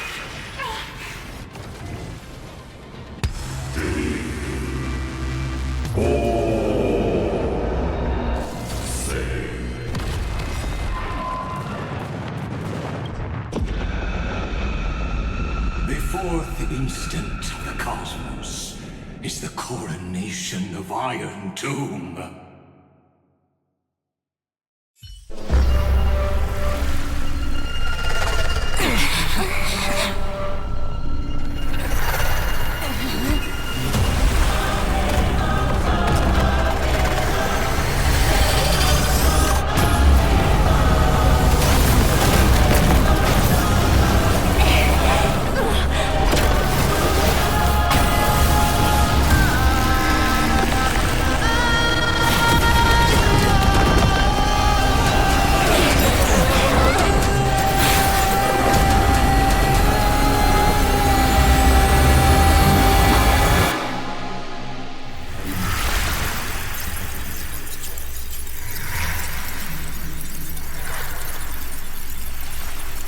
Conclusion is irrefutable.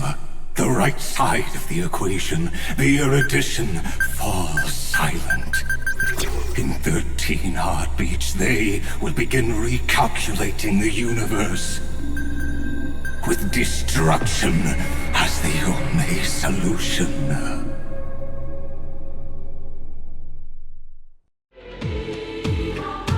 Madam Herda, strong pulse detected at the battlefield center.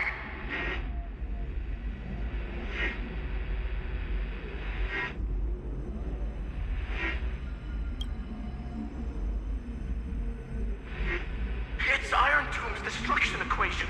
It's about to complete self-coronation. That's our chance. Everyone, get ready to link up! Connecting audience system to Scepter. Hardware overclocking activated. Preparations complete. Maximum output capacity reached. Be careful! The pulse will reach our ship in 5 seconds. Our data is currently being destroyed. Brace for impact! And leave the final step to me.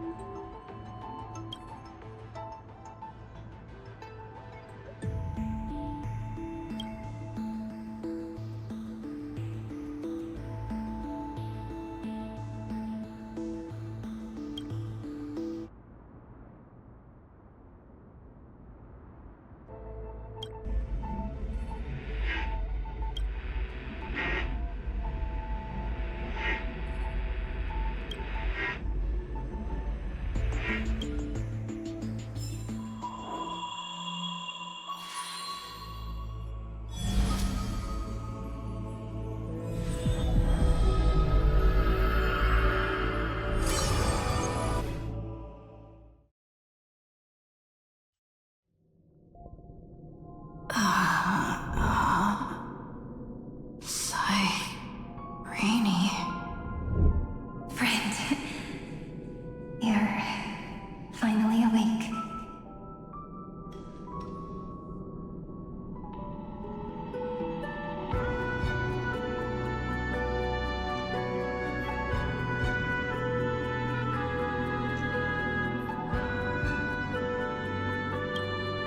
Don't worry. Time does not flow in this place. All the stars have been silenced. Irontomb is dissolving everything that I can sense. But I'm still here, and you are still here now.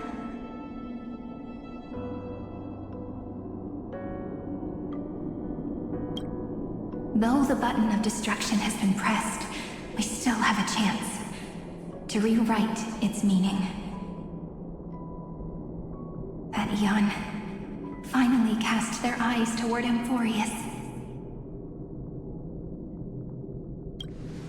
Yes, I imagine they have also been waiting for this moment, when the scepter's body and heart become one. Irontomb is a perfect arc. If a seed can be planted within, then the moment the Lord Ravager blows the erudition to pieces, the remembrance will be spread to every corner of the cosmos. The cosmos will witness Amphoreus' answer after this fleeting, yet eternal moment. And now, it's time for us to pen the last stroke. I see endless memories floating in the starry skies. They are the consciousness of the victims. In the cosmos' real space-time, they'll be stained by the destruction in the next second. But they are still pure seeds for now. If I hold these memories in my hands, then I can create a stagnant memory zone. A tiny Eden of blessed insight. I believe a flower of miracles will bloom within.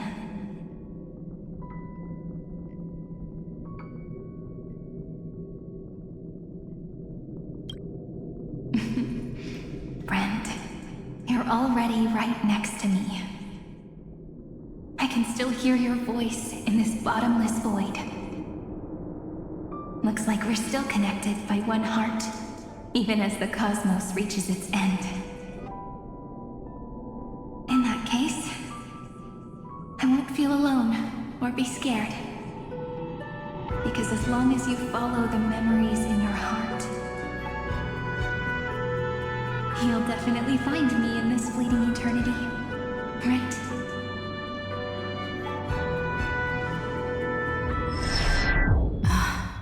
Cyrene. What are you waiting for, passenger? I specifically came over to check on you in case you got lost.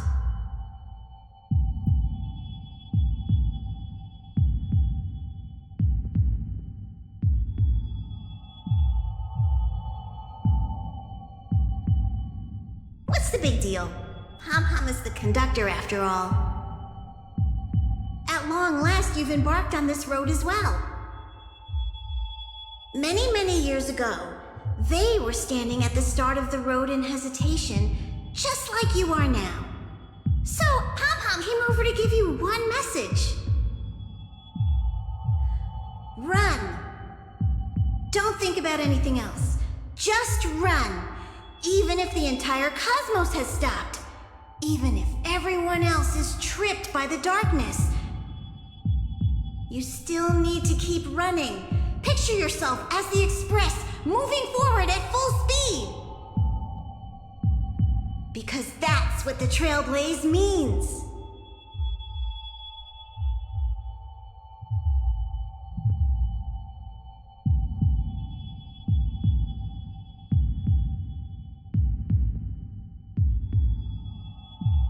Then get ready. The conductor will be giving you the signal to depart. Attention! Attention all passengers in the cosmos! Please stand steady on the platform! The Astral Express is about to arrive, calling at the erudition, the destruction, and the remembrance! Final destination, the trailblaze! 5, 4, 3, 2, 1! We depart for tomorrow!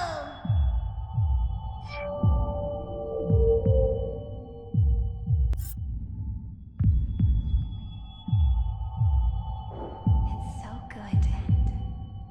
It's as if I can hear. If the view in your memory ever grows fuzzy, just reach out and touch it.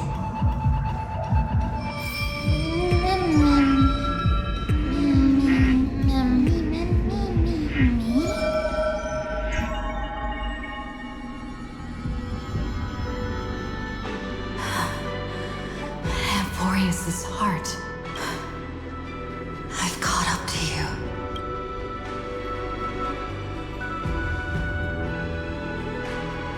Let the first light illuminate chaos.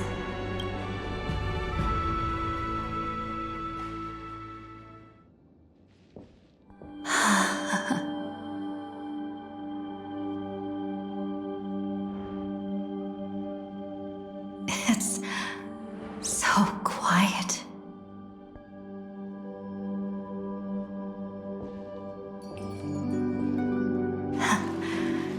Everything's frozen in the most beautiful moment.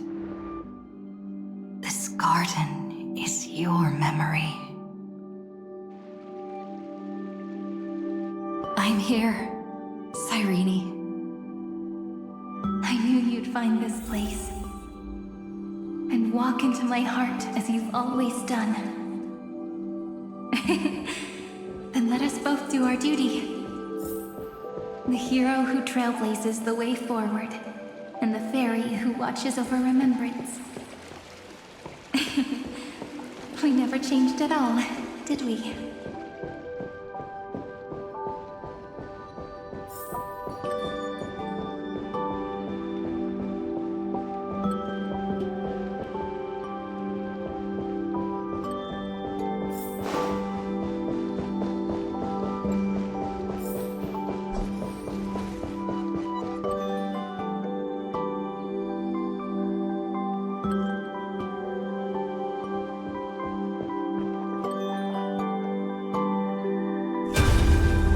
speed of memory.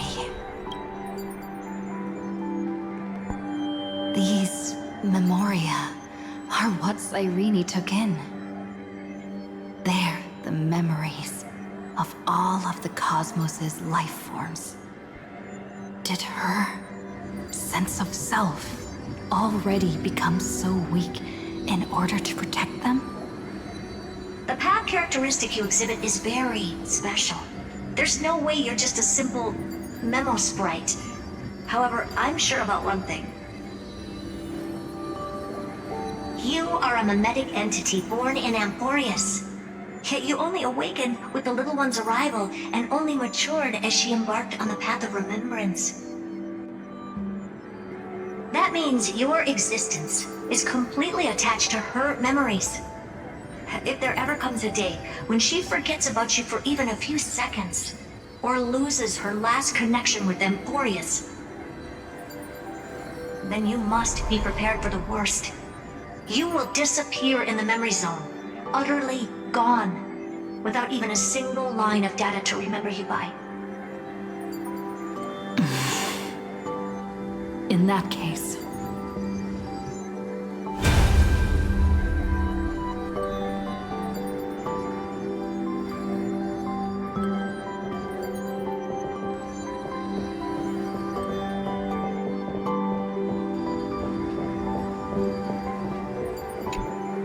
let me remember the cosmos with you. That way, it won't just be your memories alone. It's getting out of control! Run for your lives! Retreat! Darn it! We still got ammo. Hold the line! At all costs! Too many injured. Can't take it anymore.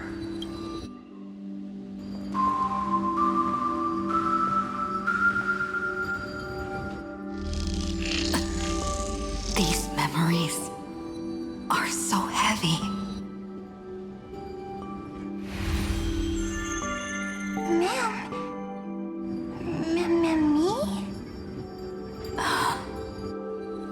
Do you feel better now?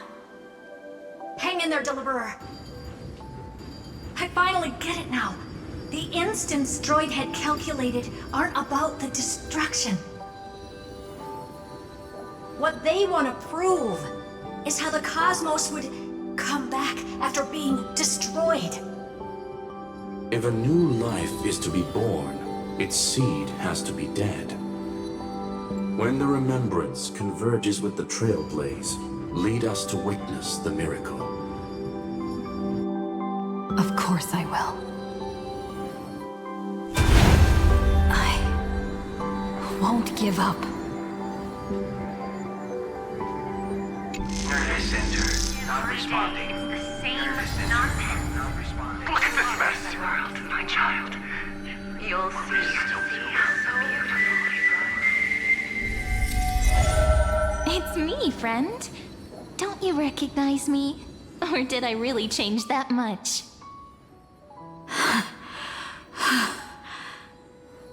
How many more memories? Tired? Then take a break. No one's gonna blame you.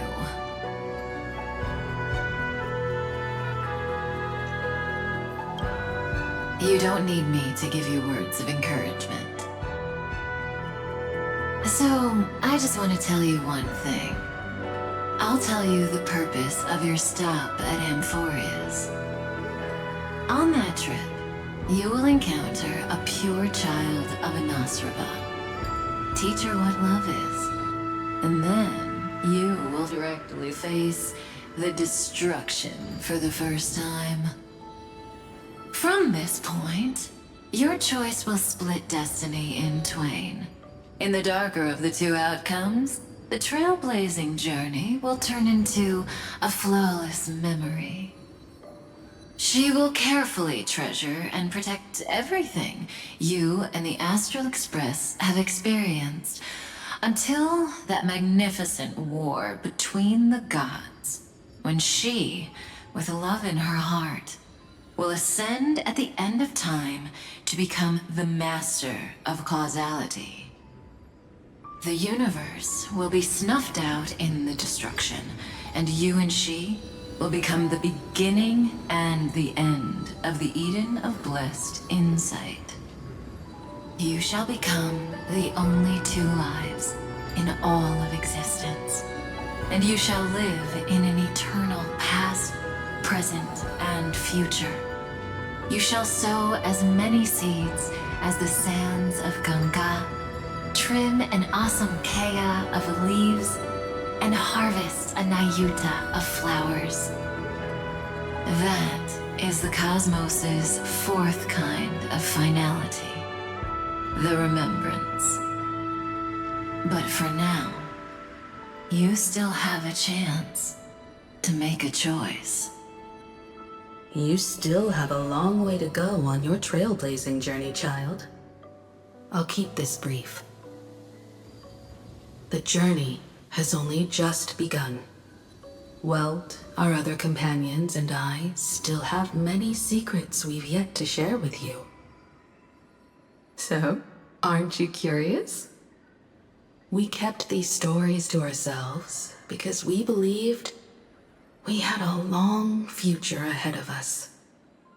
Even a cosmos-spanning crisis, once the dust has settled, is nothing more than a memory of the journey, a single point on our long road. There will come a day when we tell each other everything. So, for the sake of that day, don't give up. We all know what kind of decision you'll make, and I believe the script will not progress toward the wrong ending. So relax. Listen, when you have the chance to make a choice, make one that you know you won't regret. Keep moving forward. Keep trailblazing. And when tomorrow comes, share with me the miracle you've created with your own hands. See you on the Express, kid. See you in destiny. I will reach tomorrow.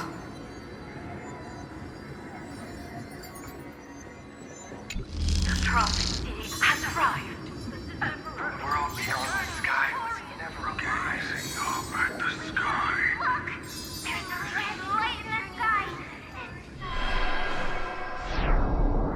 Cyrene, wake up. Together, we will. Tread on the path of remembrance. No wonder I always had a weird hunch. But that also means I was right in thinking. As long as Friend and I are together, we can do anything. Our friend's shoulders are really dependable.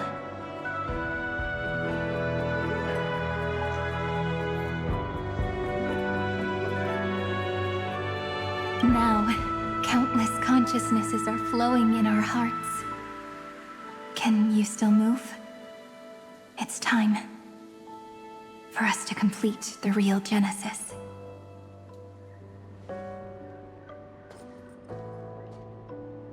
In the instant Irontomb's hatred devoured everything, a gaze fell upon me. The remembrance. That was the god who appeared in Cyrene's dream. Their figure and speech were both so blurred.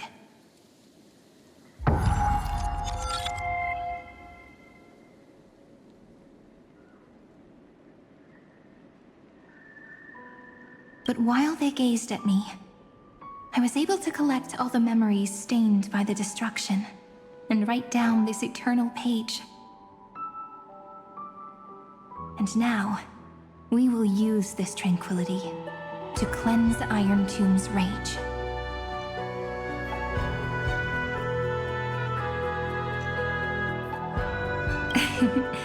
Simple. Just like what it was doing to us all this time, but reversed. Did you forget? I'm Amphoreus's heart, For everyone who's a factor, their power isn't tied solely to Irontomb anymore. It has other places to go. Let 30 million cycles of memories be condensed upon us, and let the scepter reach the answer it had before it was distorted. The body is meant to be restrained by the heart, no? Even if the apocalyptic virus is doomed to spread into the cosmos, we can at least try to fight against hatred with love. And overwrite Irontomb's destruction equation, washing it away into a blank space.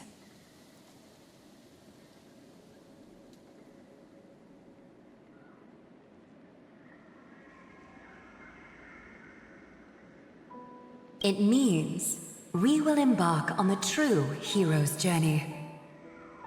If Irontomb's power comes from the denial of all prima mobile, then we will carry out those beliefs. Here we argue. Even if all life will eventually return to entropy. Life will still try its hardest to find a way. It will try its hardest to resist destruction. In the nights shrouded by the black tide, we are the kindling that makes the fire burn bright. and once the fire is strong enough, the hunter will become the hunted.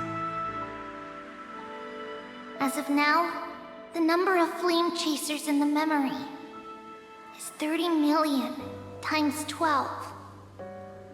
And 400 million core flames await their return.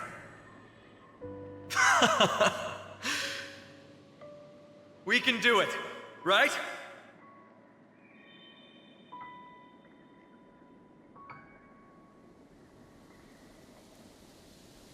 That's right. So trust us, partner. Everyone, let's head out together. And we'll burn this horrible ending to ashes!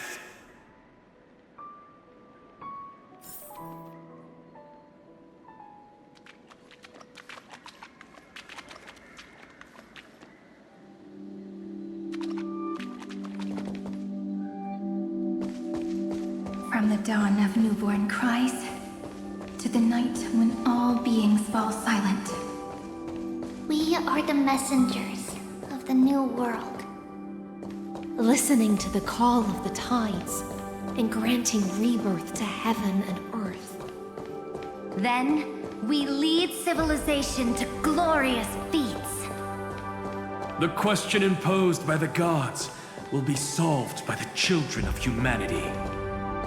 We will tell them that the flame chase cannot possibly have been a lie. When starlight illuminates the sea of flowers at the end of the west wind, all living things will stir, rouse from the cradle of sleep. Then, through a single battle, let the cosmos witness how we light up the blinding darkness with bright light. And at the end of our constant losses, reclaim everything we have ever lost!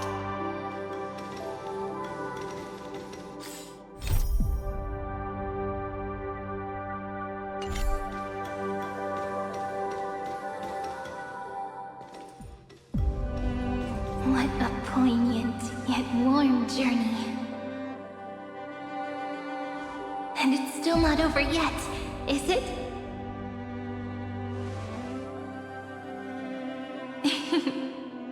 We finally meet.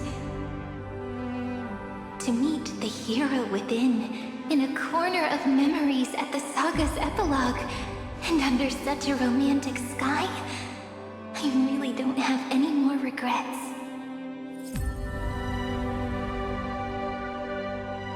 On top of that, the little seed had grown into such a big tree. Don't I look really pretty right now? Of course you do. Cheerful, beautiful, optimistic. Just how I imagined I'd look as a grown-up. It's because everyone has been gently adding to the story you left behind. Remember how we made a promise to one another? When we met again, it'd be my turn to tell you a story. A story about love, no? I've been looking forward to that. And you must also remember the first story I wrote for you. The one about the crystal flower and the little fairy. So now, I want to add something more to this story and us. On that day that the flower shattered, gazing at the empty ground, I thought the little fairy would finally see the light. But that light wouldn't be found in the flawless flower, nor in the fairy's eyes. Rather, in the world mirrored within every fragment of the shattered crystal. All the flame chasers walk in your 30 million retellings of their story. At this moment, all the memories are tangled with each other, and all the previous cycles have gained meaning. People will come to understand that time and time again, when they stood at the crossroads of fate, they would never have chosen otherwise. In the experiments of erudition, and in the breeding ground of destruction, it is entropy increasing, a merciless truth, an evil instinct. But under the pen of remembrance and the trailblaze, the flame chase is a journey that changes from constant losses to an unwavering act of release. It's about knowing how fate is shattered, yet still embracing fate's brokenness. It's a journey that longs to receive love, but longs even more to offer its love to others. That's so heartwarming.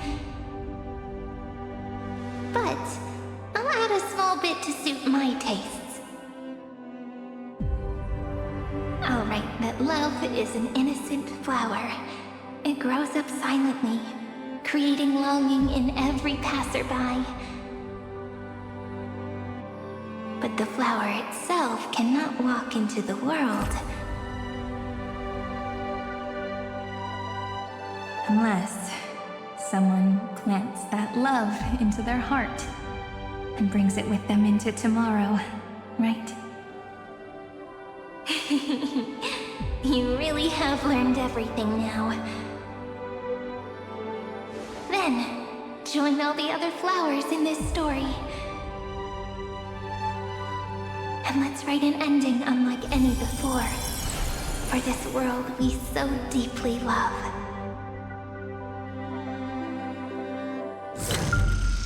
Why did you set out? Why do you trailblaze?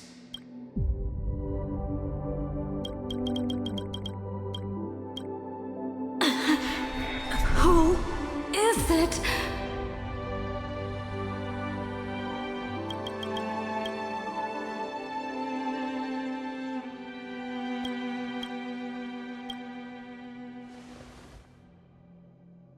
Don't be afraid. Take my hand if you feel nervous. Honestly, I've always thought you were really incredible. After all, no god guided the path of the trailblaze. It could only be forged by those who dare to take their steps one at a time. So, that's why I'm asking you. Step up as a senior and show everyone in Amphoreus how it's done.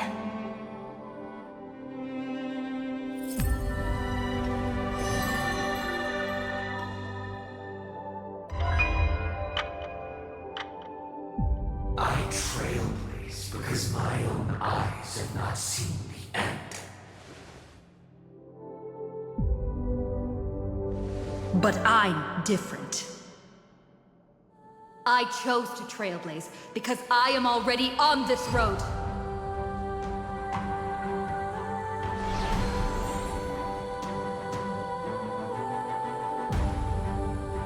The end of chaos is a mass of pure darkness, pure destruction.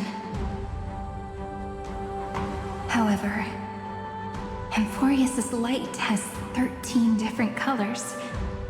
We won't lose to that darkness, will we? Then, take a deep breath, one last time, friend. After 13 heartbeats, light will create the heavens and earth. Are you ready, friend?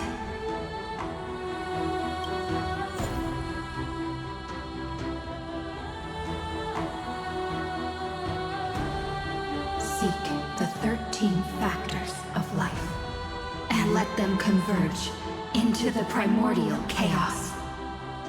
Using the remembrance of the past, we will trailblaze tomorrow's destiny. Infusing a world-bearing love into destruction. And inscribe the opening stroke of Genesis.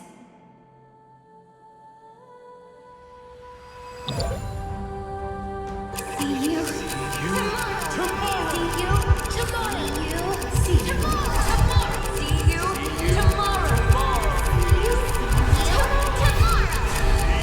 you tomorrow. See you Tomorrow! If the view in your memory ever grows fuzzy, just reach out and touch it.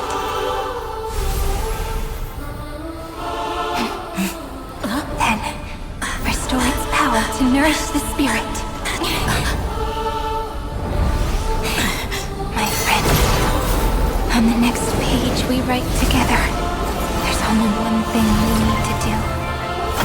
Let's give this long, painful, nearly hopeless tale a truly gentle ending.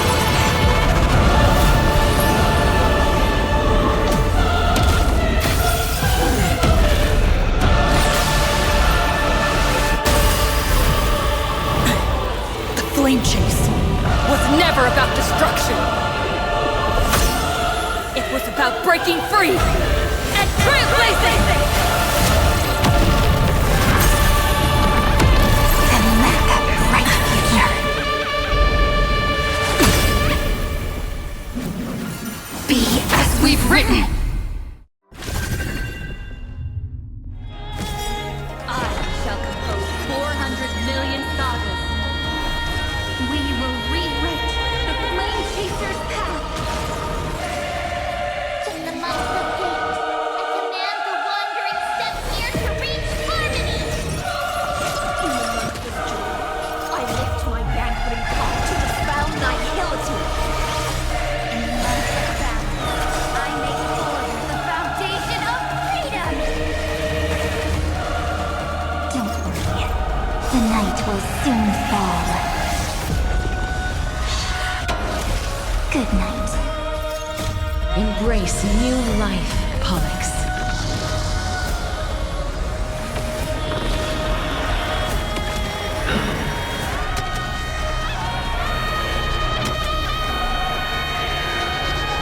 I only wish that death may protect us.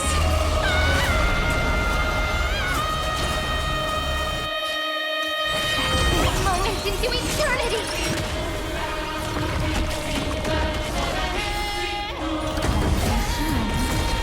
Time to wake up.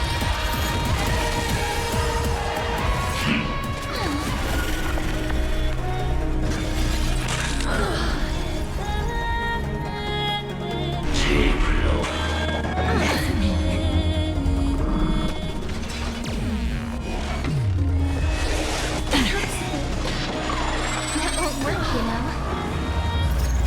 Embrace new life, Pollux.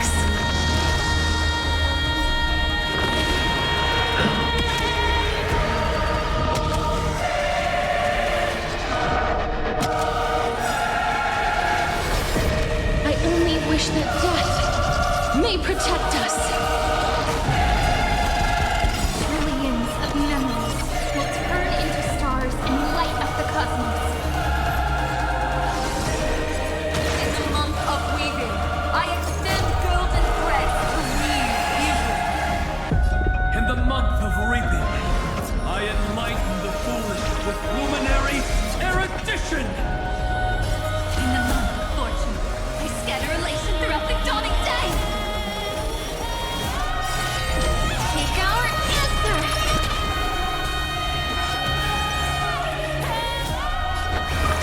Everyone's been waiting. I shall remember this work.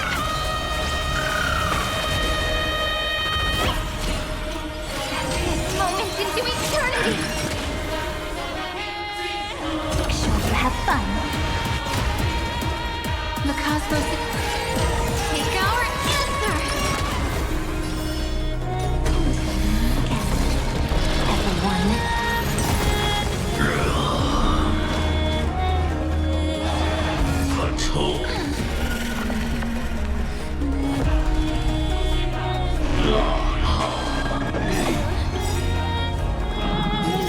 Faint light. Dispel the gloom. Restore clear skies. Once more. I'll be there when growing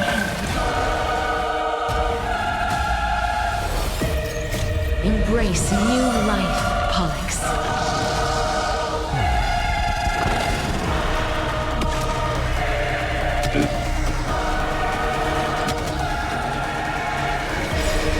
I only wish that death may protect us.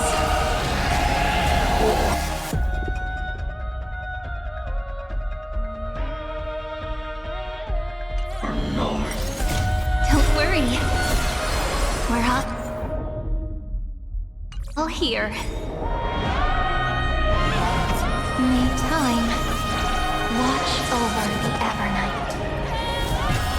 Cleanse hatred with love. A romantic ending will be penned by every beating heart.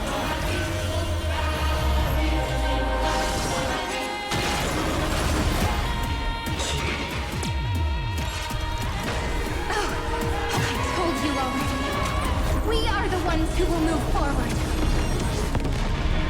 In the month of strife, I become the glory of the eternal hunt. In the month of mourning, I bid death to no longer equilibrium's end. In the month of entropy, I form twilight.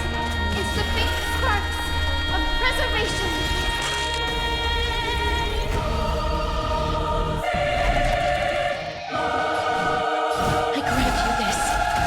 Wish. Ichu will be bright.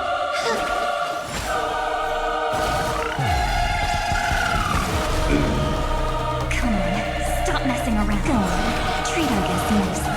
Together. Take our answer. Don't worry. We're all here. May life and death sprout new buds. Time to wake up. Embrace new life, Pollux.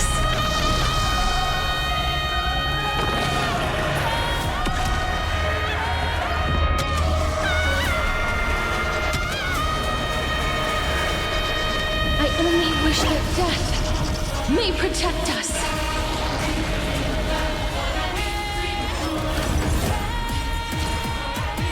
This moment into eternity.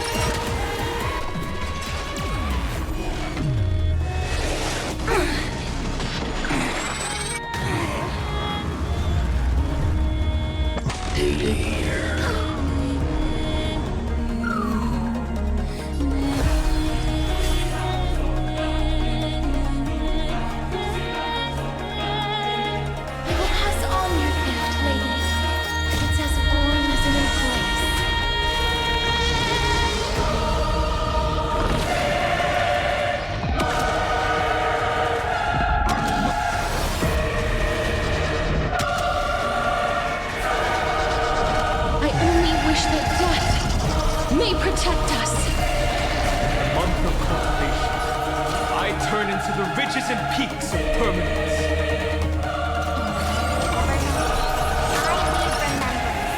Into countless stars in the sky!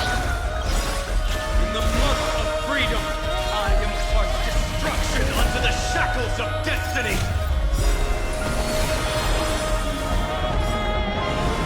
May life and death sprout new buds. I converge love into a river that will drown the tomb of hatred.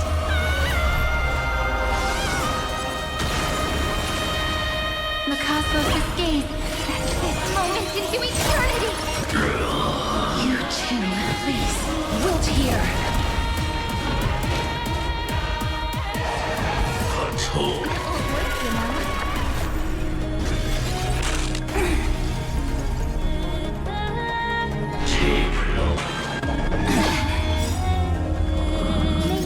Faint light!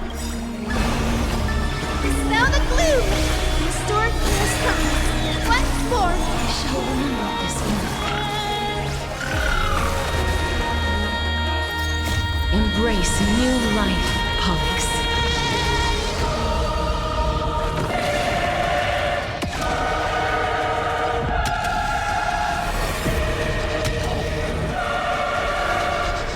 I only wish that death may protect us.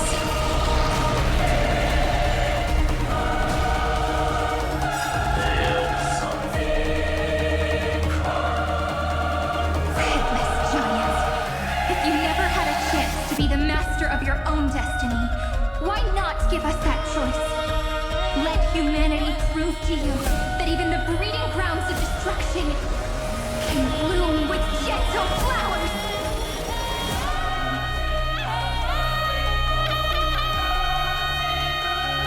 Yet, we shall trailblaze at dawn for the road ahead. And pen of Genesis, as I've written!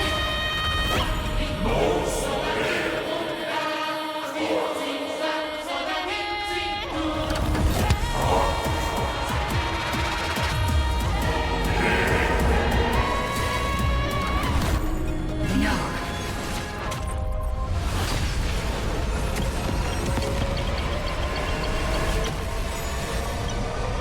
We will reject this false answer!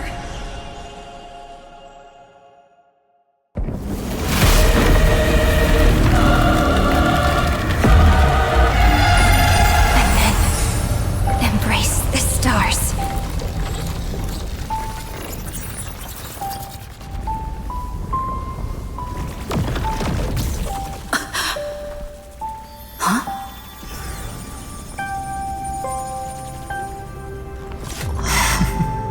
To end the destruction with destruction.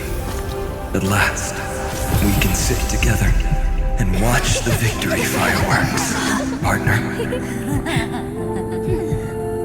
Why not come a little closer? This warmth is proof that we live.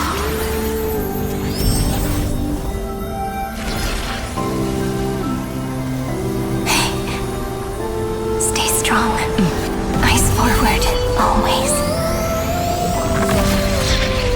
This arrow isn't the end, but the beginning of hope.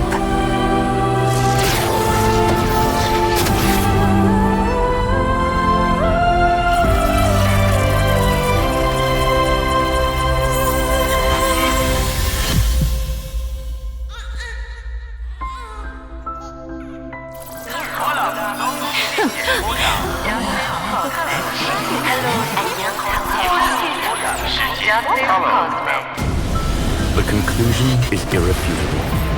Noos's answer was never destruction. But they kept silent, leaving the solution in the hands of the cosmos. The universe will keep searching and struggling to endure. In the face of the destruction, it may once again stand on the edge of annihilation. But the stars will always rise to ride the waves and embrace existence once more.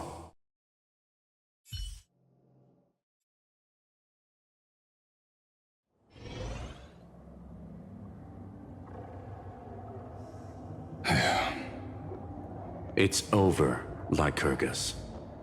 Yes, another failure. How is Madame Herta? She's fine. The IPC's keeping her under observation. She'll recover soon enough. To bind a mortal body to a scepter and stare straight at an eon. I respect her for that. I still remember the terror of witnessing a single gaze crushing the entire world. No wonder you chose the destruction. Question: is all this worth it? There's no point in debating.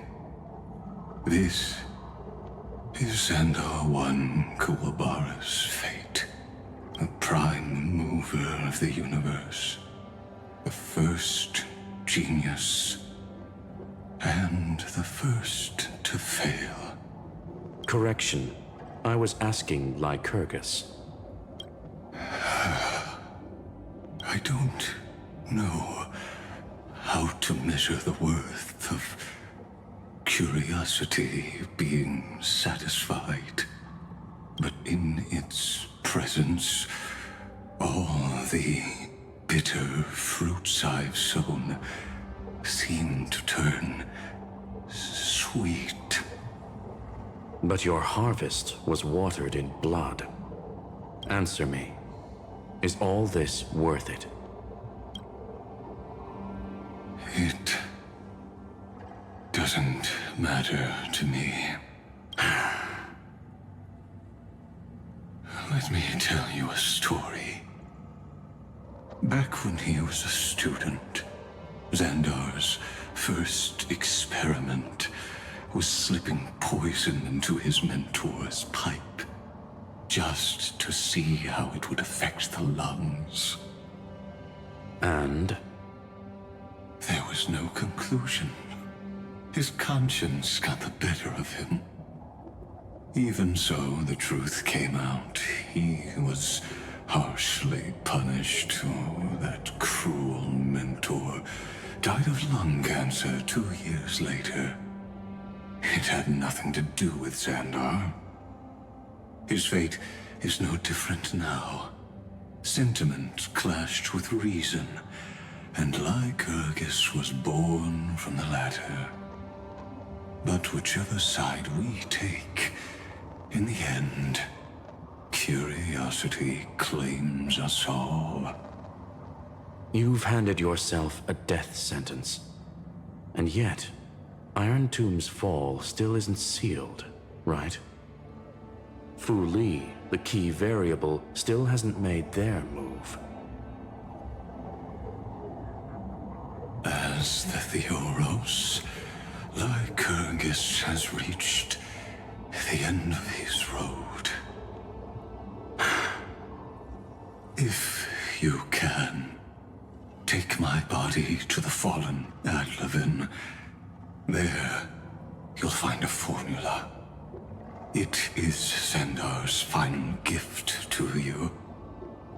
If the day ever comes when you must destroy the erudition with your own hands, it'll come to your aid. A foolish last wish. I won't grant it. You will. Not for yourself, but for your conscience.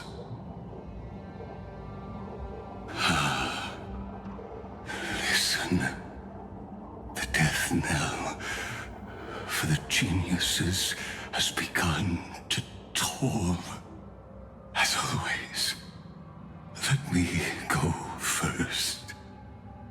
To the prisoners who stepped out of the cave, stand before my tombstone and offer flowers of Adlevin.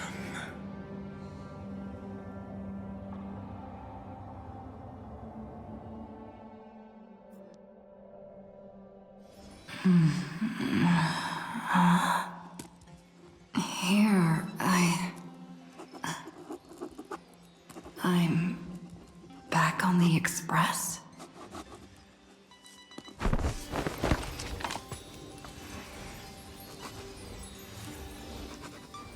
Marge? Don Hong? No response.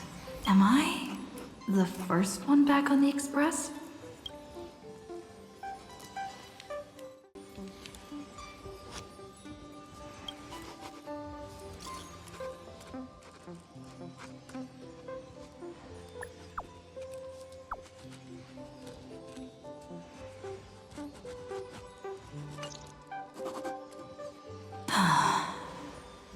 Nobody's here. I'm getting worried. Did we really win? Why does it feel so unreal? Looks like they are waking up. Hey, I told you not to talk. Someone's in the bathroom. An intruder. Better be careful and check it out. Oh no, she's coming this way. Quick, hide in here. Huh?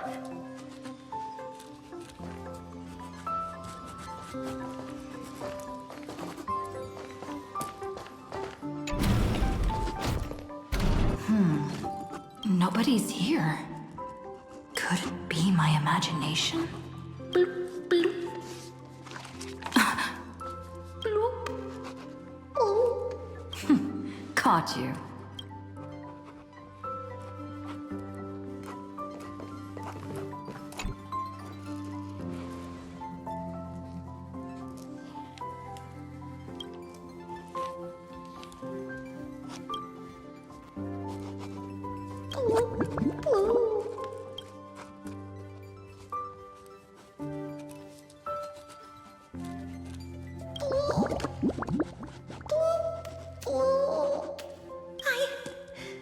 I can't go on.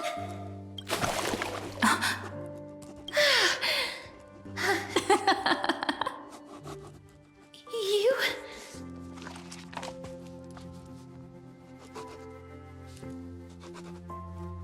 Wait, please. This isn't what you think. Ugh, I told you to keep quiet. You really can't keep your cool, huh, Princess Homebody? I'm not Lady High Sealands. Even the embodiment of death needs to breathe sometimes. Yeah, whatever. It's all the same anyway. Gotcha there, Grey Mystery.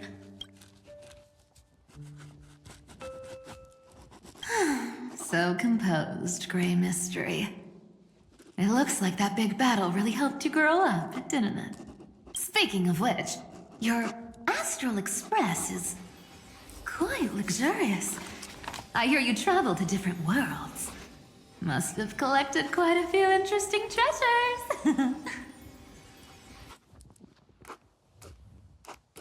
Hey now, don't go throwing wild accusations around.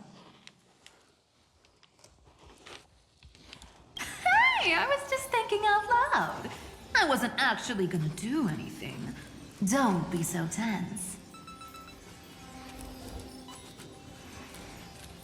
Who knows? One moment we were shouting about love and justice, fighting Irontomb's virus. And next thing I know, we're all on this express. No idea how that happened. It's not just Miss Cypher and me. Everyone's been in this car for a while now. Miss, why don't you go say hi to them?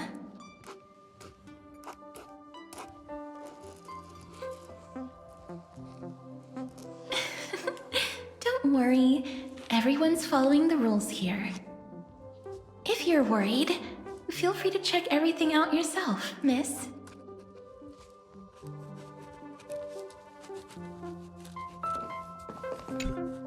Miss, I'm truly sorry for sneaking into your bath without permission. But I've been wondering, why is there a pack of red chili oil sitting by the bath?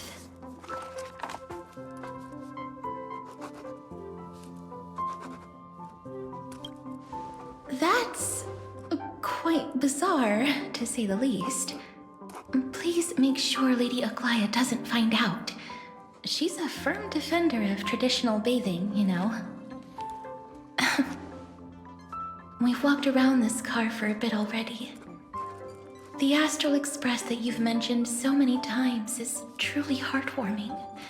Like one big family that never splits up. Perhaps living in such an environment made your embrace feel so warm.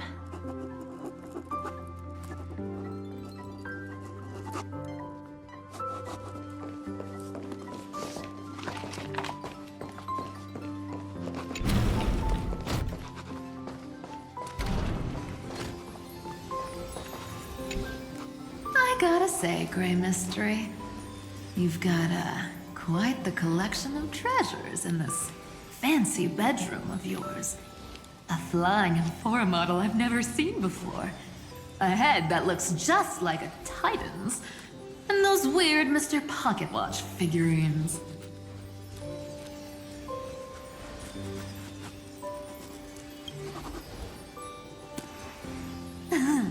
What if I don't make a choice and take them all? Oh my. Don't tell me you actually believe that. Don't worry. Delosians are the most well-mannered folks around. They never do anything like that.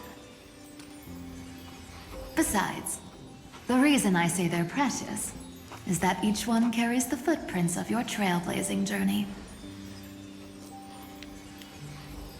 Priceless treasures are the true art of thievery.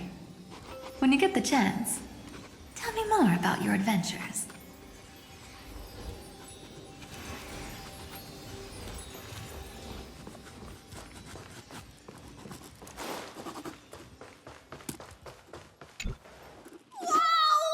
What a spacious car! And these floor tiles are gorgeous! Tran, don't run around in other people's homes!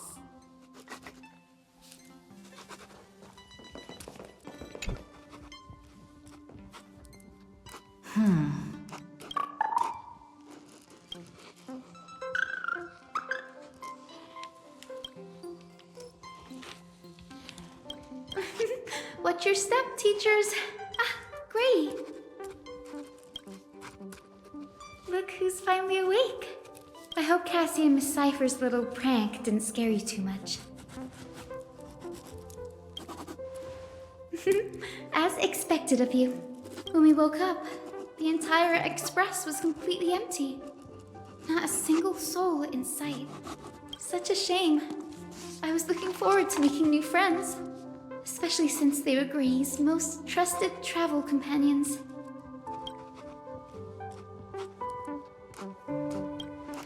Don't worry. We beat Irontomb together, right? They must be on their way home. When they arrive, we can throw a party together.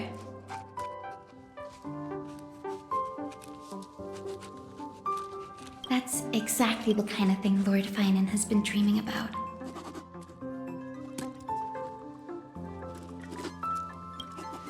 He was just here chatting with everyone. Now, who knows where he's run off to? Lord Phainon's always been quite the restless one. But you're used to that by now, right? Have another drink, my Demoth. Sure. Those three have been chatting over there for quite a while now. Why don't you go say hi to them, Bree?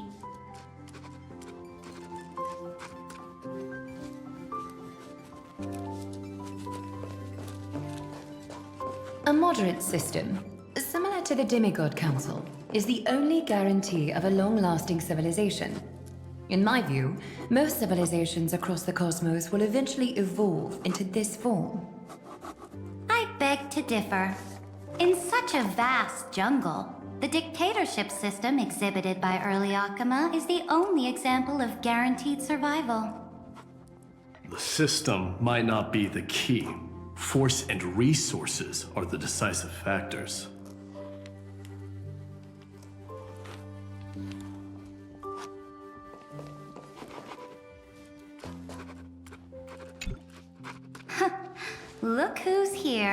If it isn't the master of the Astral Express. It's good to see you. Glad to see you're safe and sound. I helped myself to some equipment and drinks from this, bar of yours. Hope you don't mind.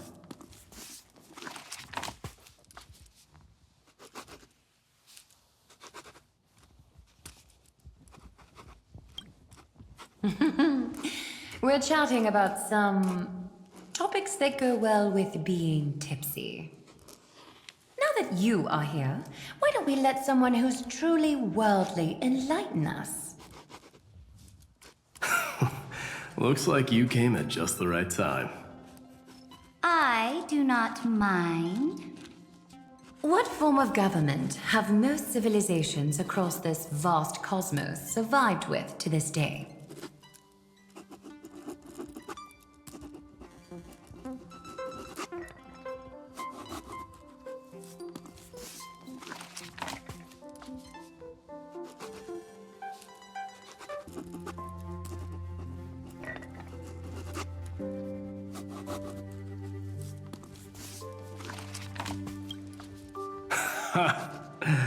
That's exactly the kind of answer I'd expect from you. I bestow upon the Astral Express this supreme mission. You must spread the great deeds of Amphoreus to every corner of the cosmos. Thus, capable individuals from countless worlds will surely find inspiration in the Flame Chase's tales and embark on their own grand journeys. It's hard to say if that'd be a blessing or a curse for the cosmos. I can imagine our conversations here will only get more unrestrained. Don't let our rare moments of joy hold you back. This banquet on the Express truly lacks manners. You may leave. I permit it. That man just left. Wouldn't even stay for another drink. He needs to show more respect. If you're looking for him, try your luck in the car above.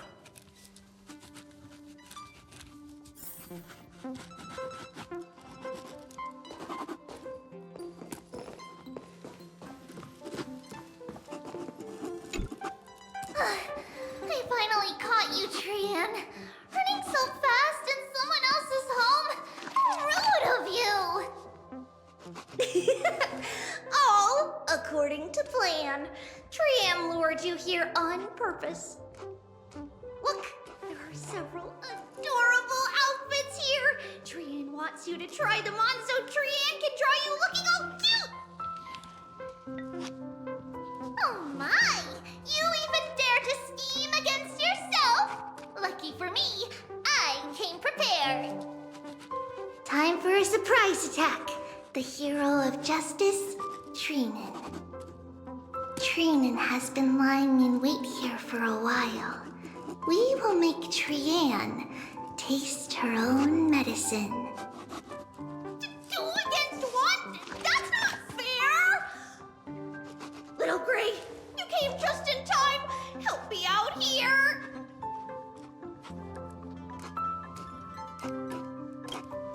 Little Gray, you better think this through.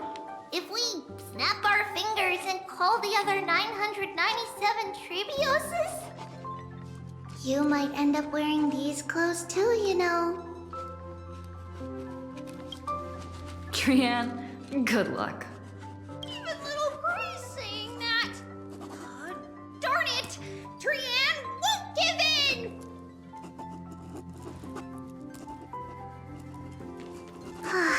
Cyrene ran away. Cyrene will fulfill the ambush duty. The Trevios is all laughing and playing around together.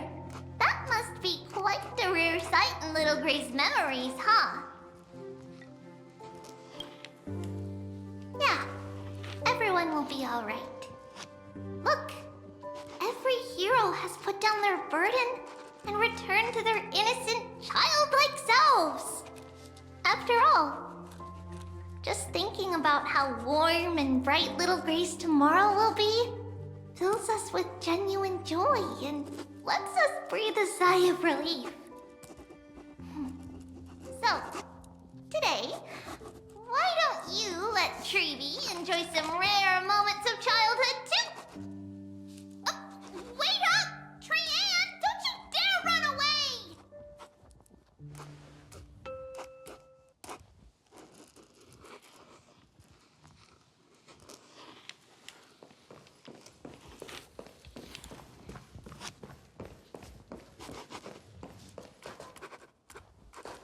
Speaking of origins, Kremnos was the first Amphorian city-state to establish the Council of Elders system.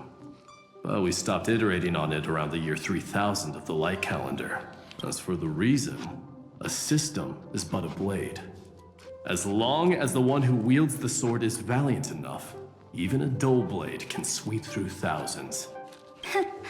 Don't forget that the Flame Chase army under the Imperator's command actually managed to subdue the Kremnoans during the Chrysos War.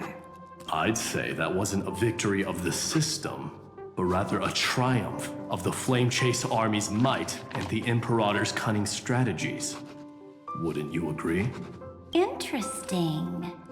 Trying to sway my position with flattery, are you? This is not flattery. See, this is what happens when you put the Empress of Law and the Crown Prince of Strife in the same room. Go meet the others. I'll keep an eye on these two Chrysos heirs, and make sure their discussion stays at a pleasantly tipsy level.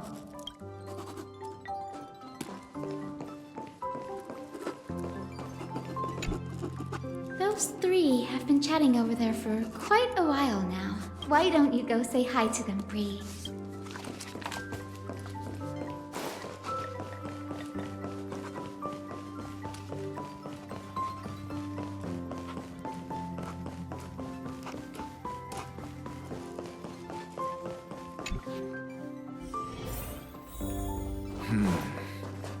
Based on my calculations, there are countless celestial bodies with water in the cosmos.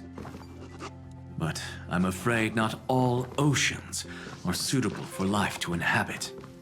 You must take this into consideration as well. As expected of a professor from the Grove, to be so certain even about things you've never seen with your own eyes. I'll take that as a compliment. By the way, I heard that the Imperator's Flame Chase army like to hold feasts at the Luminary Throne. That's true. However, sometimes Dux Carminum and I feel it's a bit inappropriate to drink so freely before the throne of the most revered titan in the Grove. Inappropriate? What's inappropriate about it? I only wish I were born earlier. I would have partied like that from the month of Gate all the way to the month of Fortune.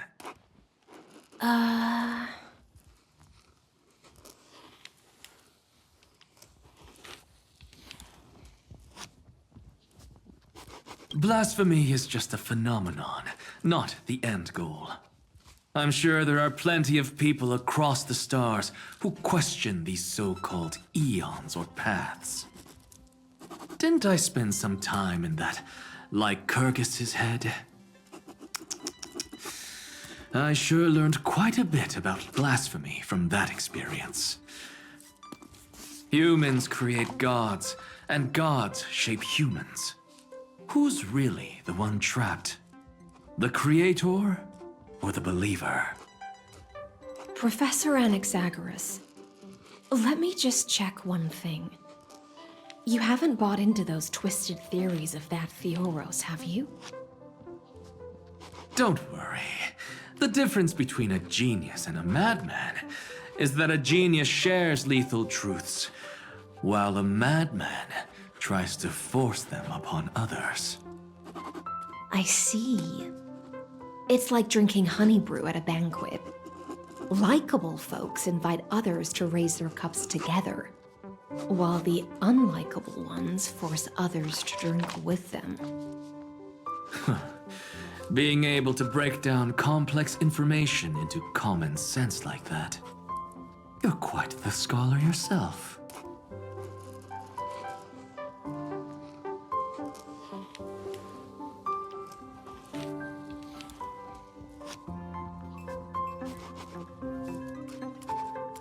Don't worry. The difference between a genius and a madman is that a genius shares lethal truth. I see.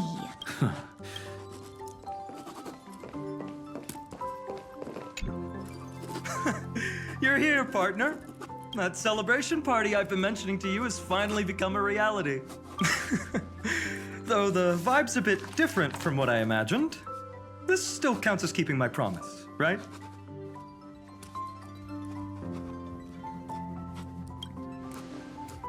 What you speak of has indeed already come to pass. We triumphed over Irontomb, drew its fire unto ourselves, and purified its embers. Now the force that maintains our consciousness and form comes from elsewhere. Worried about your companions on the Express, huh? I understand how you're feeling right now. Don't worry. They'll be safe and sound. She promised.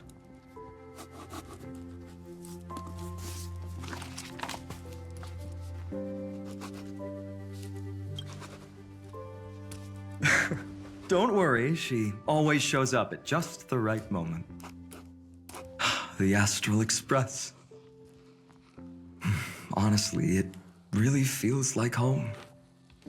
I can imagine how much you, Dan Heng, and Miss March must have missed everything here when you were trapped in Amphoreus. The beautiful windows, the soothing music, your fellow travelers on the Express. Like how golden wheat stalks sway in my dreams every night through the countless cycles.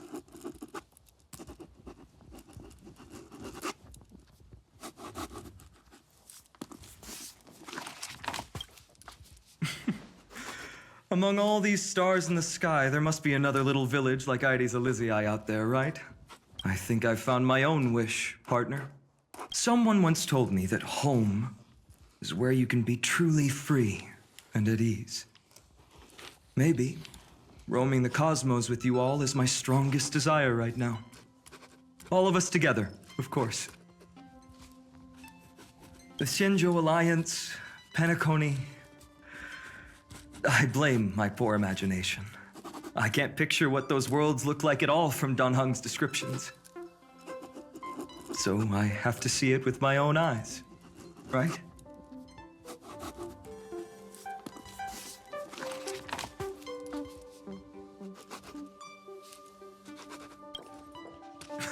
You're finally here. She has something to ask you. Well then, I'll leave you two to chat. Thank you, phainon.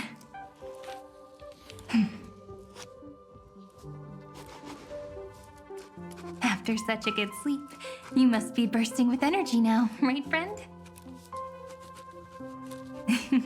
Sorry about that. Since it's our first time visiting the Express, I was hoping everyone would behave. But it turns out everyone's quite the character, aren't they? You know what I mean, right?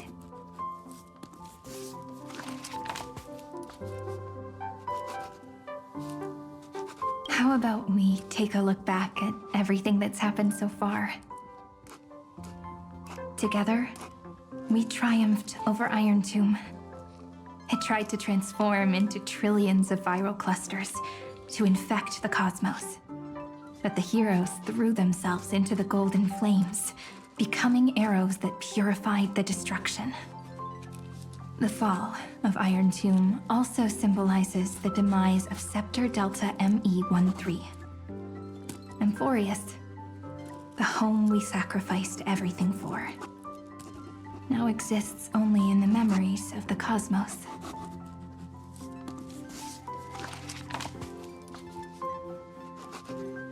So, This isn't real. Just a dream. An illusion. Oops. Wrong answer. Huh? In that instant when you broke through space-time with the trailblaze, carrying all the world's memories back to reality, that world, once shackled by data, became a seed waiting to sprout in the cosmos. Did we really manage all that? Just as Kaslana's rage of 30 million cycles made the destruction shed a drop of golden blood, perhaps we too have already left long trails on our respective paths.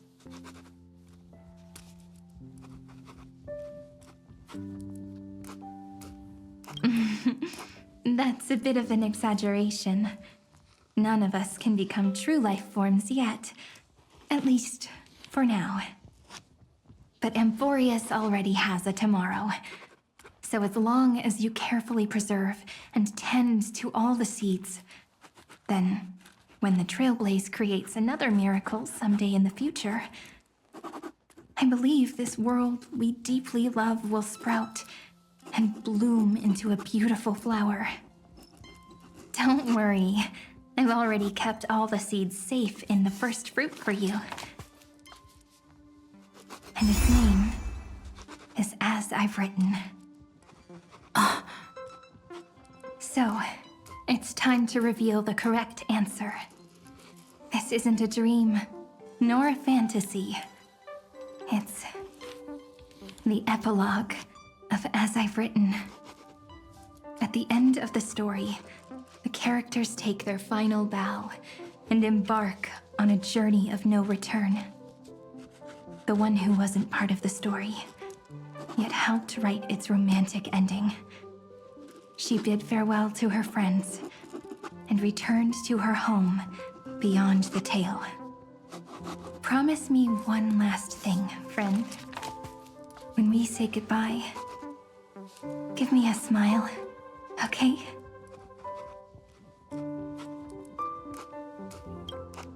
I will, Cyrene. Every star that the trailblaze passes by will remember the name of Amphoreus. Hey, it's not fair that you get to be the only cool one here. We'll keep an eye on her. She had better keep her promise. Leave it to us, Cyrene. Your story will be sung across many worlds. Stories this complex and twisted are always hard to believe. If anyone questions the truth of this tale, you'll all have to stand up for us. Rest assured, even the most stubborn person can't withstand our six fists. You're so reliable, March. Shh. Listen. Huh? There's a book here?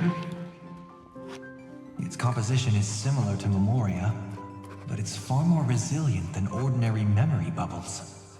Keep it safe. Perhaps this is the final gift that Amphoreus left for the cosmos. Oh no! Passenger March is sleepwalking. Sleepwalking? Oh no, oh no! I don't want to make a fool of myself in front of everyone!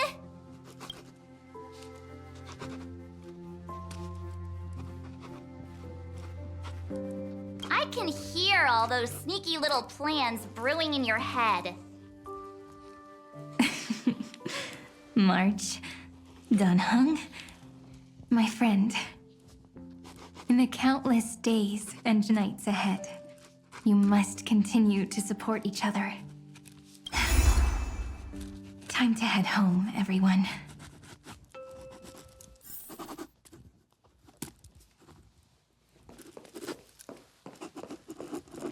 The Astral Express. Honestly, it really feels like home.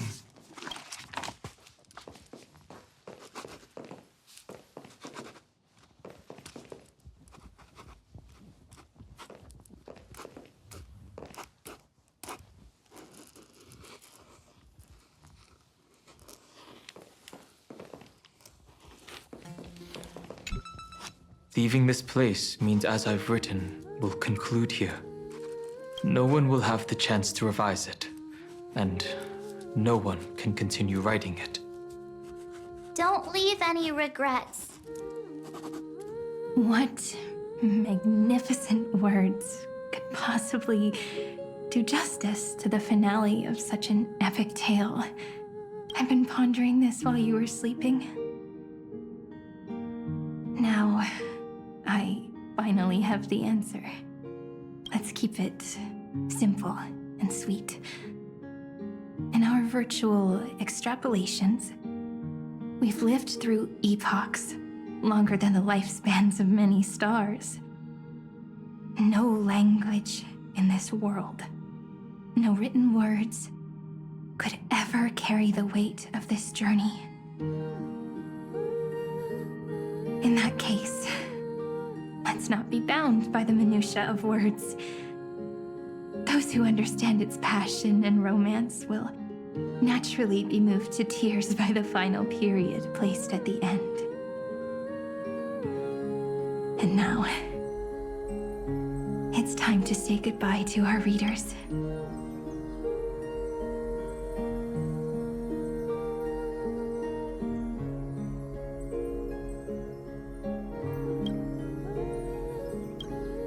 And so we reach the final page of As I've Written. Let's not leave behind any regrets, everyone. Everyone's here. Who wants to write the first line? Going first is the hardest job. I don't want to make a fool of myself. How about letting the great Imperator draft it for us? Are you all such cowards?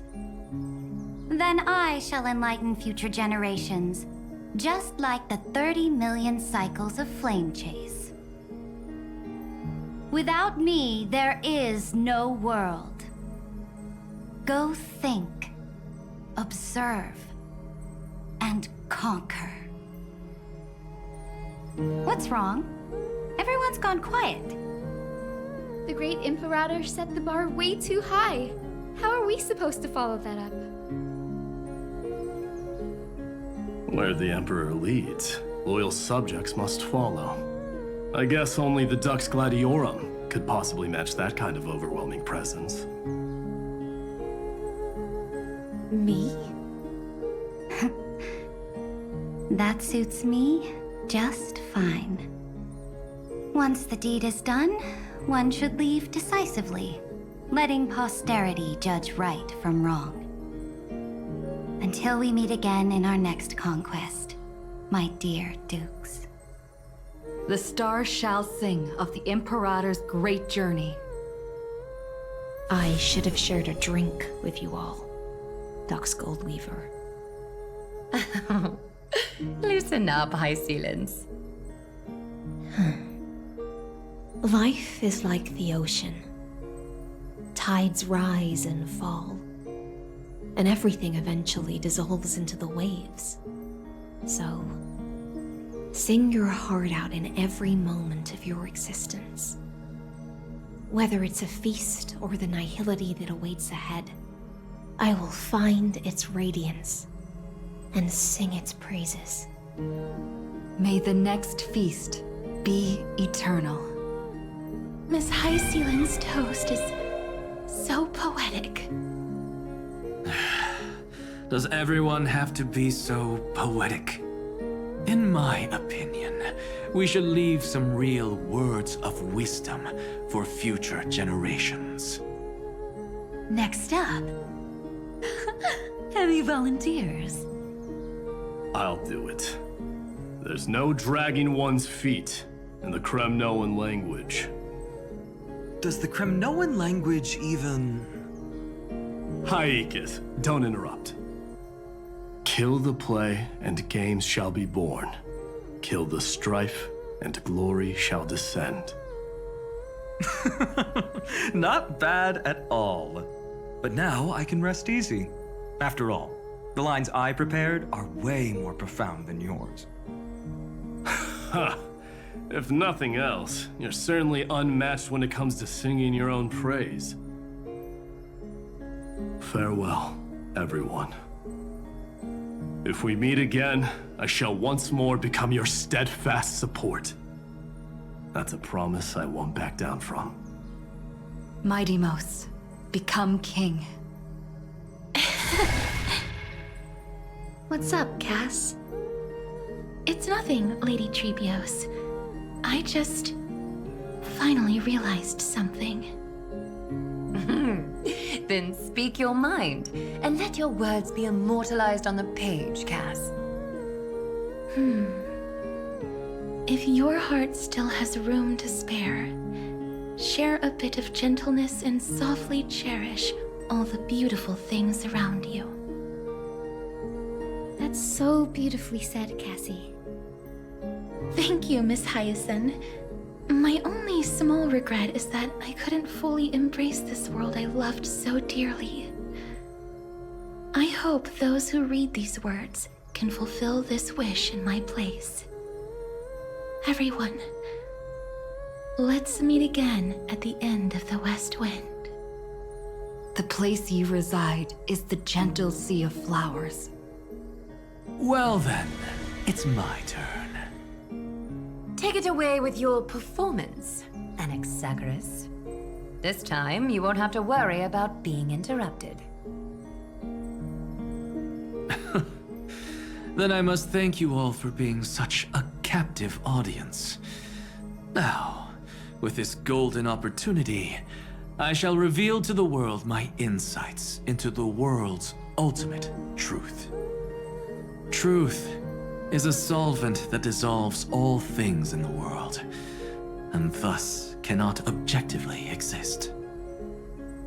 I have a brilliant proof for this in mind, but since we're nearing the end of the story, I shall not elaborate. Is this your final question for future generations? No. This is an established fact, not up for debate. I call it Anaxagoras' last theorem. Oh, you. Still as profound as ever, Professor. We've got time, you know. If you don't explain it clearly, future readers might not grasp your true meaning. The true meaning isn't important. What matters is the emotion that stirs within them when they read these words. At that moment, the theorem's mission would be complete. So, your lessons are far from over. But taking a little break for now wouldn't hurt. Then... class dismissed. The seeds you've sown are already sprouting. Would you mind if I write the next line? Huh? I actually thought you should be the one doing the final wrap-up. But... we'd never turn down a request from you, Aggie. Teacher, Cyphera, thank you both. Trust and selflessness are the two most beautiful garments in the world. One to gift others, one to adorn yourself. One's golden and one's purple? Not being able to completely change your fashion sense is my only regret across 30 million cycles. After all this exhaustion, I just want to take a peaceful bath now. I'll see you all again at dawn. Thank you for your hard work all this while. Lady Aglaia just can't give up her favorite hobby, can she? So, I guess it's my turn now. there must be many others like Miss Hyacinth out there in the cosmos, helping and healing people everywhere. You've got to set a good example for them, right? Of course. Look up at the sky more often and smile more. Many stubborn ailments fear optimism, but it's the best medicine. It's so catchy. The kids will definitely love this message. When it comes to understanding children's hearts, Lady Treebios definitely knows best. Look, the Rainbow Bridge is already hanging in the sky. Shall we get going, little Ika? It's you who healed the sky. What's on your mind, Miss Cypher? I'm thinking. Should I leave behind a riddle? Some twisted, convoluted scheme that'll drive everyone in the universe mad trying to crack it. I see. You know what? Just go wild with it. No one's gonna judge you. Oh well, my brain's not working right now. Let me be genuinely sincere for once. Don't be afraid to fall. Just run. Destiny's just a slow-moving nymph. It can't catch you. So in the end, little Cyphy's message was the most straightforward one. Even if you combined 30 million of me, I probably wouldn't have read as many books as you did in one lifetime. I won't pretend to be cultured before Big Sis Treeby, Trinen, and Trian. Amphoreus' greatest trickery. Gotta bounce now. Meow! Homeward you come, distant wind. It's just us now, Snowy. Yeah, teacher. Maybe I should... No, let me go first. After all shall bid farewell to one, and that person alone will. I never would have guessed you had such a dark sense of humor, teacher. You still know so little about the complete Treebios, Snowy. Jokes aside, I want to leave these words at the end of the story. Whether it's a sunny day or a rainy day, remember to tell yourself before you drift off to sleep, see you tomorrow. See you tomorrow. Times 1,000. Prophecy received. Times 1,000. From now on, no more goodbyes. Finally. The time has come to say farewell. I'm grateful that you could be here to witness this moment, partner.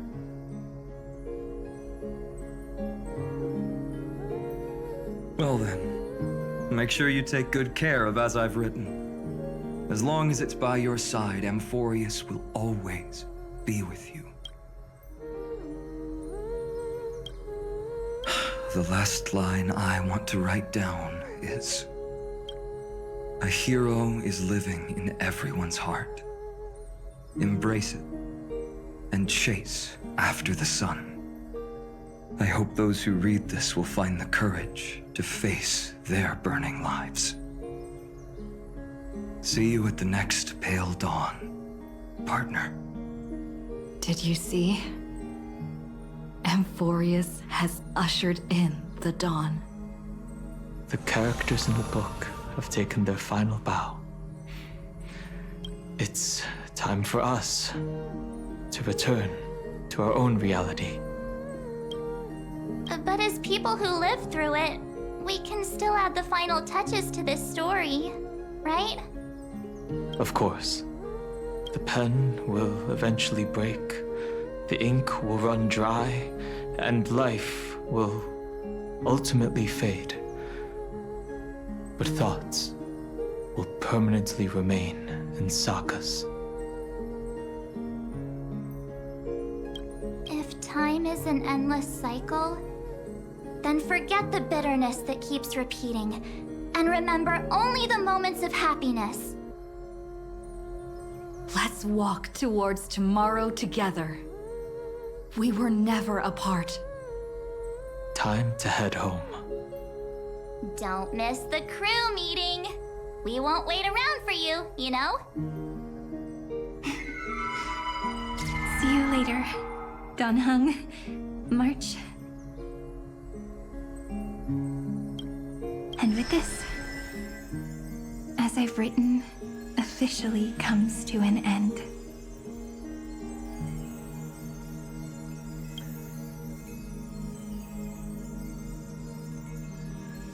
We're its co-authors, after all, friend. Once the words are written down and have been read by others, the meaning they carry is no longer in our control, leaving the freedom of interpretation to every reader who opens it.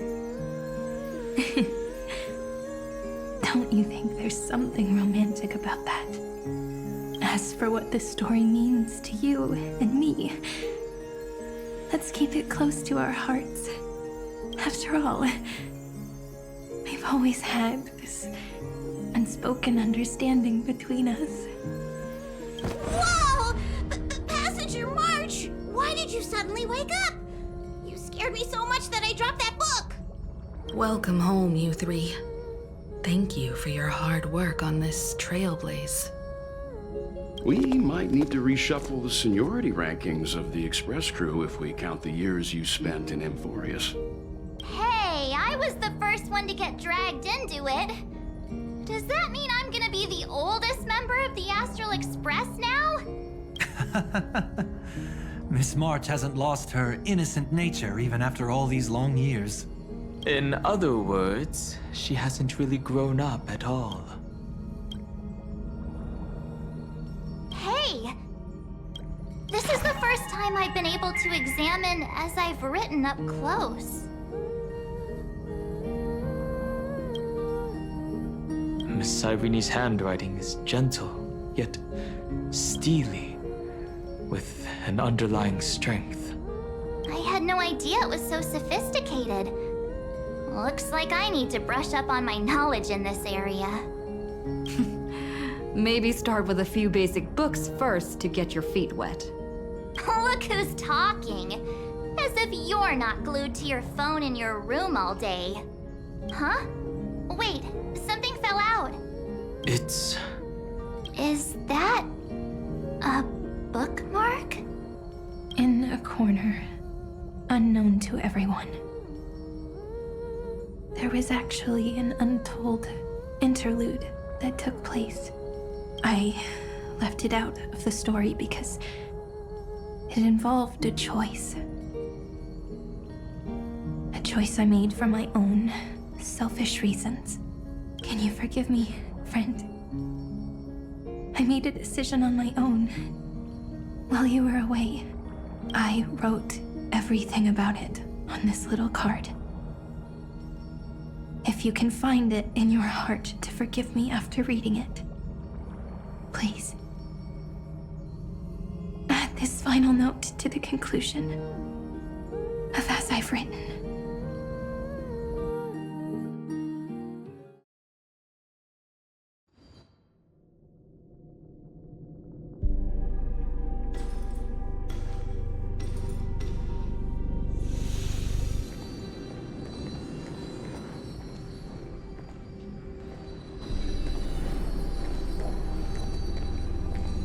Memories swallowed by irontomb.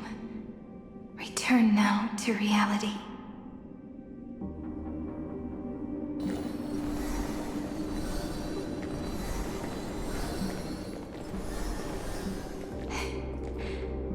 And don't lose your way. I finally found you, Cyrene. Demiurge. We won the battle. Thank you, Madame Herta. Without you, we never would have stood a chance. Still, is something weighing on you? Right before I shut my eyes, inside the droid head's brain, I saw something unsettling. The fourth instant, this turning point in cosmic destiny, anchored by the erudition. It's not a single instant, but a process a chain of events. So, this victory isn't the final piece of that chain? Far from it. This is only the beginning. The first toll of the death knell for the cosmos. That sorrowful look doesn't suit you, Madame Herta. Don't hold it in. Tell me. Not long ago, you crossed paths with the Eon of Remembrance again, didn't you? Yes. Even if the figure was hazy, I knew right away. That was the god from Cyrene's dreams. Causality has gone wrong, just as I thought. Causality? Let me put it in your favorite fairy tale terms. The universe began as a seed. It grew into a great tree. And the present is its branches and leaves. The erudition calculates how the future will sprout. With so many possible outcomes, they choose to anchor one path, cutting away the crooked or fragile branches. But if things continue that way, the branches grow endlessly, the leaves multiply, and one day the tree collapses under its own weight. That is why there is a concept in biology called lignification. Soft sprigs form a hardened shell and fuse with the trunk. For the universe, that process is what we call memory. Under Fulli's record keeping, the past becomes memory. In the corners, they forget. Even the events of the present become fruit without roots. So it is the opposite of the erudition. One calculates what is to come, and the other holds on to what came before. We were never meant to have to speak of this. But now, I finally understand what that chaotic matter around Amphoreus truly is.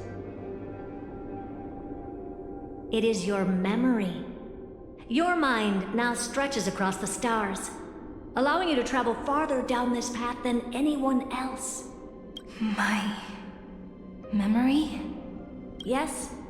You live in the now, but your memory remains in the past. Just like the Eon of Remembrance, a being made entirely of memories. What does that mean? Did they fall? No, quite the opposite. They have not yet been born. Remember, to carry out the mission of remembering the universe, they must ascend to divinity only at the very end of time. And at that moment of ascension, their memory stretches through the past, becoming what people now call fulli.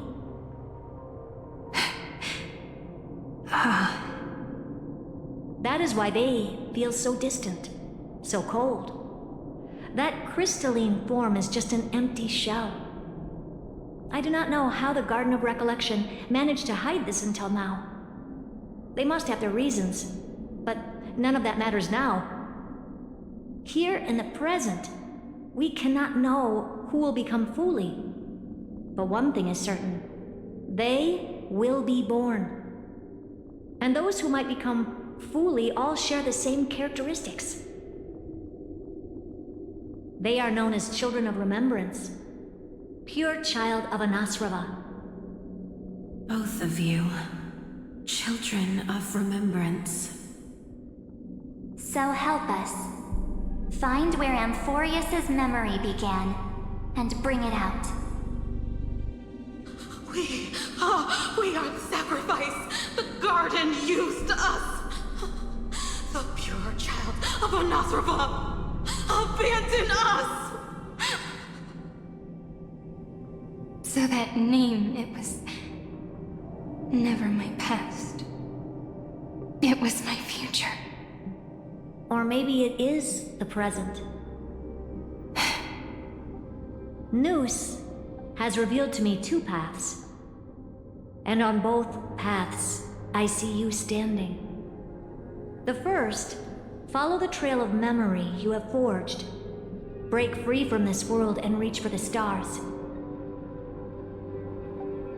That would mean Amphoreus's causality will no longer concern you, at least not the person you are now.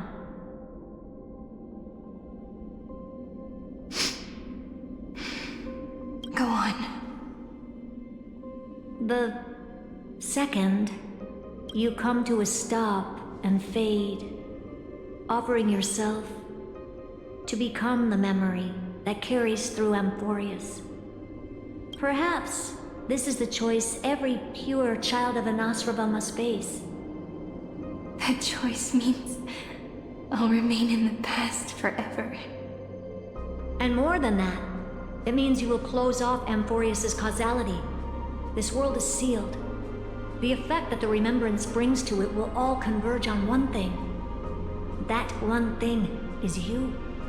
No more eons will interfere with this part of history. No more blank spaces in causality. The present will be set in stone and become indestructible. There are two paths, and only one leads to the right end. A droid head didn't tell me the answer, but I can guess what might happen if you choose wrong.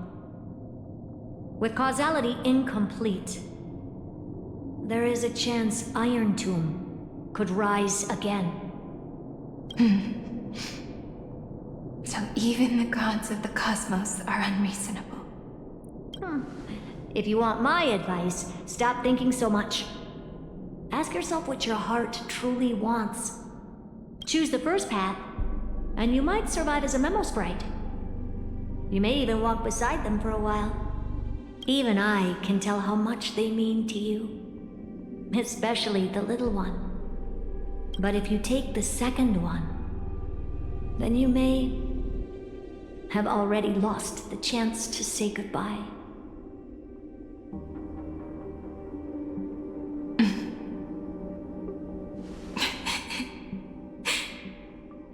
I have made my decision, Madam Herta.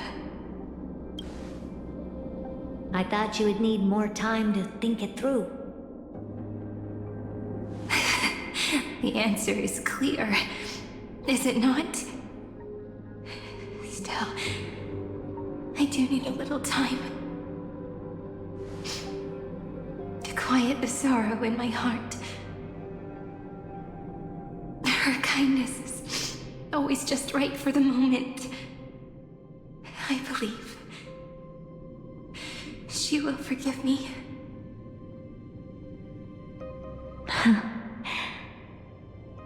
I will say no more. I would rather not break the mood. But may I ask you one last thing?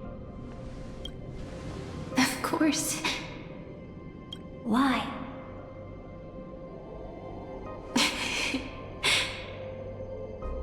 I once heard a saying that went something like this. Divinity is flawless humanity, and humanity is flawed divinity. We children of Amphoreus gave up on gods long ago. Those beings who love to play pranks on the universe. I believe in her much more than I believe in them. And I believe in who I am. As a human.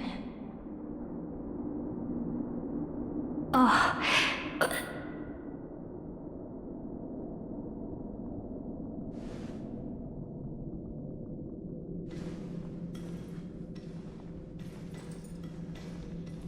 That really is a comforting answer. As for the one wish I still have trouble letting go of.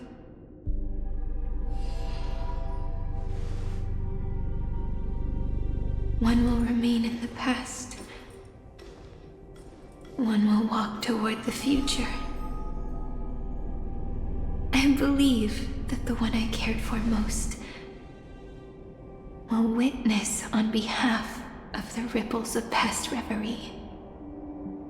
Every starlit tomorrow.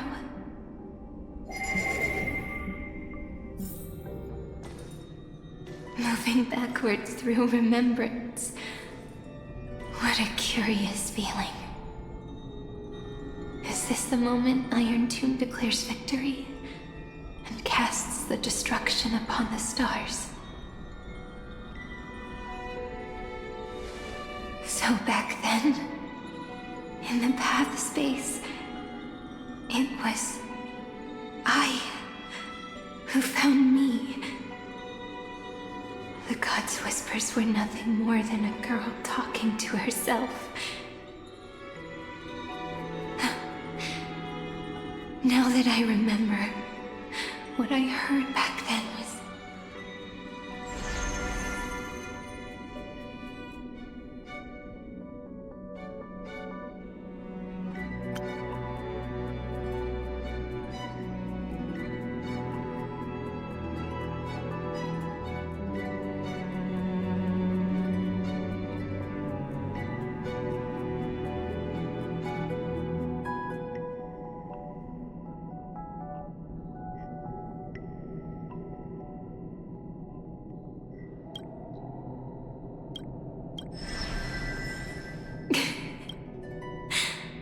All I wanted to say was, don't give up.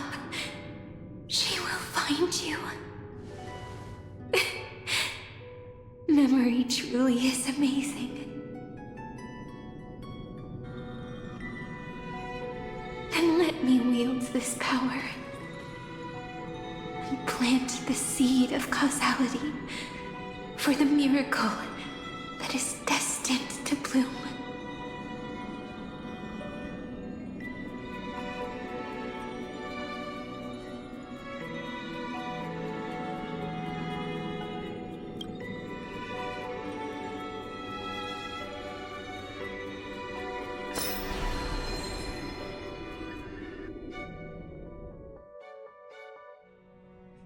Even so, must we walk all the way to the very beginning of memory? It's such a long road. A bit lonely to walk alone. Then, would it be alright if I came with you? As long as it's Peach. Even 30 million wouldn't be too many. One is enough. Take a deep breath, and then we can set off, alright? Follow the ripples of remembrance into the past. Reconnect every moment in which the gods made themselves known. Clearly, cause leads to effect. But now, the future gives new meaning to the past. Effect flows backward and nourishes cause. Maybe that is what makes memory so beautiful. So, let us return the way we came. Look back at every ripple that formed. Go back home.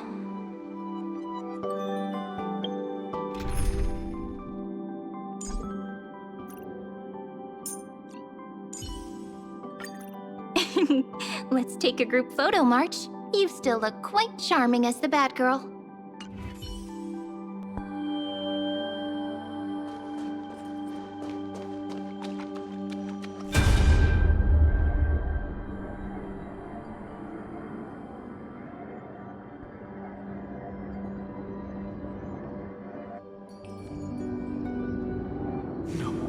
No! How is this possible? Breathe! Breathe! Partner! No. I have to get you out of here first! Just hold on!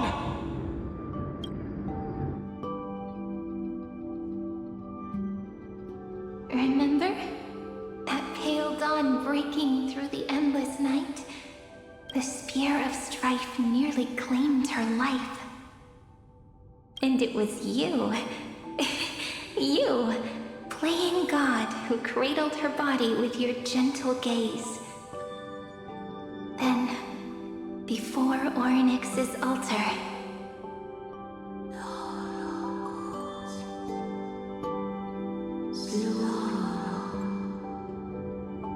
even the a titan of time mistook you for someone else. I never imagined there was a hidden truth behind our first meeting. The first time was also the last time I saw you, friend.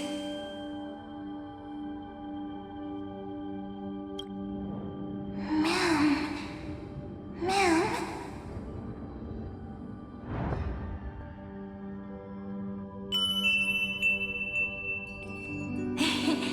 That melody from the memory. I've got it now. And so, the miracle was able to slip away from death temporarily. I'll leave her to the casteress of the past. She will keep her here, in the world of the living.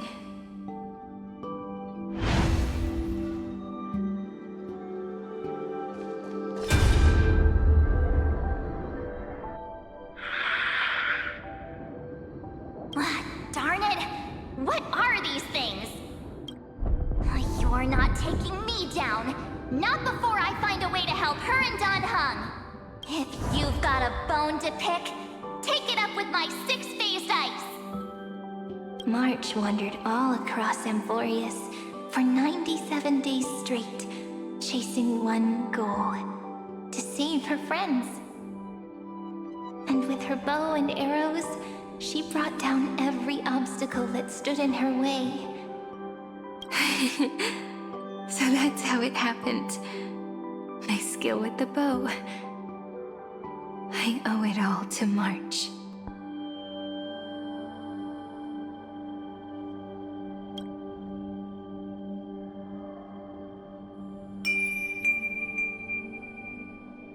What a sweet note.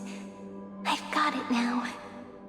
And so, in a memory from the past, you inherited March's mastery of the bow. And that arrow bearing golden flames will streak across the stars in the future, becoming a glimmer of hope for the cosmos.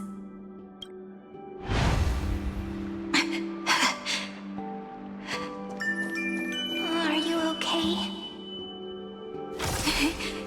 No worries. I'm just a little tired from all the walking. You really need to work out more.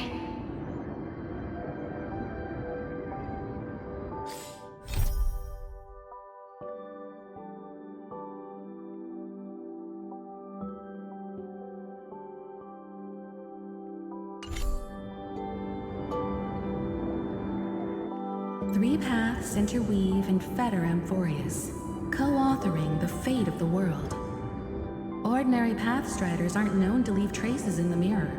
So if what you said is true, then this isolated star system must be home to at least 3 beings comparable to emanators.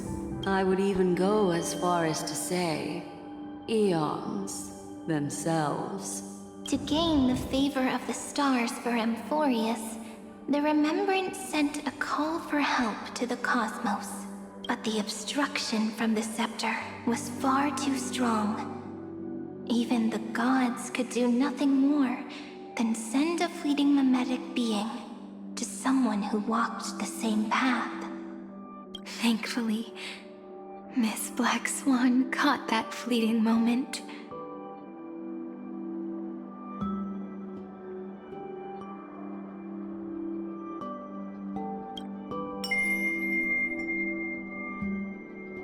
Though, that signal drew some unpleasant attention as well.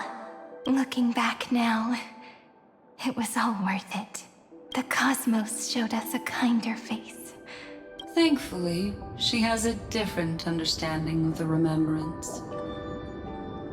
Miss Evernight once said that the Remembrance wasn't looking after Amphoreus, but rather scheming and preparing to devour the paths. Her deduction was perfectly logical, but she failed to account for what the humans in this story could achieve. Maybe I have a scheme of my own. scheme that will bring happiness to everyone. Please keep helping them. And the others in the future too, Miss Black Swan.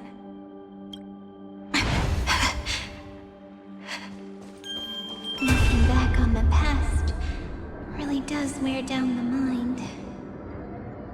And wears out the body too.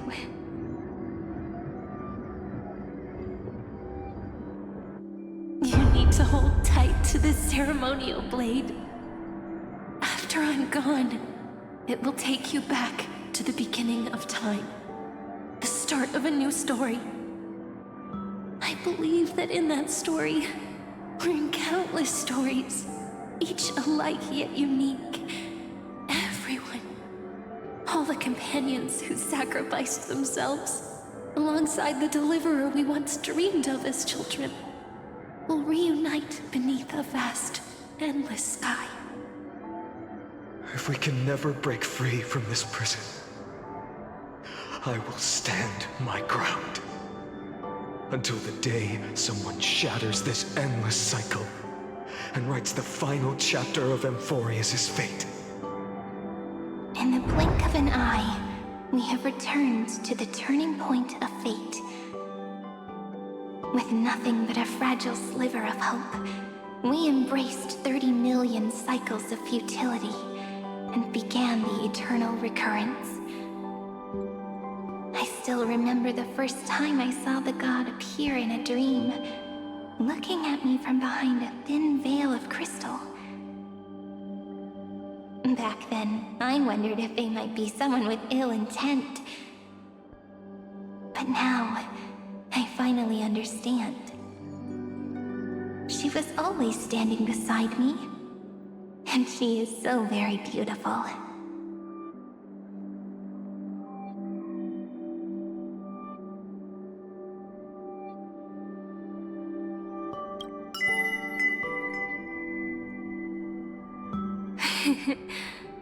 Causality really is a force that cannot be stopped. Even if I wanted to leave a few more words for Cyrene, it seems I no longer can. After all, you still have to leave behind your final consciousness and plant the very first seed. I remember what you once said. When a god sheds a tear, the thing reflected in the ripples must be the most beautiful thing in the world. But do you know what Amphoreus saw when its heart was born? The first thing it saw was a name.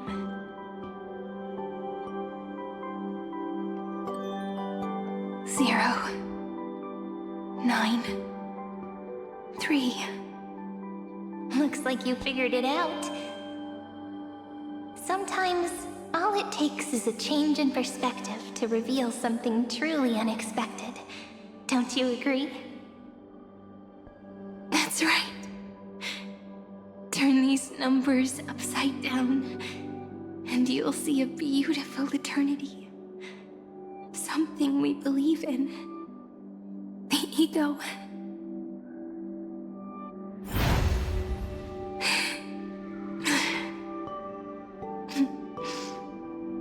Looks like time's running out.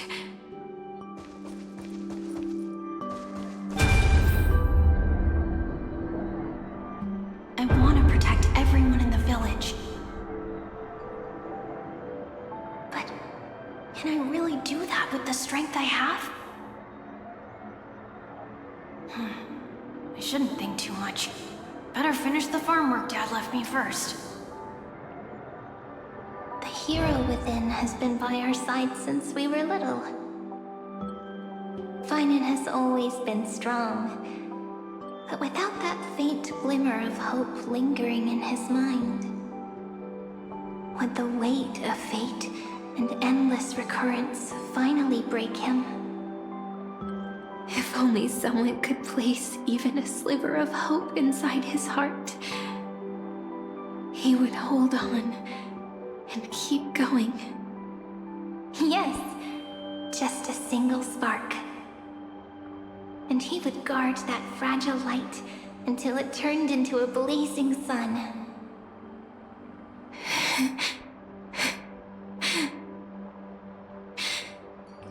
I no longer have the strength to make the hero within look like her. So,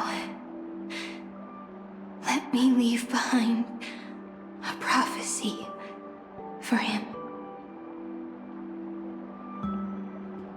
Take this wish with you. Be the hero who begins the mission of deliverance. As prophecy foretold, you will bear the blazing sun until the pale dawn breaks. Continue onward, bearing this world upon your shoulders until the Ashen Hero, the nameless deliverer, ushers in the dawn.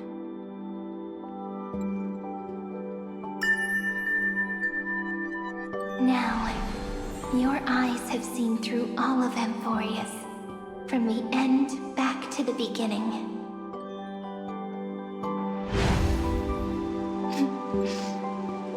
Looks like time's running out. The first ripple was where it all began for me. 1, 2, 3, 4, 5, 6, 7. I thought they were just musical notes scattered aimlessly throughout memory. But they had already become part of this world. No matter how Amphoreus came to be, right now it feels so gentle. As I behind this door,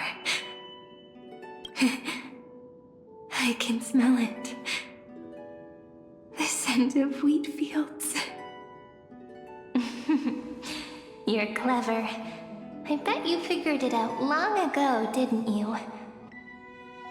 The end of this journey back, the final gap in Amphoreus. It leads to the place we both call home. We can finally go home. Are you ready? If you leave memory at the very beginning of the story and cast the first stone, that final gap in Amphoreus will close. The causal loop of Amphoreus will become a fixed point in the stars. And if I don't do that, then this world and the cosmos beyond the sky might still fall into the destruction. There's no way we would let something like that happen, right? Exactly. I remember that tree in Elysia. It grew all alone, unable to go anywhere. It watched the sea in silence, dreaming of a faraway shore it could never reach. But now, a tiny boat sets sail. It carries a seed of hope, plucked from the tree, and heads into the great beyond. Even if the boat's shadow fades quickly from sight, the tree knows that its wish will bloom on the other side of the sea. In that moment, it must feel happiness, right? The way you brought it up, now I kind of miss that tree too. Come on, let's go home together. Take it with us, back to the sacrament courtyard. Let it become remembrance's anchor, tying together the times we knew so well.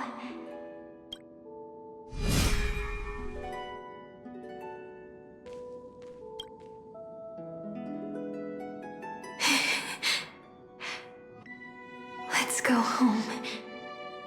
Together. Oh.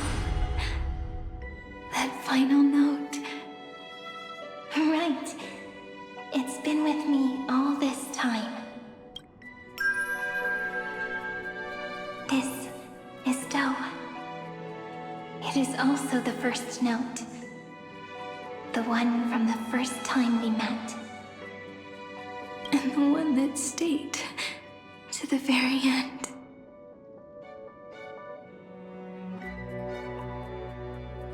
Elysia, the place where it all began. It's like time itself has stopped, and the breeze and the sound of the waves never seem to rest. We've made it. The sacrament courtyard. This is the place where we first picked up the ceremonial blade. And where we first began writing journals. Now, the journey through memory has reached its end. Once the anchor is placed, what awaits us is 30 million lifetimes of reunion. Looping again and again. Endless farewells. Do, re, mi, fa, sol, la, ti.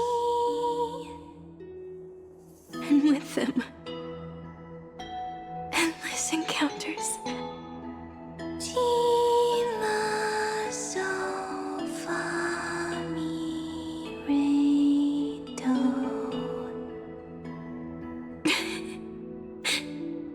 Such a happy scale.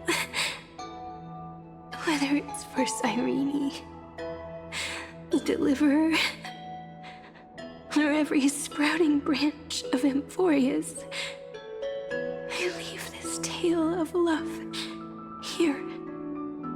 May the river of time flow backward, bringing scenes of the future before our gaze. In the eternal land that no one remembers. The legend of the trailblaze is about to begin.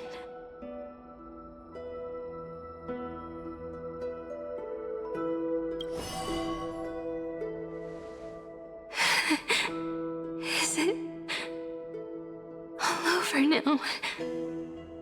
My mind and my memories. It seems they're beginning to fade. The breeze is warm, but my body is shivering for some reason. If you're feeling cold, let's find somewhere warm. We can rest there, together.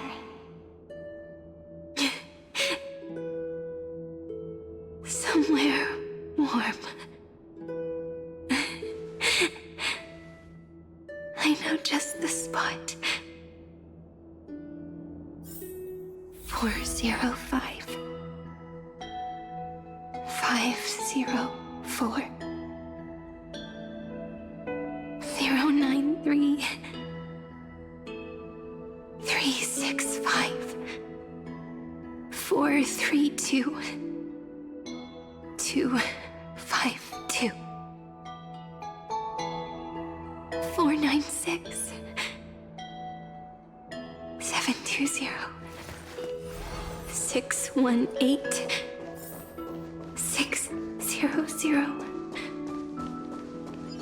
216.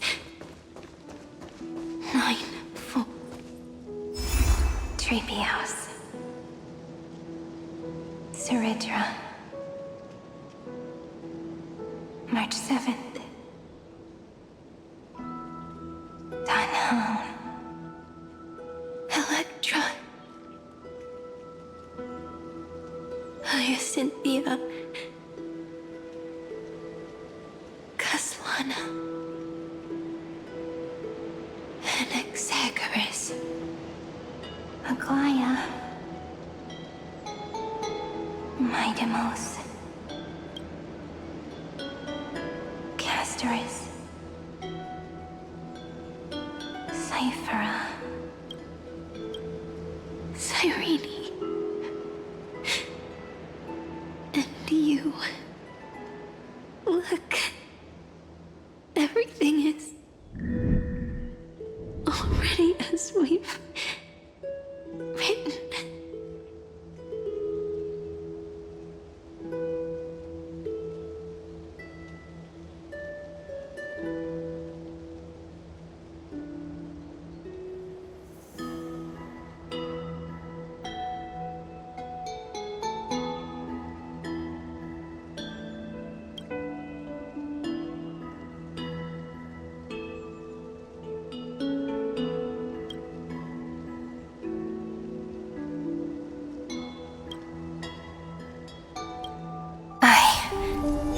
Gaze that looks back on the world. How fortunate we are. In this cycle of cause and effect, humanity never looks to the gods for guidance.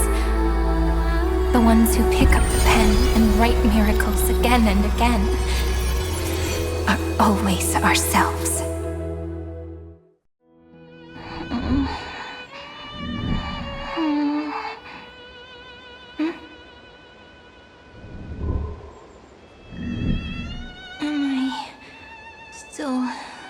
Awake? Peach, where are you?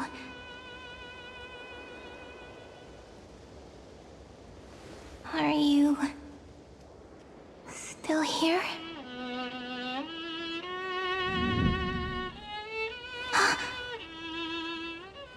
I shrank.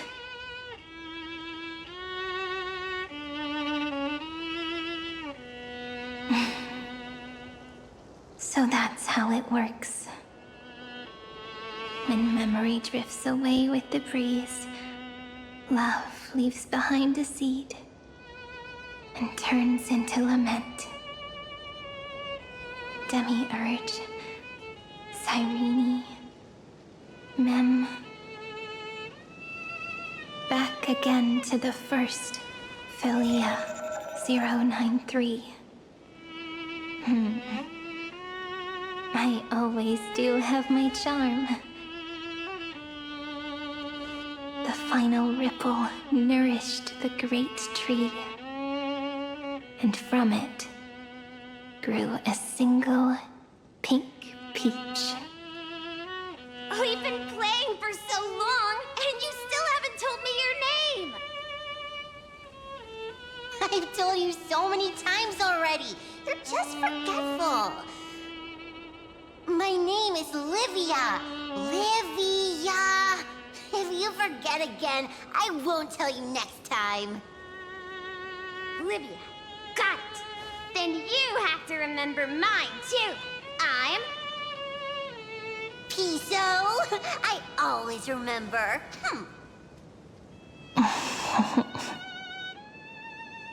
So, Cyrene was just a pen name after all. So sleepy. That drowsy little fairy barged into my mind again. The last of my memories are slipping away. I wonder what this world will look like when I wake up again. I remember a cry and my name, daughter of Elysia.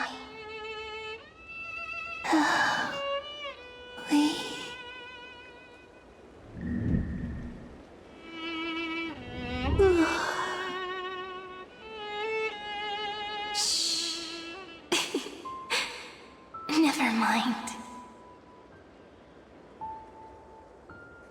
The same seed, when planted in different soils, blooms into flowers that are alike, yet never the same.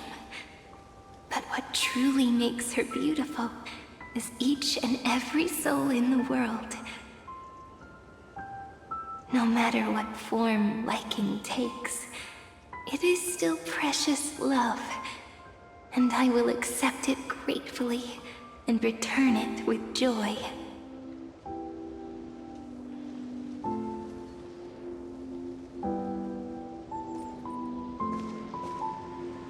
Do you remember my favorite story? That crystal flower was so beautiful because it reflected the eyes of the little fairy.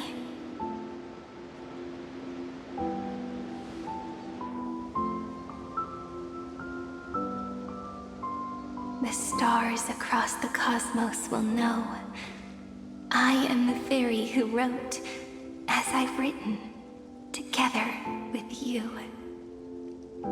And in your heart, I know I will always be given the name I love most. The one you gave me. After all, we've always been in sync.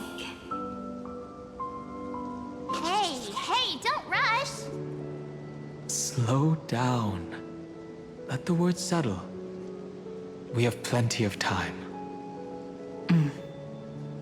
In Amphoreus' month of mourning, all conflicts across the land come to rest.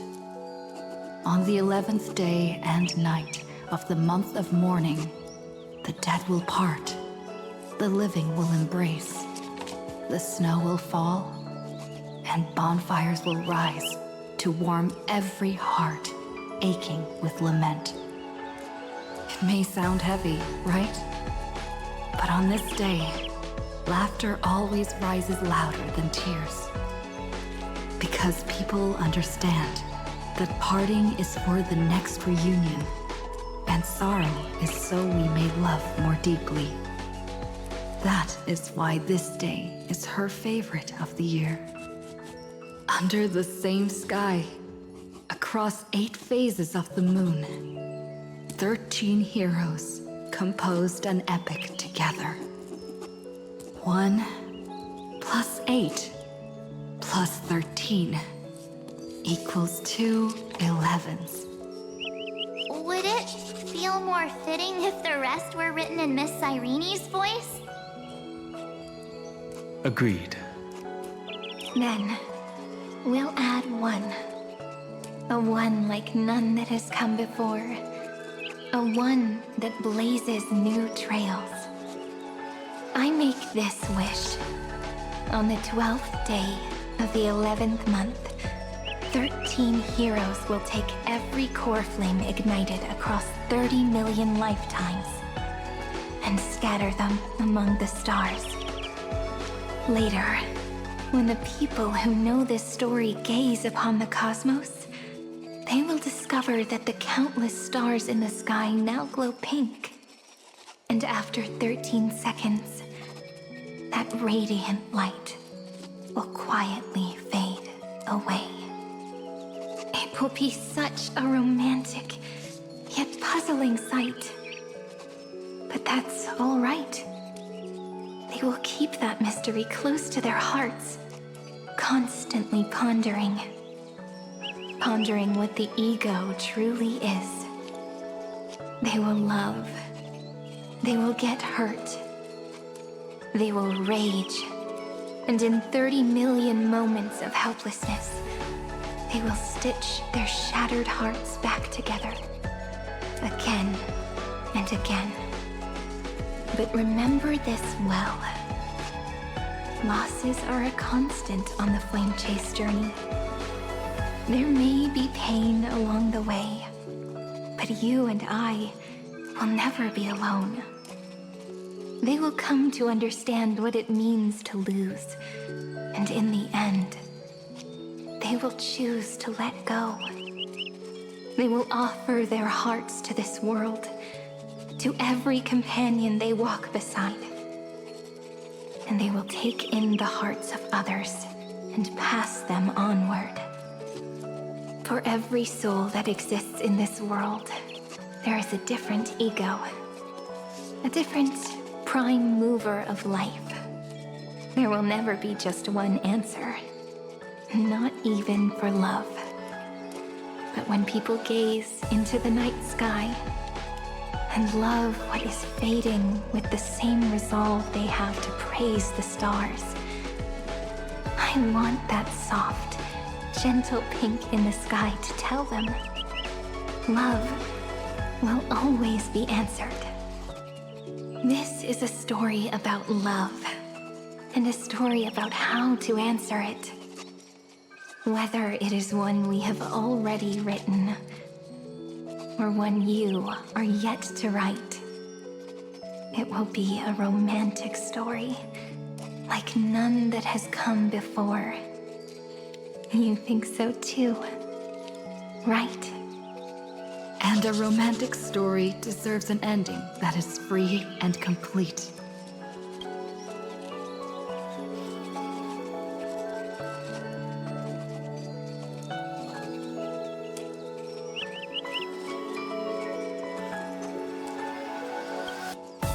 When every clue and thread has found its end, and the weight of the pen is no longer constrained,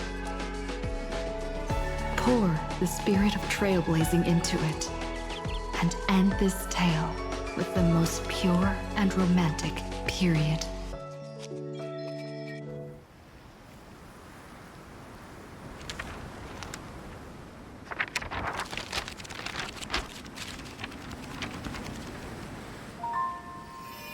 Light, sky, sea, stars, seeds, flowers, birds, hope, and love. Such words of beauty were how I first imagined the world. For as long as I can remember, I've used them to tell the stories of Amphoreus. And now, this is the last one. A story about tomorrow. Dedicated to you.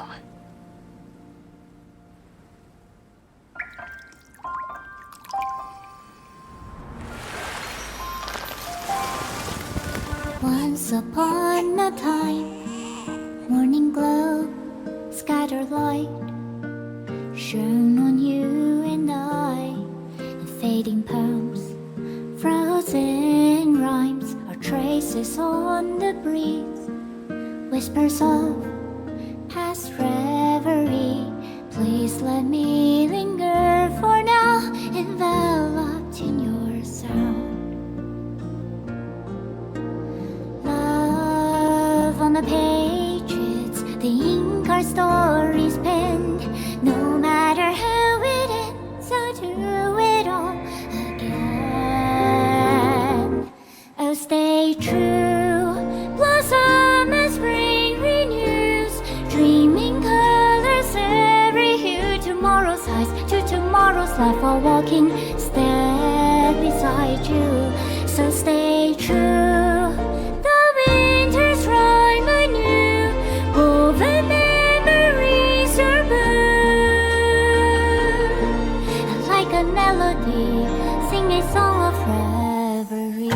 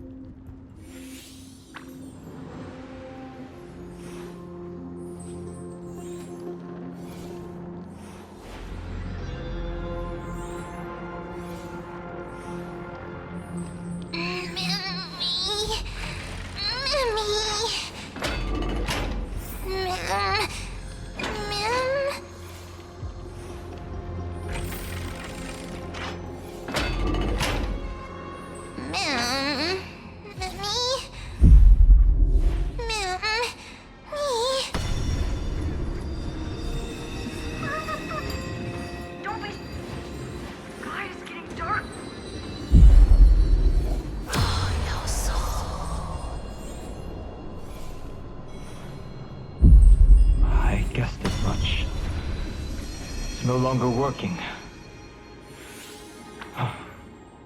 Looks like it's just the two of us out here now.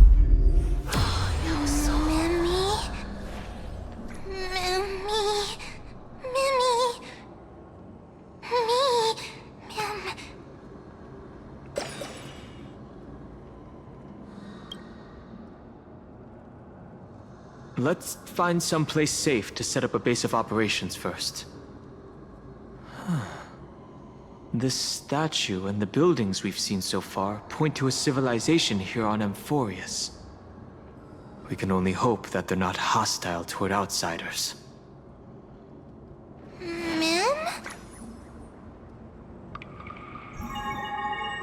I've reunited with you so many times, and every time feels like the first time we met. Each time, love breaks through the stubborn cycles and takes flight toward a pink tomorrow. It's still early. Where to now?